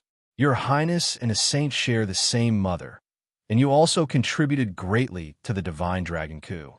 Everyone in the world knows of this, and the saint is not a person with a heart of stone. If your highness insists on refusing, presumably the saint will become soft-hearted. This servant will take her leave." Yang Xishuan gave Li Dan a meaningful glance, then bid his farewell and left. Li Dan's heart thumped as he thought to himself, "Those words of his, what do they mean?" Chapter 1158. Autumn was approaching. A gust of wind blew past, and yellow leaves rustled down. There were several persimmon trees, jujube trees, and hawthorn trees in the Yang family's courtyard, and their fruits were all ripe. Young Master Yang's favorite thing to do, in his spare time, was to climb up and down the trees and eat all kinds of fruits. When he was full, he would run to the flower hall, climb on the arhut couch, and squeeze to the side of his younger brother and sister who could not climb yet. He rubbed his stomach and groaned, "My stomach is full, and my teeth are sore. Mother, give me some maltose. I'll be fine after eating it." Elder sister Nianrong was becoming more and more beautiful, and she was becoming more and more like a young lady. Her favorite thing to do in her spare time was embroidery. The mandarin ducks she embroidered were particularly beautiful, as if they were real. Yang Dyer liked it very much, so she asked her elder sister to embroider a mandarin ducks in the water for her. The second young master of the Yang family, Yang Ji, looked at his second sister's belly band and liked it very much, so he asked his elder sister to embroider a mandarin ducks in the water for him. Ever since Yang Fan retired at such a young age as the general-in-chief who supports the nation, the days of the Yang family had been peaceful and prosperous. It seemed to be more like a family than before. Xiaoman and her husband had just practiced martial arts in the back garden. Xiaoman's kung fu had inevitably been neglected since she started to serve her husband and children at home, especially when she was giving birth to a child. Her kung fu had been neglected even more, while Yang Fan's kung fu had become more and more refined. After a round of practice, Yang Fan's expression did not change, but Xiaoman was sweating profusely. Xiaoman was wearing an arrow sleeve, and her face was flushed. Accompanied by Yang Fan, she walked to the front yard. The third sister had already left in advance and ordered someone to boil water for a bath. After chatting with her husband for a while, Xiaoman suddenly mentioned the Tubo marriage. Weddings and funerals were things that people liked to talk about the most, not to mention that the Prince of Xiang's daughter was going to marry Tubo. Xiaoman often went to the East Market to take care of her family's shop, so she was particularly well informed. Lang Jun, I heard that after the Golden Immortal Princess became a nun, the Emperor appointed Shenyang, Li Qiang, from the Prince of Xiang's mansion, to marry Tufan.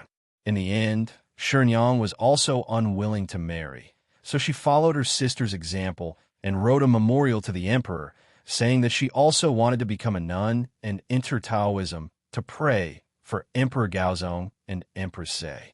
Yang Fan listened quietly, recalling the scene of Wu Zetian's marriage with Tubo, and sighed faintly in his heart. Xiaoman angrily said, "For a girl, marriage is the most important thing in her life. How can the emperor do this and force other people's daughter to marry to Tubo?" Yang Fan sighed and said, You have been in the palace for so many years, don't you understand? Since it was a marriage, when was it up to women to choose? Who told her to be a daughter of the imperial family?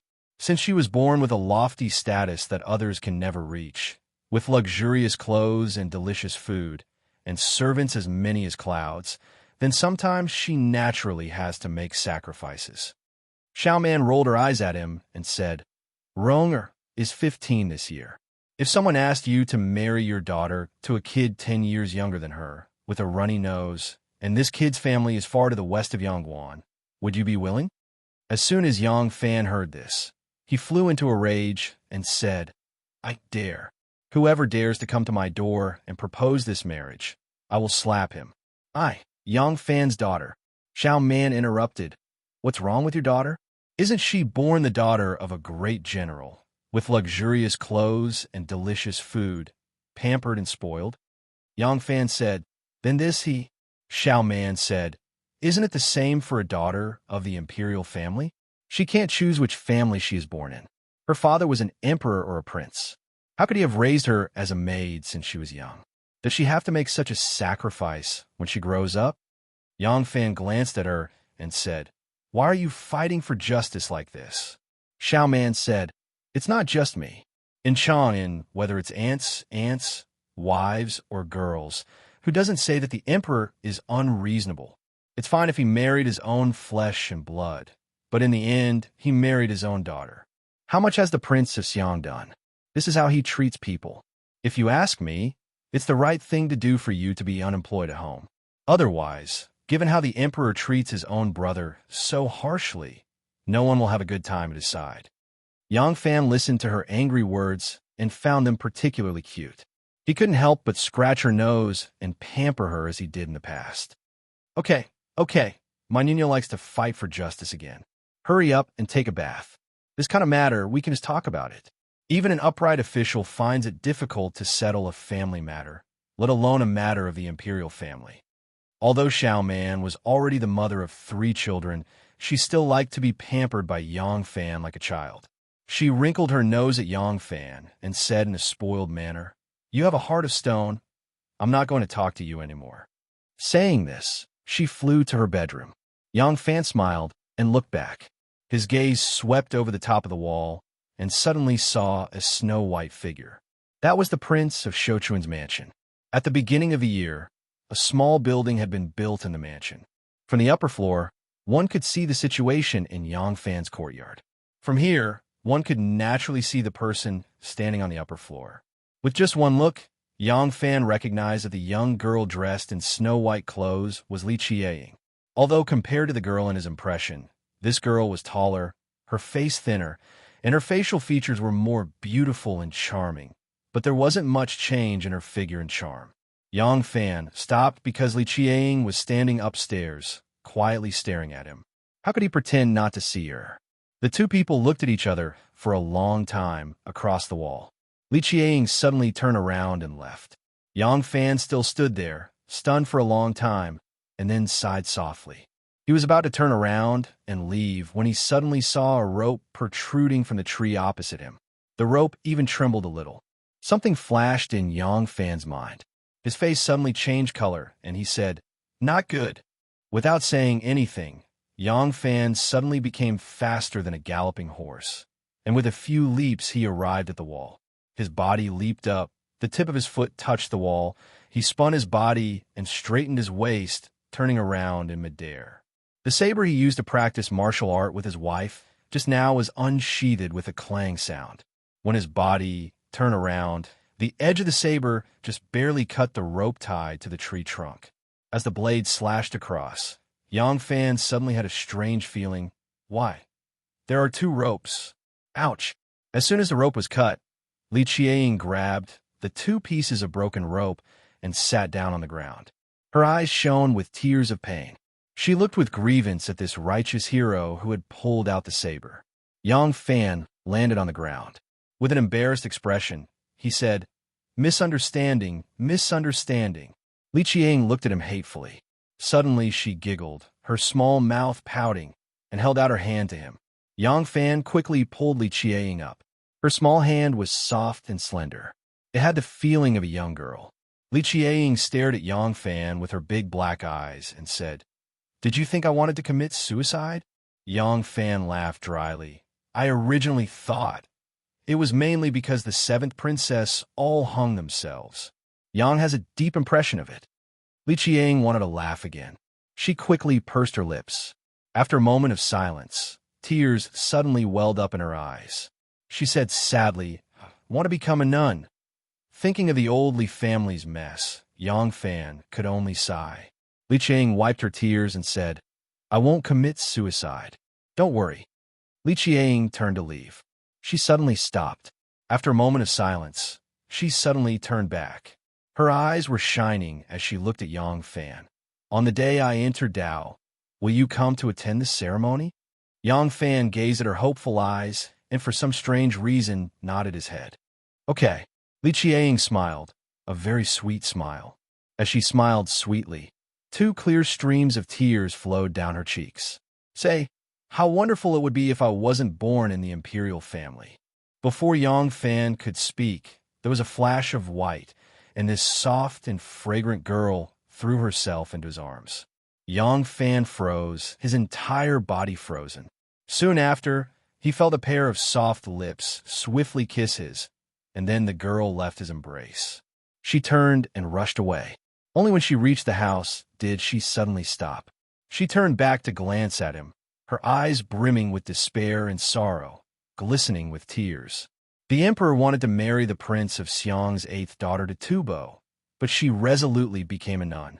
The emperor also wanted to marry the prince of Xiang's 10th daughter to Tubo, but she actually wanted to become a nun, and for the same reason that he could not refuse. Li Xian angrily approved the memorial and once more arranged a grand ceremony. He ordered the great master of the 3 caves, the minister of honor, the founding duke of Hanoi Commandery, the pillar of state, and the master of Grand Purity Monastery, Shi Chongxian, to bestow scriptures on Li Qiang and grant her the title of Princess Yuzhen. She was to become a nun with the Buddhist name Supreme Zhen. When a princess became a nun, although there were no rules that stipulated who could and could not attend the ceremony, this was a private matter of the imperial family, so the officials of the court never participated. Last time, when a golden immortal princess became a nun, only a few people from the imperial family came to attend the ceremony. This time, however, there was one more person, Yang Fan. The altar was made of clay and had 3 levels. It was 12 feet tall, surrounded by golden lotuses and engraved with violet gold. All around the altar were brocades, 72 bolts of blue, red, white soap, and yellow silk, for 180 bolts of silk, 240 strings of coins, 200 taels of gold, 120 caddies of incense, 24,000 pieces of memorial paper, and all sorts of gold and jade incense burners. It could be said to be priceless. As expected, the extravagance of a nun of the imperial family was extraordinary. If even a nun needed such extravagance, then perhaps it would be an extravagant hope for an ordinary person to become a nun. Today, besides the Prince of Xiang, Princess Taiping, and the Prince of Xiang's eldest son, second son, and daughters, there was not a single member of the imperial family. Everyone knew that 2 women from the Prince of Xiang's estate had become nuns, which was a form of retaliation and contempt toward the emperor, who would be willing to appear at this time. However, Yang Fan had come, wearing a violet ribbon and jade belt, dressed in full court robes. Princess Taiping was rather surprised to see Yang Fan. After he met the surprised Prince of Xiang and retreated to her side, she asked in a low voice, "Why have you come?" Yang Fan looked up at the platform and answered, "I was invited by Princess Yuzhen." Taiping froze and couldn't help but glance at the praying Li Qiang on the platform. For a moment, she couldn't figure out the relationship between Yang Fan and her. If the two had an affair, Yang Fan wouldn't have told her so openly. But if they didn't, could Yang Fan and that girl Qiang have any sort of friendship? Chapter 11:59. Li Qiang had her palms pressed together and did not see Yang Fan, but the golden immortal princess did. The golden immortal princess had become a nun, and her Buddhist name was Supreme Path. She had the same master as Li Qiang. Since the 2 of them were biological sisters, they were now fellow apprentices. Today, Golden Immortal was accompanying her master, Reverend Chongxian, to teach her sister. Seeing Yang Fan appear, the Golden Immortal Princess was surprised and whispered to Li Qiang, "Yang, why is Yang Fan here? Is he here?" Li Qiang was delighted and said to the Golden Immortal Princess, "I invited him." As she said this, she anxiously looked down the stage and saw Yang Fan standing there. A gratified smile appeared on True Jade's face. Yang Fan smiled and nodded to her in greeting. The Golden Immortal Princess shook her head gently and grumbled in a low voice, "You are really insensible. This time, you have caused trouble for General Yang. Li Qiang was surprised. What's wrong? The golden immortal princess said, You and I became nuns one after another and refused to marry.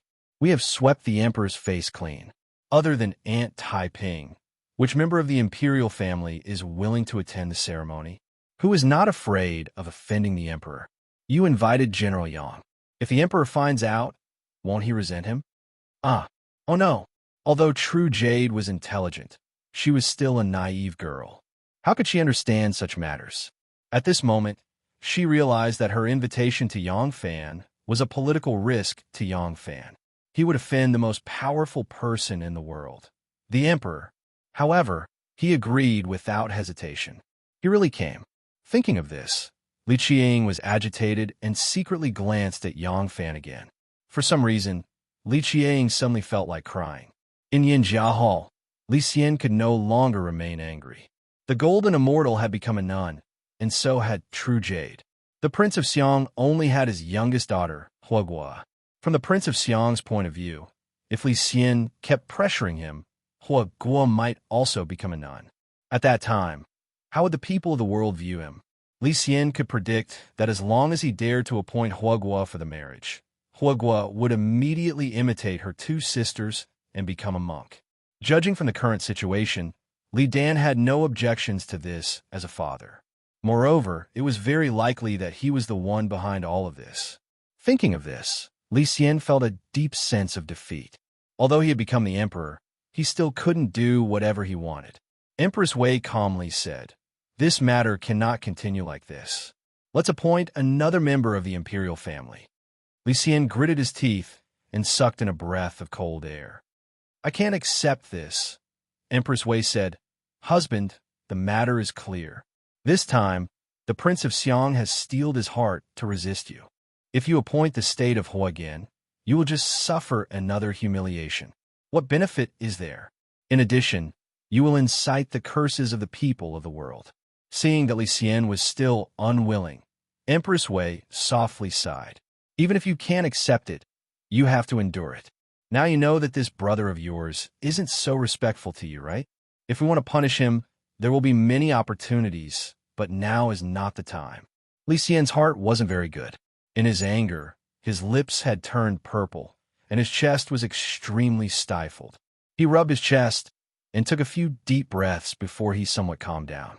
Helplessly, he said, Fine, I'll do as my wife says.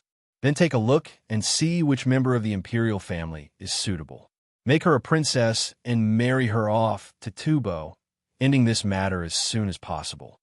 At this point, a young eunuch walked in and said to Li Xian and Empress Wei, Sage, Empress, Princess Annal, and the Prince Consort request an audience. Empress Wei said, Have them come in. A few moments later, Princess Annal and Wu Yinxiu walked in from outside. Upon seeing Li Xian and Empress Wei, Princess Annal giggled and greeted, Father, Mother. Seeing Li Xian's unhappy expression, Princess Annal stuck out her tongue. Pulling on Empress Wei's arm, she whispered, Mother, Father doesn't seem to be very happy. Who provoked him? Wu Yinxiu bowed to Li Xian and Empress Wei, then obediently stood to the side. Empress Wei snorted.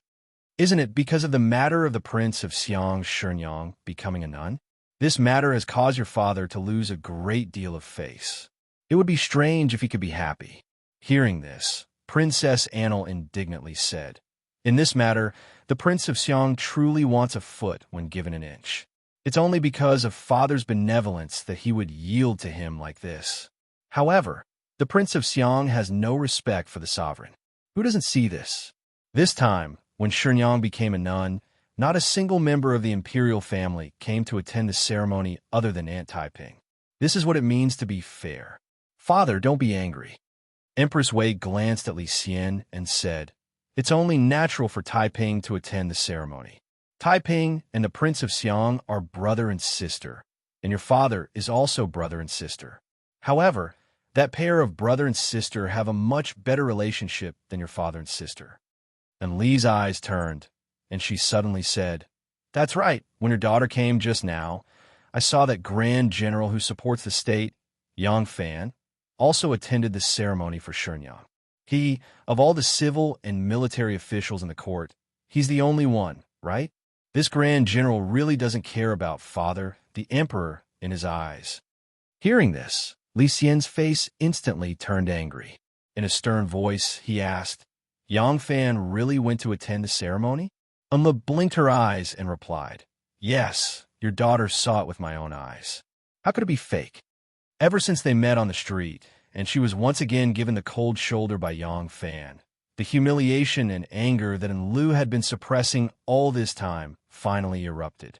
She knew that no matter what method she used, she would never be able to make Yang Fan submit to her. After her illusions were shattered, Enlu felt a deep hatred for Yang Fan. Now that she finally had something to use against Yang Fan, she naturally wanted to use this opportunity to slander him. Wu Yinxiu, who had been standing solemnly on the side, suddenly smiled and said, If the Grand General who supports the state dares to do this, he naturally has something to rely on. Putting aside the fact that the Divine Dragon coup and the Crown Prince's rebellion, the Grand General who supports the state made great contributions one after the other, so it's not easy to move against him. Let's take these 10,000 cavalry, for example. Back then, there were just 100 cavalry, but under Grand General Yang's hands, they became 1,000 cavalry, or 10,000 cavalry. Although the Grand General is no longer in the army, the Iron Army that the Grand General single-handedly forged still holds the Grand General in high esteem. Hearing this, Li Xian's face darkened, and a murderous intent quietly blossomed. On the altar, Li Qiang received the purple script of the 3 holes of the 8 scrolls, wore the true seal of the 5 elders, and used the 8-power strategy. These were the most mystical and superior secret techniques of the Taoists at that time. According to the Taoists, after the princess received the teachings of Taoist Master Chongxian, and the 3 Taoists who had attained the Tao testified, she received this spiritual treasure and instantly rose 4 levels of the immortal step. She could be considered a female cultivator who had attained the Tao. After the bestowment of the 8 scrolls and the wearing of the talismans, Li Qiang put on the 8 treasures Taoist robe and followed her master and senior sister down the altar. When she passed by Yang Fan, Li Qiang suddenly stopped and solemnly bowed to him. Seeing this, Yang Fan hurriedly returned the gesture. Li Qiang gave him a mischievous smile, then glanced at her father, brother, and sisters before following Taoist master Chongxian to the ox cart. Because she had become a nun, the Imperial Clan Temple urgently vacated a Taoist temple and renamed it Yuzhen Temple. It could be considered as her place of cultivation. As Yang Fan gazed at Yuzhen's innocent and unaffected smile, his heart suddenly ached. This 16-year-old girl probably still did not understand what it meant to become a nun and cultivate. From now on, her youth would be buried in this Taoist temple, and her fine black hair would turn to snow. Yang Fan sighed.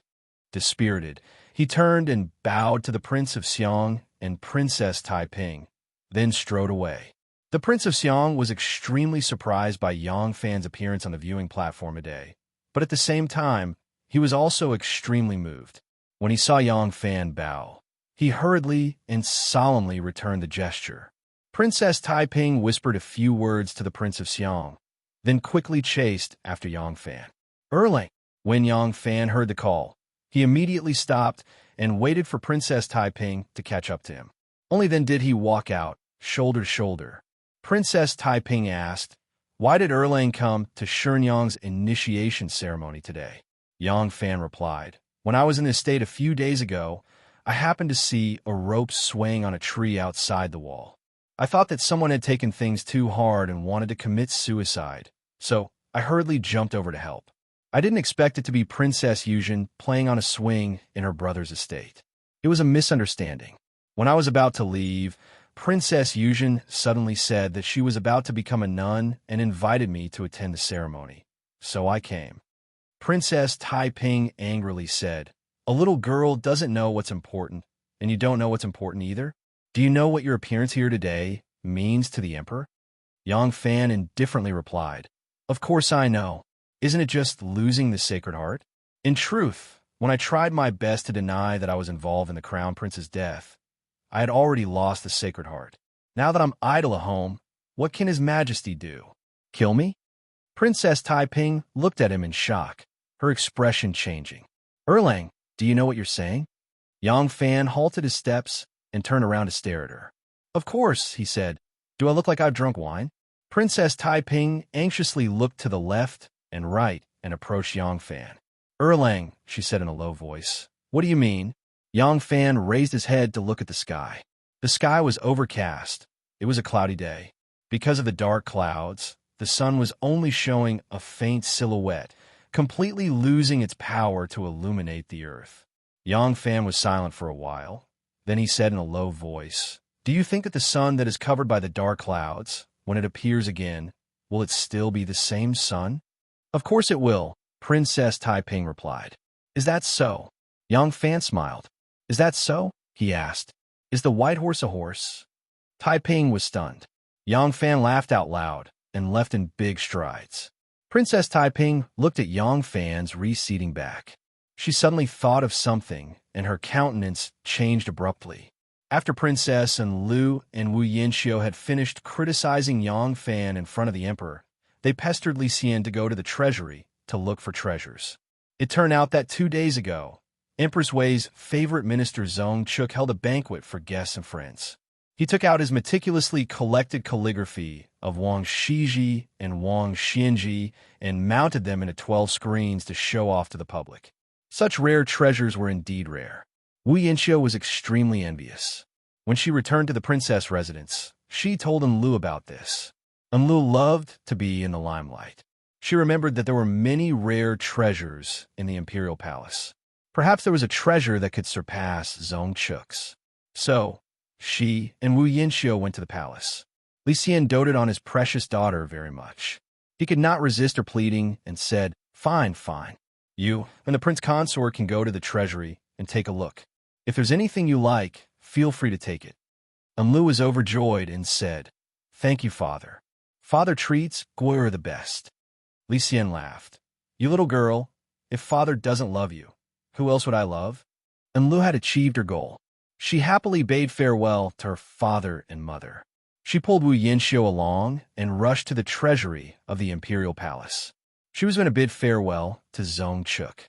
When she arrived at the treasury, she only cared about the calligraphy and paintings. In less than an hour, she had picked out more than 20 authentic works of Wang Shiji and Wang Xianji. Among them, the most valuable was the authentic preface to the Orchid Pavilion. With this kind of treasure, they thought that they could surpass Zhong Chuk's limelight. The husband and wife left the imperial palace in high spirits. Chapter 1160. After 2 daughters of the Prince of Xiang's estate had entered the Dao and become monks, Emperor Li Xian could no longer continue to oppress the Prince of Xiang. If this continued, he would not be able to achieve his goal, and his already poor reputation would drop even further. Helpless, Li Xian could only adopt the Prince of Yong, Li Shouli's daughter, Li Nunu, as his adopted daughter, bestowing upon her the title of Princess of Jincheng, allowing her to marry into the distant Tufan Empire. Li Nunu did not have the guts to become a monk like Golden Immortal and True Jade. The Prince of Yong, Li Shouli, did not have the courage to challenge Li Xian. As a result, the 14-year-old Princess of Jincheng, Li Nunu, was quickly escorted to Tibet by the Grand General of the Left, Yang Jiuhu, and married to the 6-year-old Tibetan Zanpu. After this matter, the relationship between Emperor Li Xian and the Prince of Xiang, Li Dan, dropped to a freezing point.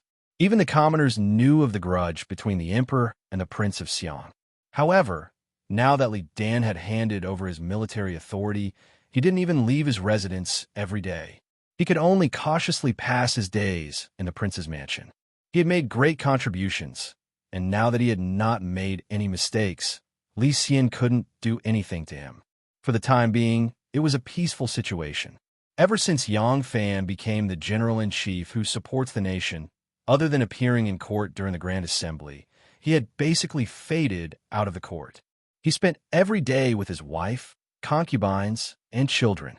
Occasionally, he would accompany Xiao Man, who deeply sympathized with the plight of the 2 princesses of the Prince of Xiang's estate, to the Jade Truth Temple. The Yuzhen Temple was located in Longqing Square, and it was built next to the Longqing Pool.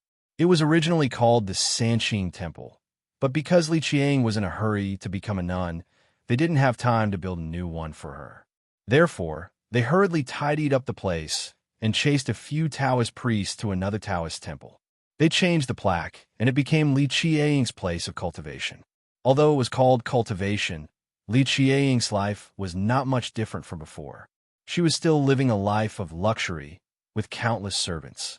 The only difference was that she had more time to do her homework. In terms of food and drink, if she did not want to be vegetarian, as the head of the monastery, all the female Taoists in the monastery were her palace maids, who would be willing to meddle. Today, Princess Yuzhen set up a banquet to entertain Yang Fan and his wife. She ordered people to prepare a banquet with wine and fish. However, she was a young lady and her diet was light, so she didn't eat too much meat.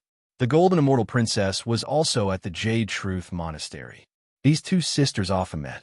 Rather than saying that they were cultivating, it would be more accurate to say that they treated this monastery as a courtyard for the Prince of Xiang's estate. It was more suitable for them to cultivate here.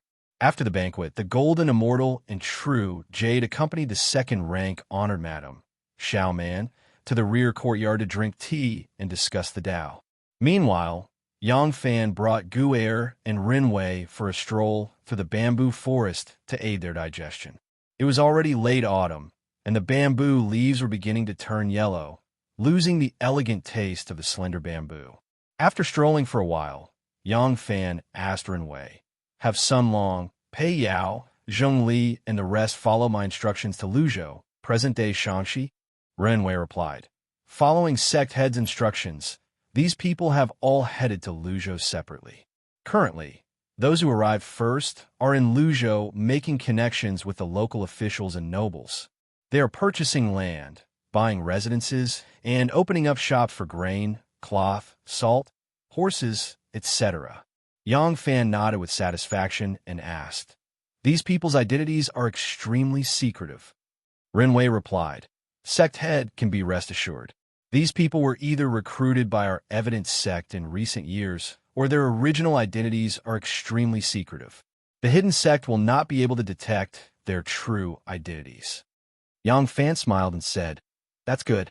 The Prince of Xiang's estate's third son, the Prince of Linzi, Li Longji, is currently serving as a consort in Luzhou. You can ask Zheng Li to find ways to curry favor with him.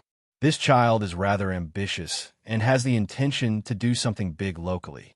If he knows that Zheng Li is going to build a large horse farm in Luzhou, he will definitely support it with all his might. Give him whatever the Prince of Linzi wants. Give him money, silk, and women. He will fulfill all his requests. This is the fastest way for us to establish a connection with the Lu province officials. As long as Zheng Li succeeds, we will be able to establish a foothold in Luzhou. Rin Wei acknowledged and accompanied Yang Fan for a while. He then asked with a puzzled expression, "Sect head, this subordinate doesn't understand. Luzhou is not a developed place for trade. Why are we spending so much effort to establish a foothold in Luzhou?" Yang Fan replied, "It is precisely because Luzhou is not a developed place for trade. That is why the hidden sect's influence in Luzhou is very weak. This is our opportunity. Otherwise, do you think we will be able to intervene smoothly and snatch such a large territory from the hidden sect so easily?" He glanced at Rin Wei and suddenly laughed. "Do you think that Luzhou is of little value to us?" Rin Wei smiled embarrassedly. Yang Fan withdrew his smile and spoke with a stern expression. "You are wrong. Luzhou is very important to us. Gongji province is currently the capital city. If we're going to fight to the death with the hidden sect, we cannot choose this place. Otherwise, once the imperial court finds out, everyone will be finished. Then where can we choose?" Yang Fan stretched out his hand and casually pointed in the air. "The west is Longyu, which is the hidden sect's foundation. Even if we use all our strength, we can forget about uprooting it. In order to defeat the hidden sect, we can only use the method of weakening them step by step. In the east and south, our strength is stronger than the hidden sect. Once we make a move, we will be able to eliminate their forces quickly. To us, The hardest to deal with is the hardbone that is the Hebei province. Ren Wei seemed to understand and said, "This subordinate understands. Sect head wants to control Luzhou and then separate the Longyu province from the Hebei province." Yang Fan nodded and said, "That's right. The Hebei province is not only an extremely important territory for the hidden sect, but it is also connected to the hidden sect's trade with Korea and Japan. When we are able to control Luzhou firmly, it will be the time for us to launch an attack on the hidden sect's forces in the Hebei province. As long as we take over the Hebei province." Yang Fan let out a cold laugh. Ren Wei understood and immediately continued. "By then, our obvious sect will be able to use the prestige of victory and gather the forces from the north, east, and west to encircle and annihilate Longyu. Even if we can't annihilate them, we can still chase them back to Longyu and force them to hold up. From then on, our obvious sect will be able to unify the Central Plains." Yang Fan laughed heartily while Ren Wei rubbed his fists and said, "This subordinate understands. This subordinate will definitely do his best and manage Luzhou well for sect head." Yang Fan nodded and said, "It is extremely important for Zheng Li and the others to complete their mission. Their identities are considered top secret. In the future, if I have any instructions, I will give the order to you directly. You will be the one to contact them. You must not let anyone else do it. You must ensure that their identities will not attract the hidden sect's attention." "Yes." After Lu Bingji finished reading a small piece of paper, he flicked it lightly and threw it into the brazier. The paper quickly turned into a pile of ashes. Lu Bingji spoke arrogantly and proudly. "The obvious sect and hidden sect are finally going to fight." Ding Yu used a bamboo ladle to scoop a bowl of tea for him and gently pushed it in front of Lu Bingji. He smiled and said, "Young master seems to be a little impatient." Lu Bingji smiled and said, "That's right. I have been impatient for a long time. However, I am also clear that they will not make a move so quickly. Before the troops are mobilized, the rations and fodder are already in advance. They will definitely make ample preparations before they think about making a move. This is also our chance. With the obvious sect and hidden sect's massive forces and how secretive their forces are, even if we use the army to annihilate them, we will not be able to do anything. If the two sects use some martial artists to fight and kill, it will not harm their vitality. Their true battlefield will not see blood, but it will also be the most damaging. At that time, their strength will truly be exposed. We will then be able to sit on the mountain and watch the tigers fight. When the obvious sect and hidden sect are mutually injured, they will come out to clean up the mess. We will then take over and rebuild the succession hall." Ding Yu said excitedly, "This subordinate understands. Then, when the obvious sect and hidden sect are preparing their troops, should we not interfere in order to avoid alerting them?" Lu Bingji nodded and said, "Of course," but Lu Bingji rubbed his chin and muttered, "In the north, in terms of foundation, who can compare to our Lu clan? Of course, we cannot help, but if we don't help at all, it seems like we aren't fulfilling our responsibility as the host." His smile was a little sinister, and Ding Yu couldn't help but ask. Then young master plans to Lu Bingji said, "Let our men in Lu province try to provide some convenience to Yang Fan's men and help them establish a foothold in Lu province as soon as possible." Ding Yu smiled knowingly and said, "This subordinate understands." Yang Fan and Xiao Man stayed at Yuzhen Temple until the evening before leaving. The couple came out of Yuzhen Temple and drove back to their mansion. But as soon as they entered the mansion, Mo Xuanfei whispered in Yang Fan's ear, "Ah Lang, Shangguan Zhaorong has arrived." Yang Fan nodded and informed Xiao Man before walking to the back garden. There was a small building in the back garden. This was where Wan and Yang Fan met after leaving the palace.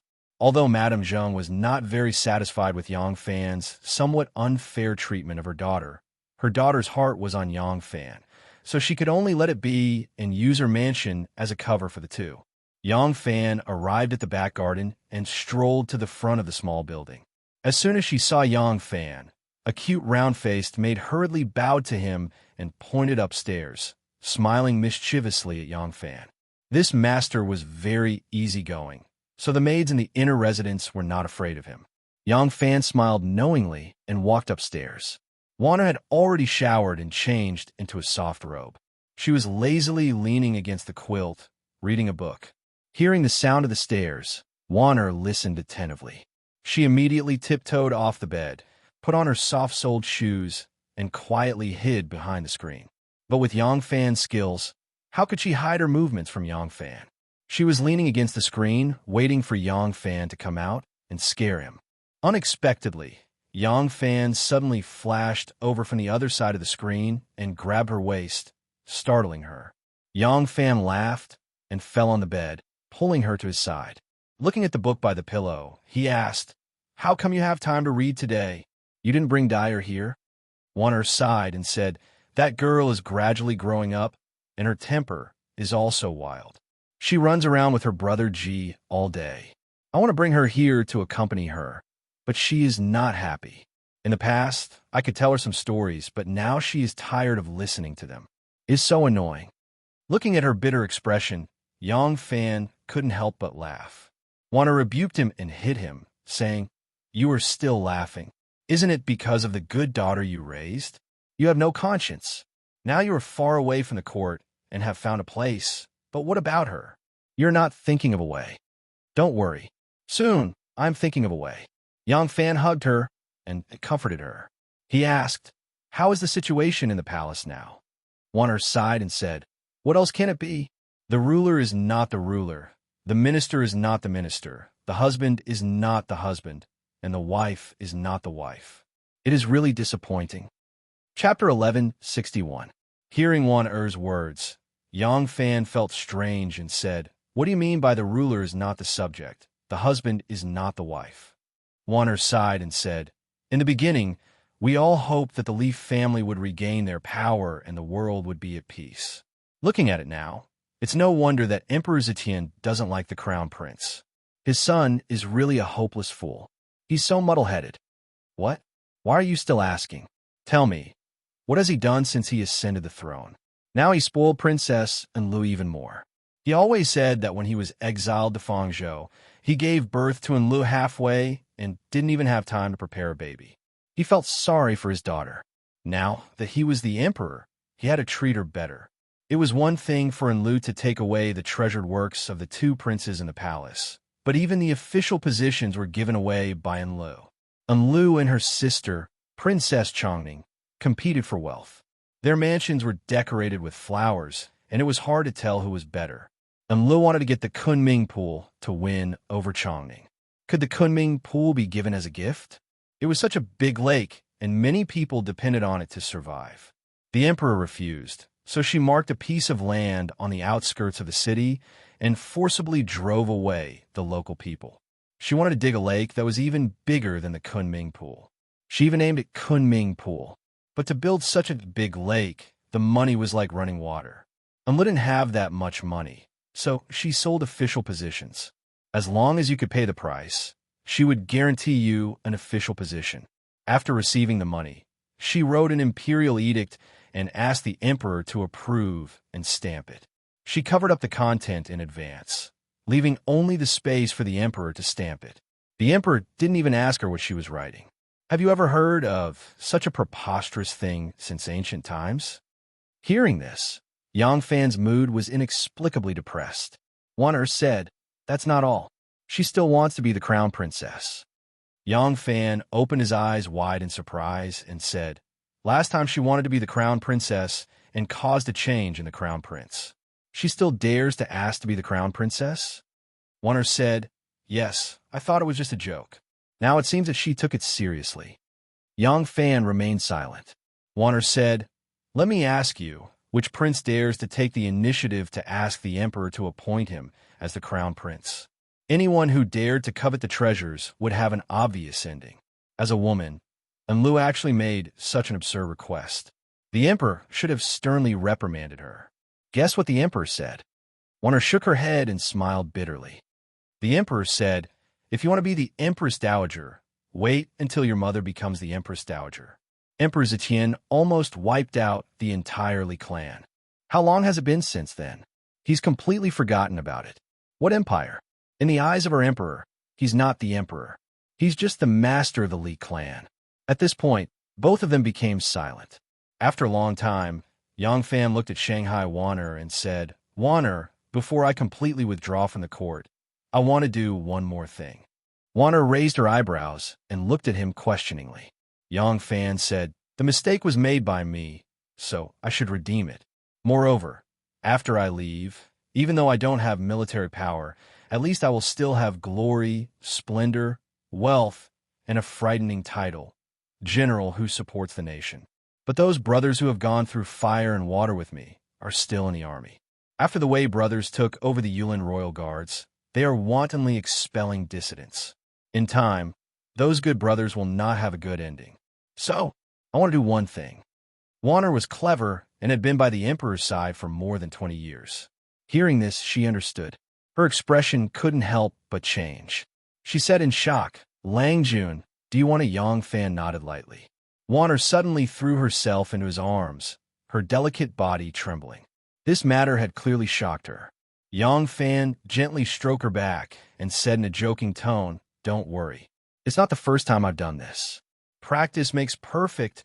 Both of them were so focused on this topic that they inadvertently skipped over the matter of husband and wife or not husband and wife. Ever since the day Princess Yuzhen entered the Wei to observe the ceremony, Princess Taiping had frequently asked out on dates with Yang Fan. Yang Fan's words in the palace that day had really frightened her. But toward her, Yang Fan could not be as unreserved as he was toward Wanner. Taiping was a very strong and independent woman. Furthermore, she had too many responsibilities on her shoulders. In this aspect, she was very different from Wanner. In Wanner's heart, her man was her heaven. In Taiping's heart, she was her Tai. The heavens and the earth were big. There was nothing that could bind her, whether it was family or love. Yang Fan was willing to implicitly reveal some of his intentions to her, because if he really wanted to take action, he would very likely have to work hand in hand with Taiping. Otherwise, he would not even reveal this bit of information to her. A ruler does not lose his country in secret, and a subject does not lose his body in secret. Right now, Yang Fan was not alone. He also had his own responsibilities that he needed to bear. How could he be so ostentatious? However, with Princess Taiping's intelligence, she had already vaguely guessed what Yang Fan wanted to do from his implicit expression. For this reason, she repeatedly made appointments with Yang Fan to confirm his intentions. Naturally, Yang Fan was not willing to reveal more.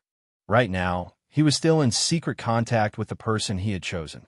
The other party had not given him a clear answer. If the other party did not intend to do this, he would naturally cancel his plans. There was no need to reveal the secret to Taiping so early.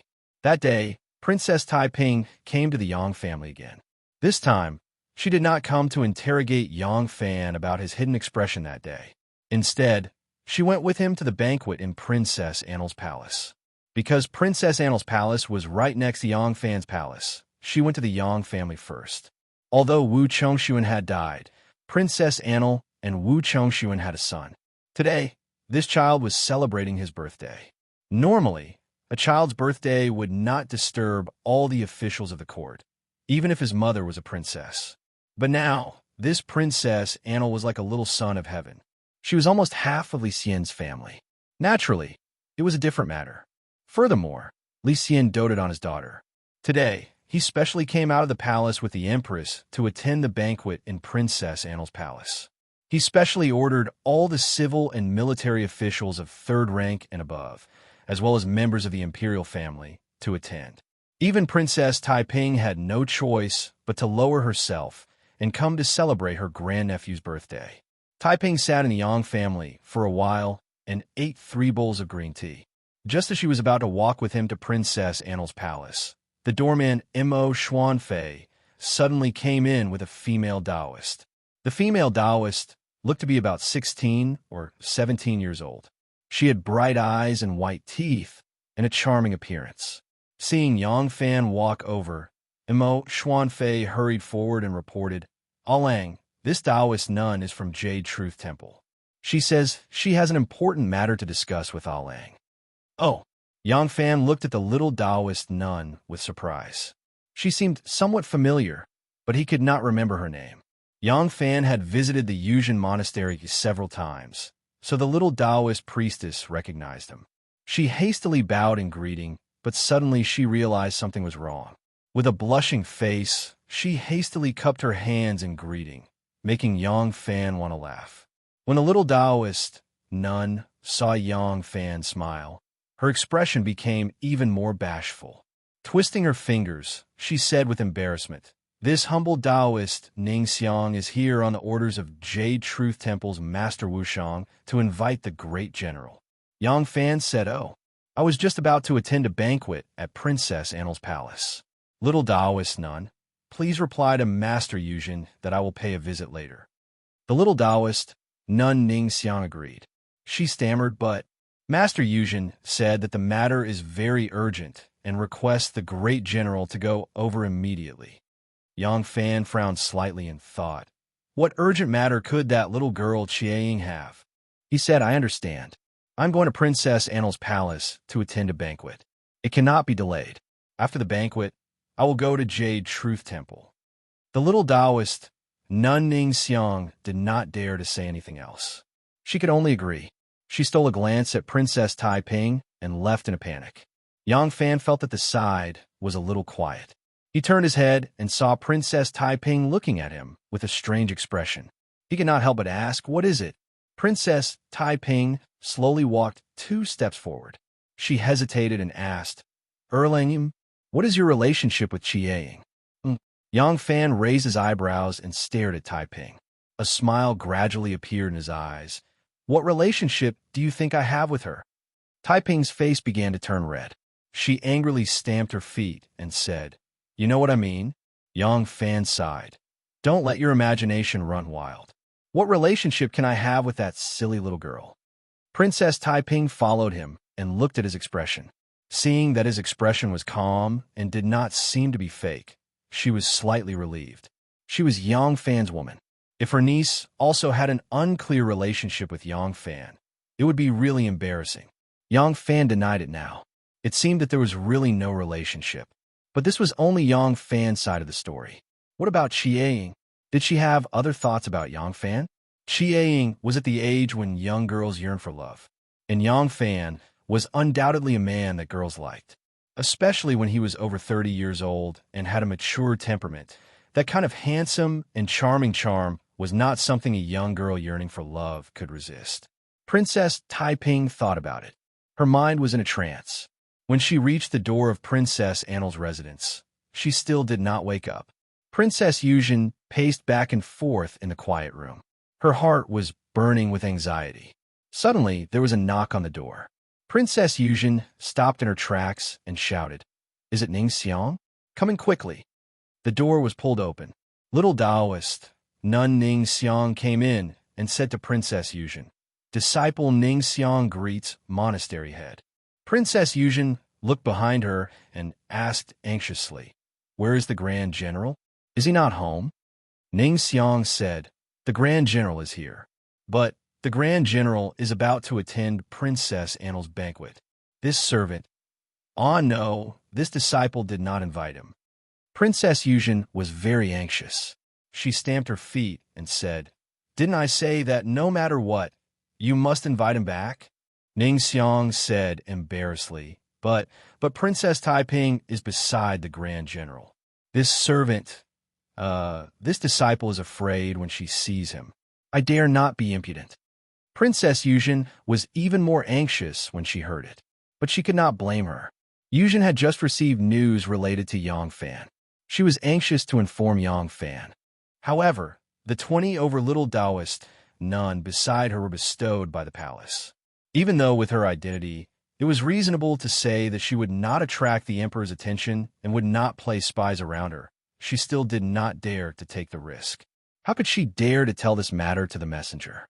Now it seemed that she could only make a trip personally. Thinking of this, Princess Yuzhen raised her eyebrows and said in a deep voice, "Prepare the carriage immediately. I want to go to Princess Annel's residence." Chapter 1162. Ever since the founding of the Tang dynasty, perhaps the time when power had been most concentrated was when Li Dan was emperor. There were no factions in the imperial court. All the factions were hibernating, and there was only one faction in the imperial court, the Wei faction. In the political affairs hall, 3 members of the Wei clan, Wei Wen, Wei Engshi, and Wei Jiyuan, served as prime ministers. The prime ministers not only held political power, but also controlled the imperial guard of the southern Yamen. At the same time, Wei Jie, Wei Zhua, Wei Bo, Wei Xian, and the empress's nephew Gao Chong, as well as Wei Yanxiu, controlled the northern Yamen. All the civil and military officials were gathered in the Wei clan. Besides the direct members of the Wei clan, there was also Zhong Chuk and Ji China, Zhou Yong, Ran Ziong, Li Ji, Song Jishuan, Yao Shaoji, Zhong Jinqing, and a group of other henchmen attached themselves to the Wei clan. These people controlled the imperial censorate and the 6 ministries of the imperial court. All the important government offices were under their control. In the entire imperial court, all the nobles and nobles belonged to the Wei clan. Even when Wu Zetian was in power, she had never allowed the Wu clan to monopolize power. Wu Zetian had always adhered to the path of balance. No matter how many people she defeated, she would always establish a new power to ensure the balance between the various factions. But Li Xian had done the exact opposite. He had taken the initiative to help the Wei clan eradicate all its competitors. In these circumstances, who would dare not come to celebrate the birthday of Princess Annel's son? Did they not see that even the Prince of Xiong and Princess Taiping had no choice but to come and celebrate the birthday of their grandnephew? All sorts of precious gifts, which had not been transported away in time, were piled up on both sides of the ceremonial gate. The residence was filled with important ministers dressed in scarlet. If one was not dressed in scarlet, one would not even have the right to go in and drink water. To be able to leave a gift behind was already giving one a great deal of face, so one could happily leave. Princess and Li's son had just turned 5 this year. The 5-year-old little birthday boy was held in Li Xian's arms, and he impatiently twisted his body. He didn't like to mingle with so many adults, but after Enlu glared at him, he became obedient. Towards his biological mother, who had always been too lazy to take care of him, the little birthday girl only had fear. Yang Fan purposely chose a corner to sit, but he was discovered by someone and was pushed to the front. Although the people who appeared in Princess and Li's residence today were all important people with great authority, there weren't many major second-rank officials. Not only was Yang Fan a second-rank official, he no longer had any real power, so everyone respectfully arranged for him to be with those old fellows who had already retired. As far as the eye could see, all around him were white-haired former prime ministers and former ministers. Yang Fan sat among them, like a crane in a flock of chickens. Of course, he knew that this was Princess and Li's intentional arrangement. He had already seen Princess and Li's proud gaze, and this was Princess and Li's residence. How could she not ask for her opinion on the seating arrangement? However, Yang Fan did not feel humiliated. He was not familiar with these former high-ranking officials. Sitting among them saved him from being harassed. He only cared about calmly drinking his own wine and eating his own food. Since he was already here, he might as well take things as they came. Seeing Princess and Lu deliberately humiliate Yang Fan, Princess Taiping was initially quite worried, afraid that Yang Fan would not be able to restrain himself and become hostile on the spot. Seeing him calm and collected, she relaxed. Empress Wei sat at the seat of honor and presented a large night pearl to the birthday boy as a gift. The birthday boy was very interested in this round and smooth pearl. He happily accepted it and played with it with his 2 small hands. Empress Wei smiled at Li Xian. Today is your grandson's birthday. As his grandfather, shouldn't you give him a gift? Li Xian smiled. You have a pearl as a gift. Naturally, I have a gift for him as well. Li Xian whispered a few instructions to a young eunuch who was serving at his side. The young eunuch then walked out. A short while later, he came back with a horse. When the guests in the hall saw this, they could not help clicking their tongues in wonder. This horse was only half a meter tall and extremely small. Even if it was placed in a kennel, it would not necessarily be as strong as a large dog. However, it was truly a horse. When the birthday boy saw this horse, his eyes immediately lit up. Twisting his body, He slid out of Li Xian's embrace and ran to the front of the horse. He excitedly stretched out his hands. This little pony was extremely docile. The eunuch was not afraid that it would kick and injure the child. He giggled as he watched the birthday boy stroke the horse's mane. Li Xian stroked his beard and smiled. "Grandson, do you like this horse?" The birthday boy beamed with joy and nodded his head repeatedly. "I like it. I like it. Grandfather is so good." Li Xian chuckled. Empress Wei pursed her lips and said, "It is just a Han Palace pony. You are the emperor who has the wealth of the world. To only gift a pet horse to our grandson's birthday, isn't that a bit too stingy?" Li Xian said, "AI, he is just a child. His birthday is just for fun. Do you think he will like things like gold, pearls, jade, and other such things? This is a gift that we have carefully chosen for our grandson."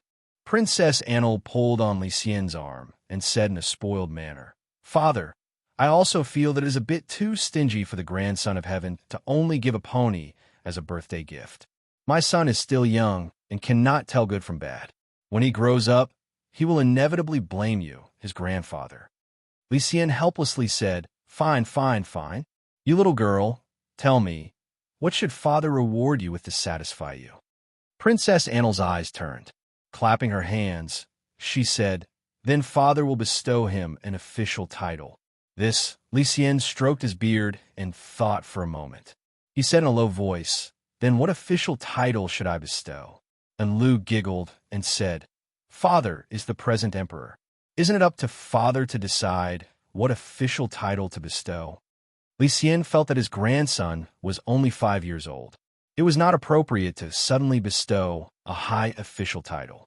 But the title was too small. It looked like his daughter would not be satisfied. Just as he was deliberating, Empress Wei impatiently said, "What is there to think about? Just bestow my grandson the position of Taichung official, with additional titles of gold and purple bright rank official, general of the left guard, the title of Duke of Hao, and 500 households of land." Hearing this, Li Xian was shocked and hurriedly said, "That won't do. Isn't it too hasty? Wait for Jean to return to the palace and think carefully before making a decision." Empress Wei icily said, "What is there to argue about? Didn't your majesty say at Fengshui that no matter what Xie does in the future, your majesty will not interfere?" Li Xian was instantly at a loss for words. Princess and Lu hurriedly shot a glance at Wu Yanxiu. The two pulled the birthday girl over and bowed to Li Xian. "Many thanks to Imperial Father for bestowing this title." Li Xian opened his mouth, but in the end, he dejectedly said, "You may rise." All the officials present saw this. The officials of the Wei clan saw that the emperor had no prestige in front of the empress and couldn't help but be pleased with themselves. The Prince of Xiang, Taiping, and the other officials, on the other hand, were inwardly dejected. Yang Fan held a cup of wine and coldly gazed at the scene in the hall. He thought to himself, "The current emperor is clearly Empress Wei." Yang Fan tilted his head back and gulped down the cup of wine. Li Xian had been publicly rebuked by Empress Wei and felt very humiliated. He sat gloomily for a while, then said that he was tired and wanted to return to the palace. The emperor had come to celebrate his grandson's birthday and shouldn't have stayed for too long. After sitting for a while, he should have left. Now that the emperor was leaving, the officials naturally had to see him off. The civil and military officials, as well as the emperor's relatives, noisily escorted Li Xian and his wife out of the princess's estate and returned to the hall to take their seats. Now that the emperor was no longer seated at the seat of honor, the hall truly became lively and relaxed. Yang Fan saw that the emperor had left and drank a few more steps. Then he stood up, intending to bid farewell to the owner of this place. He saw that Wu Yanxiu and Zhong Chuk were drinking and chatting merrily. Just as he was about to walk over, a green-clothed manservant suddenly stopped in front of him and bowed to him with a smile. He said, "Great General, my princess invites you." After the emperor and empress left, the male and female guests parted. The noble ladies of the imperial clan all went to the rear residence. Princess and Lu also pulled her son to the back. There were no more women in the hall. Hearing Li's invitation, Yang Fan thought that she was going to pester him again. He said, I'm already slightly tipsy and am about to bid farewell. I and the princess are men and women, so I won't be going to the rear residence. The blue-clothed manservant lowered his voice and said, Great General, don't misunderstand. When the princess sent this lowly one, she said that there was an important matter that she wanted to discuss with Great General. The princess also knows that it is not suitable for Great General to enter the rear residence, so she is waiting in the room next door. Great General, please do not make things difficult for this lowly one. This, Yang Fan felt it was strange. Hearing these words, it seemed that Enlu really did have some important secret that she wanted to talk to him about. Of course, Yang Fan didn't believe that someone like Enlu would care about the affairs of the country. However, with her status, it wouldn't be strange for her to know some important secret. And for her to want to meet with him, it was very likely that she wanted to use this secret to threaten him or use both hard and soft tactics to force him to submit. But what important matter did she know? Since she invited me to meet with her, it seemed that this matter must be related to me. Thinking of this, Yang Fan decided to meet with her. As long as he wasn't tempted, could it be that Princess Enlu would rape him? Yang Fan nodded his head and said, If that's the case, please lead the way. The manservant smiled cheerfully and said, Great General, this way please. This hall was very spacious. There were exits at the front, back, left, and right. The manservant led the way to the door on the right. Yang Fan followed behind the manservant. He had just taken a few steps when he heard a commotion at the main entrance of the hall. Someone said, Hey, you can't go in. Immediately, a clear and crisp female voice said, How dare you?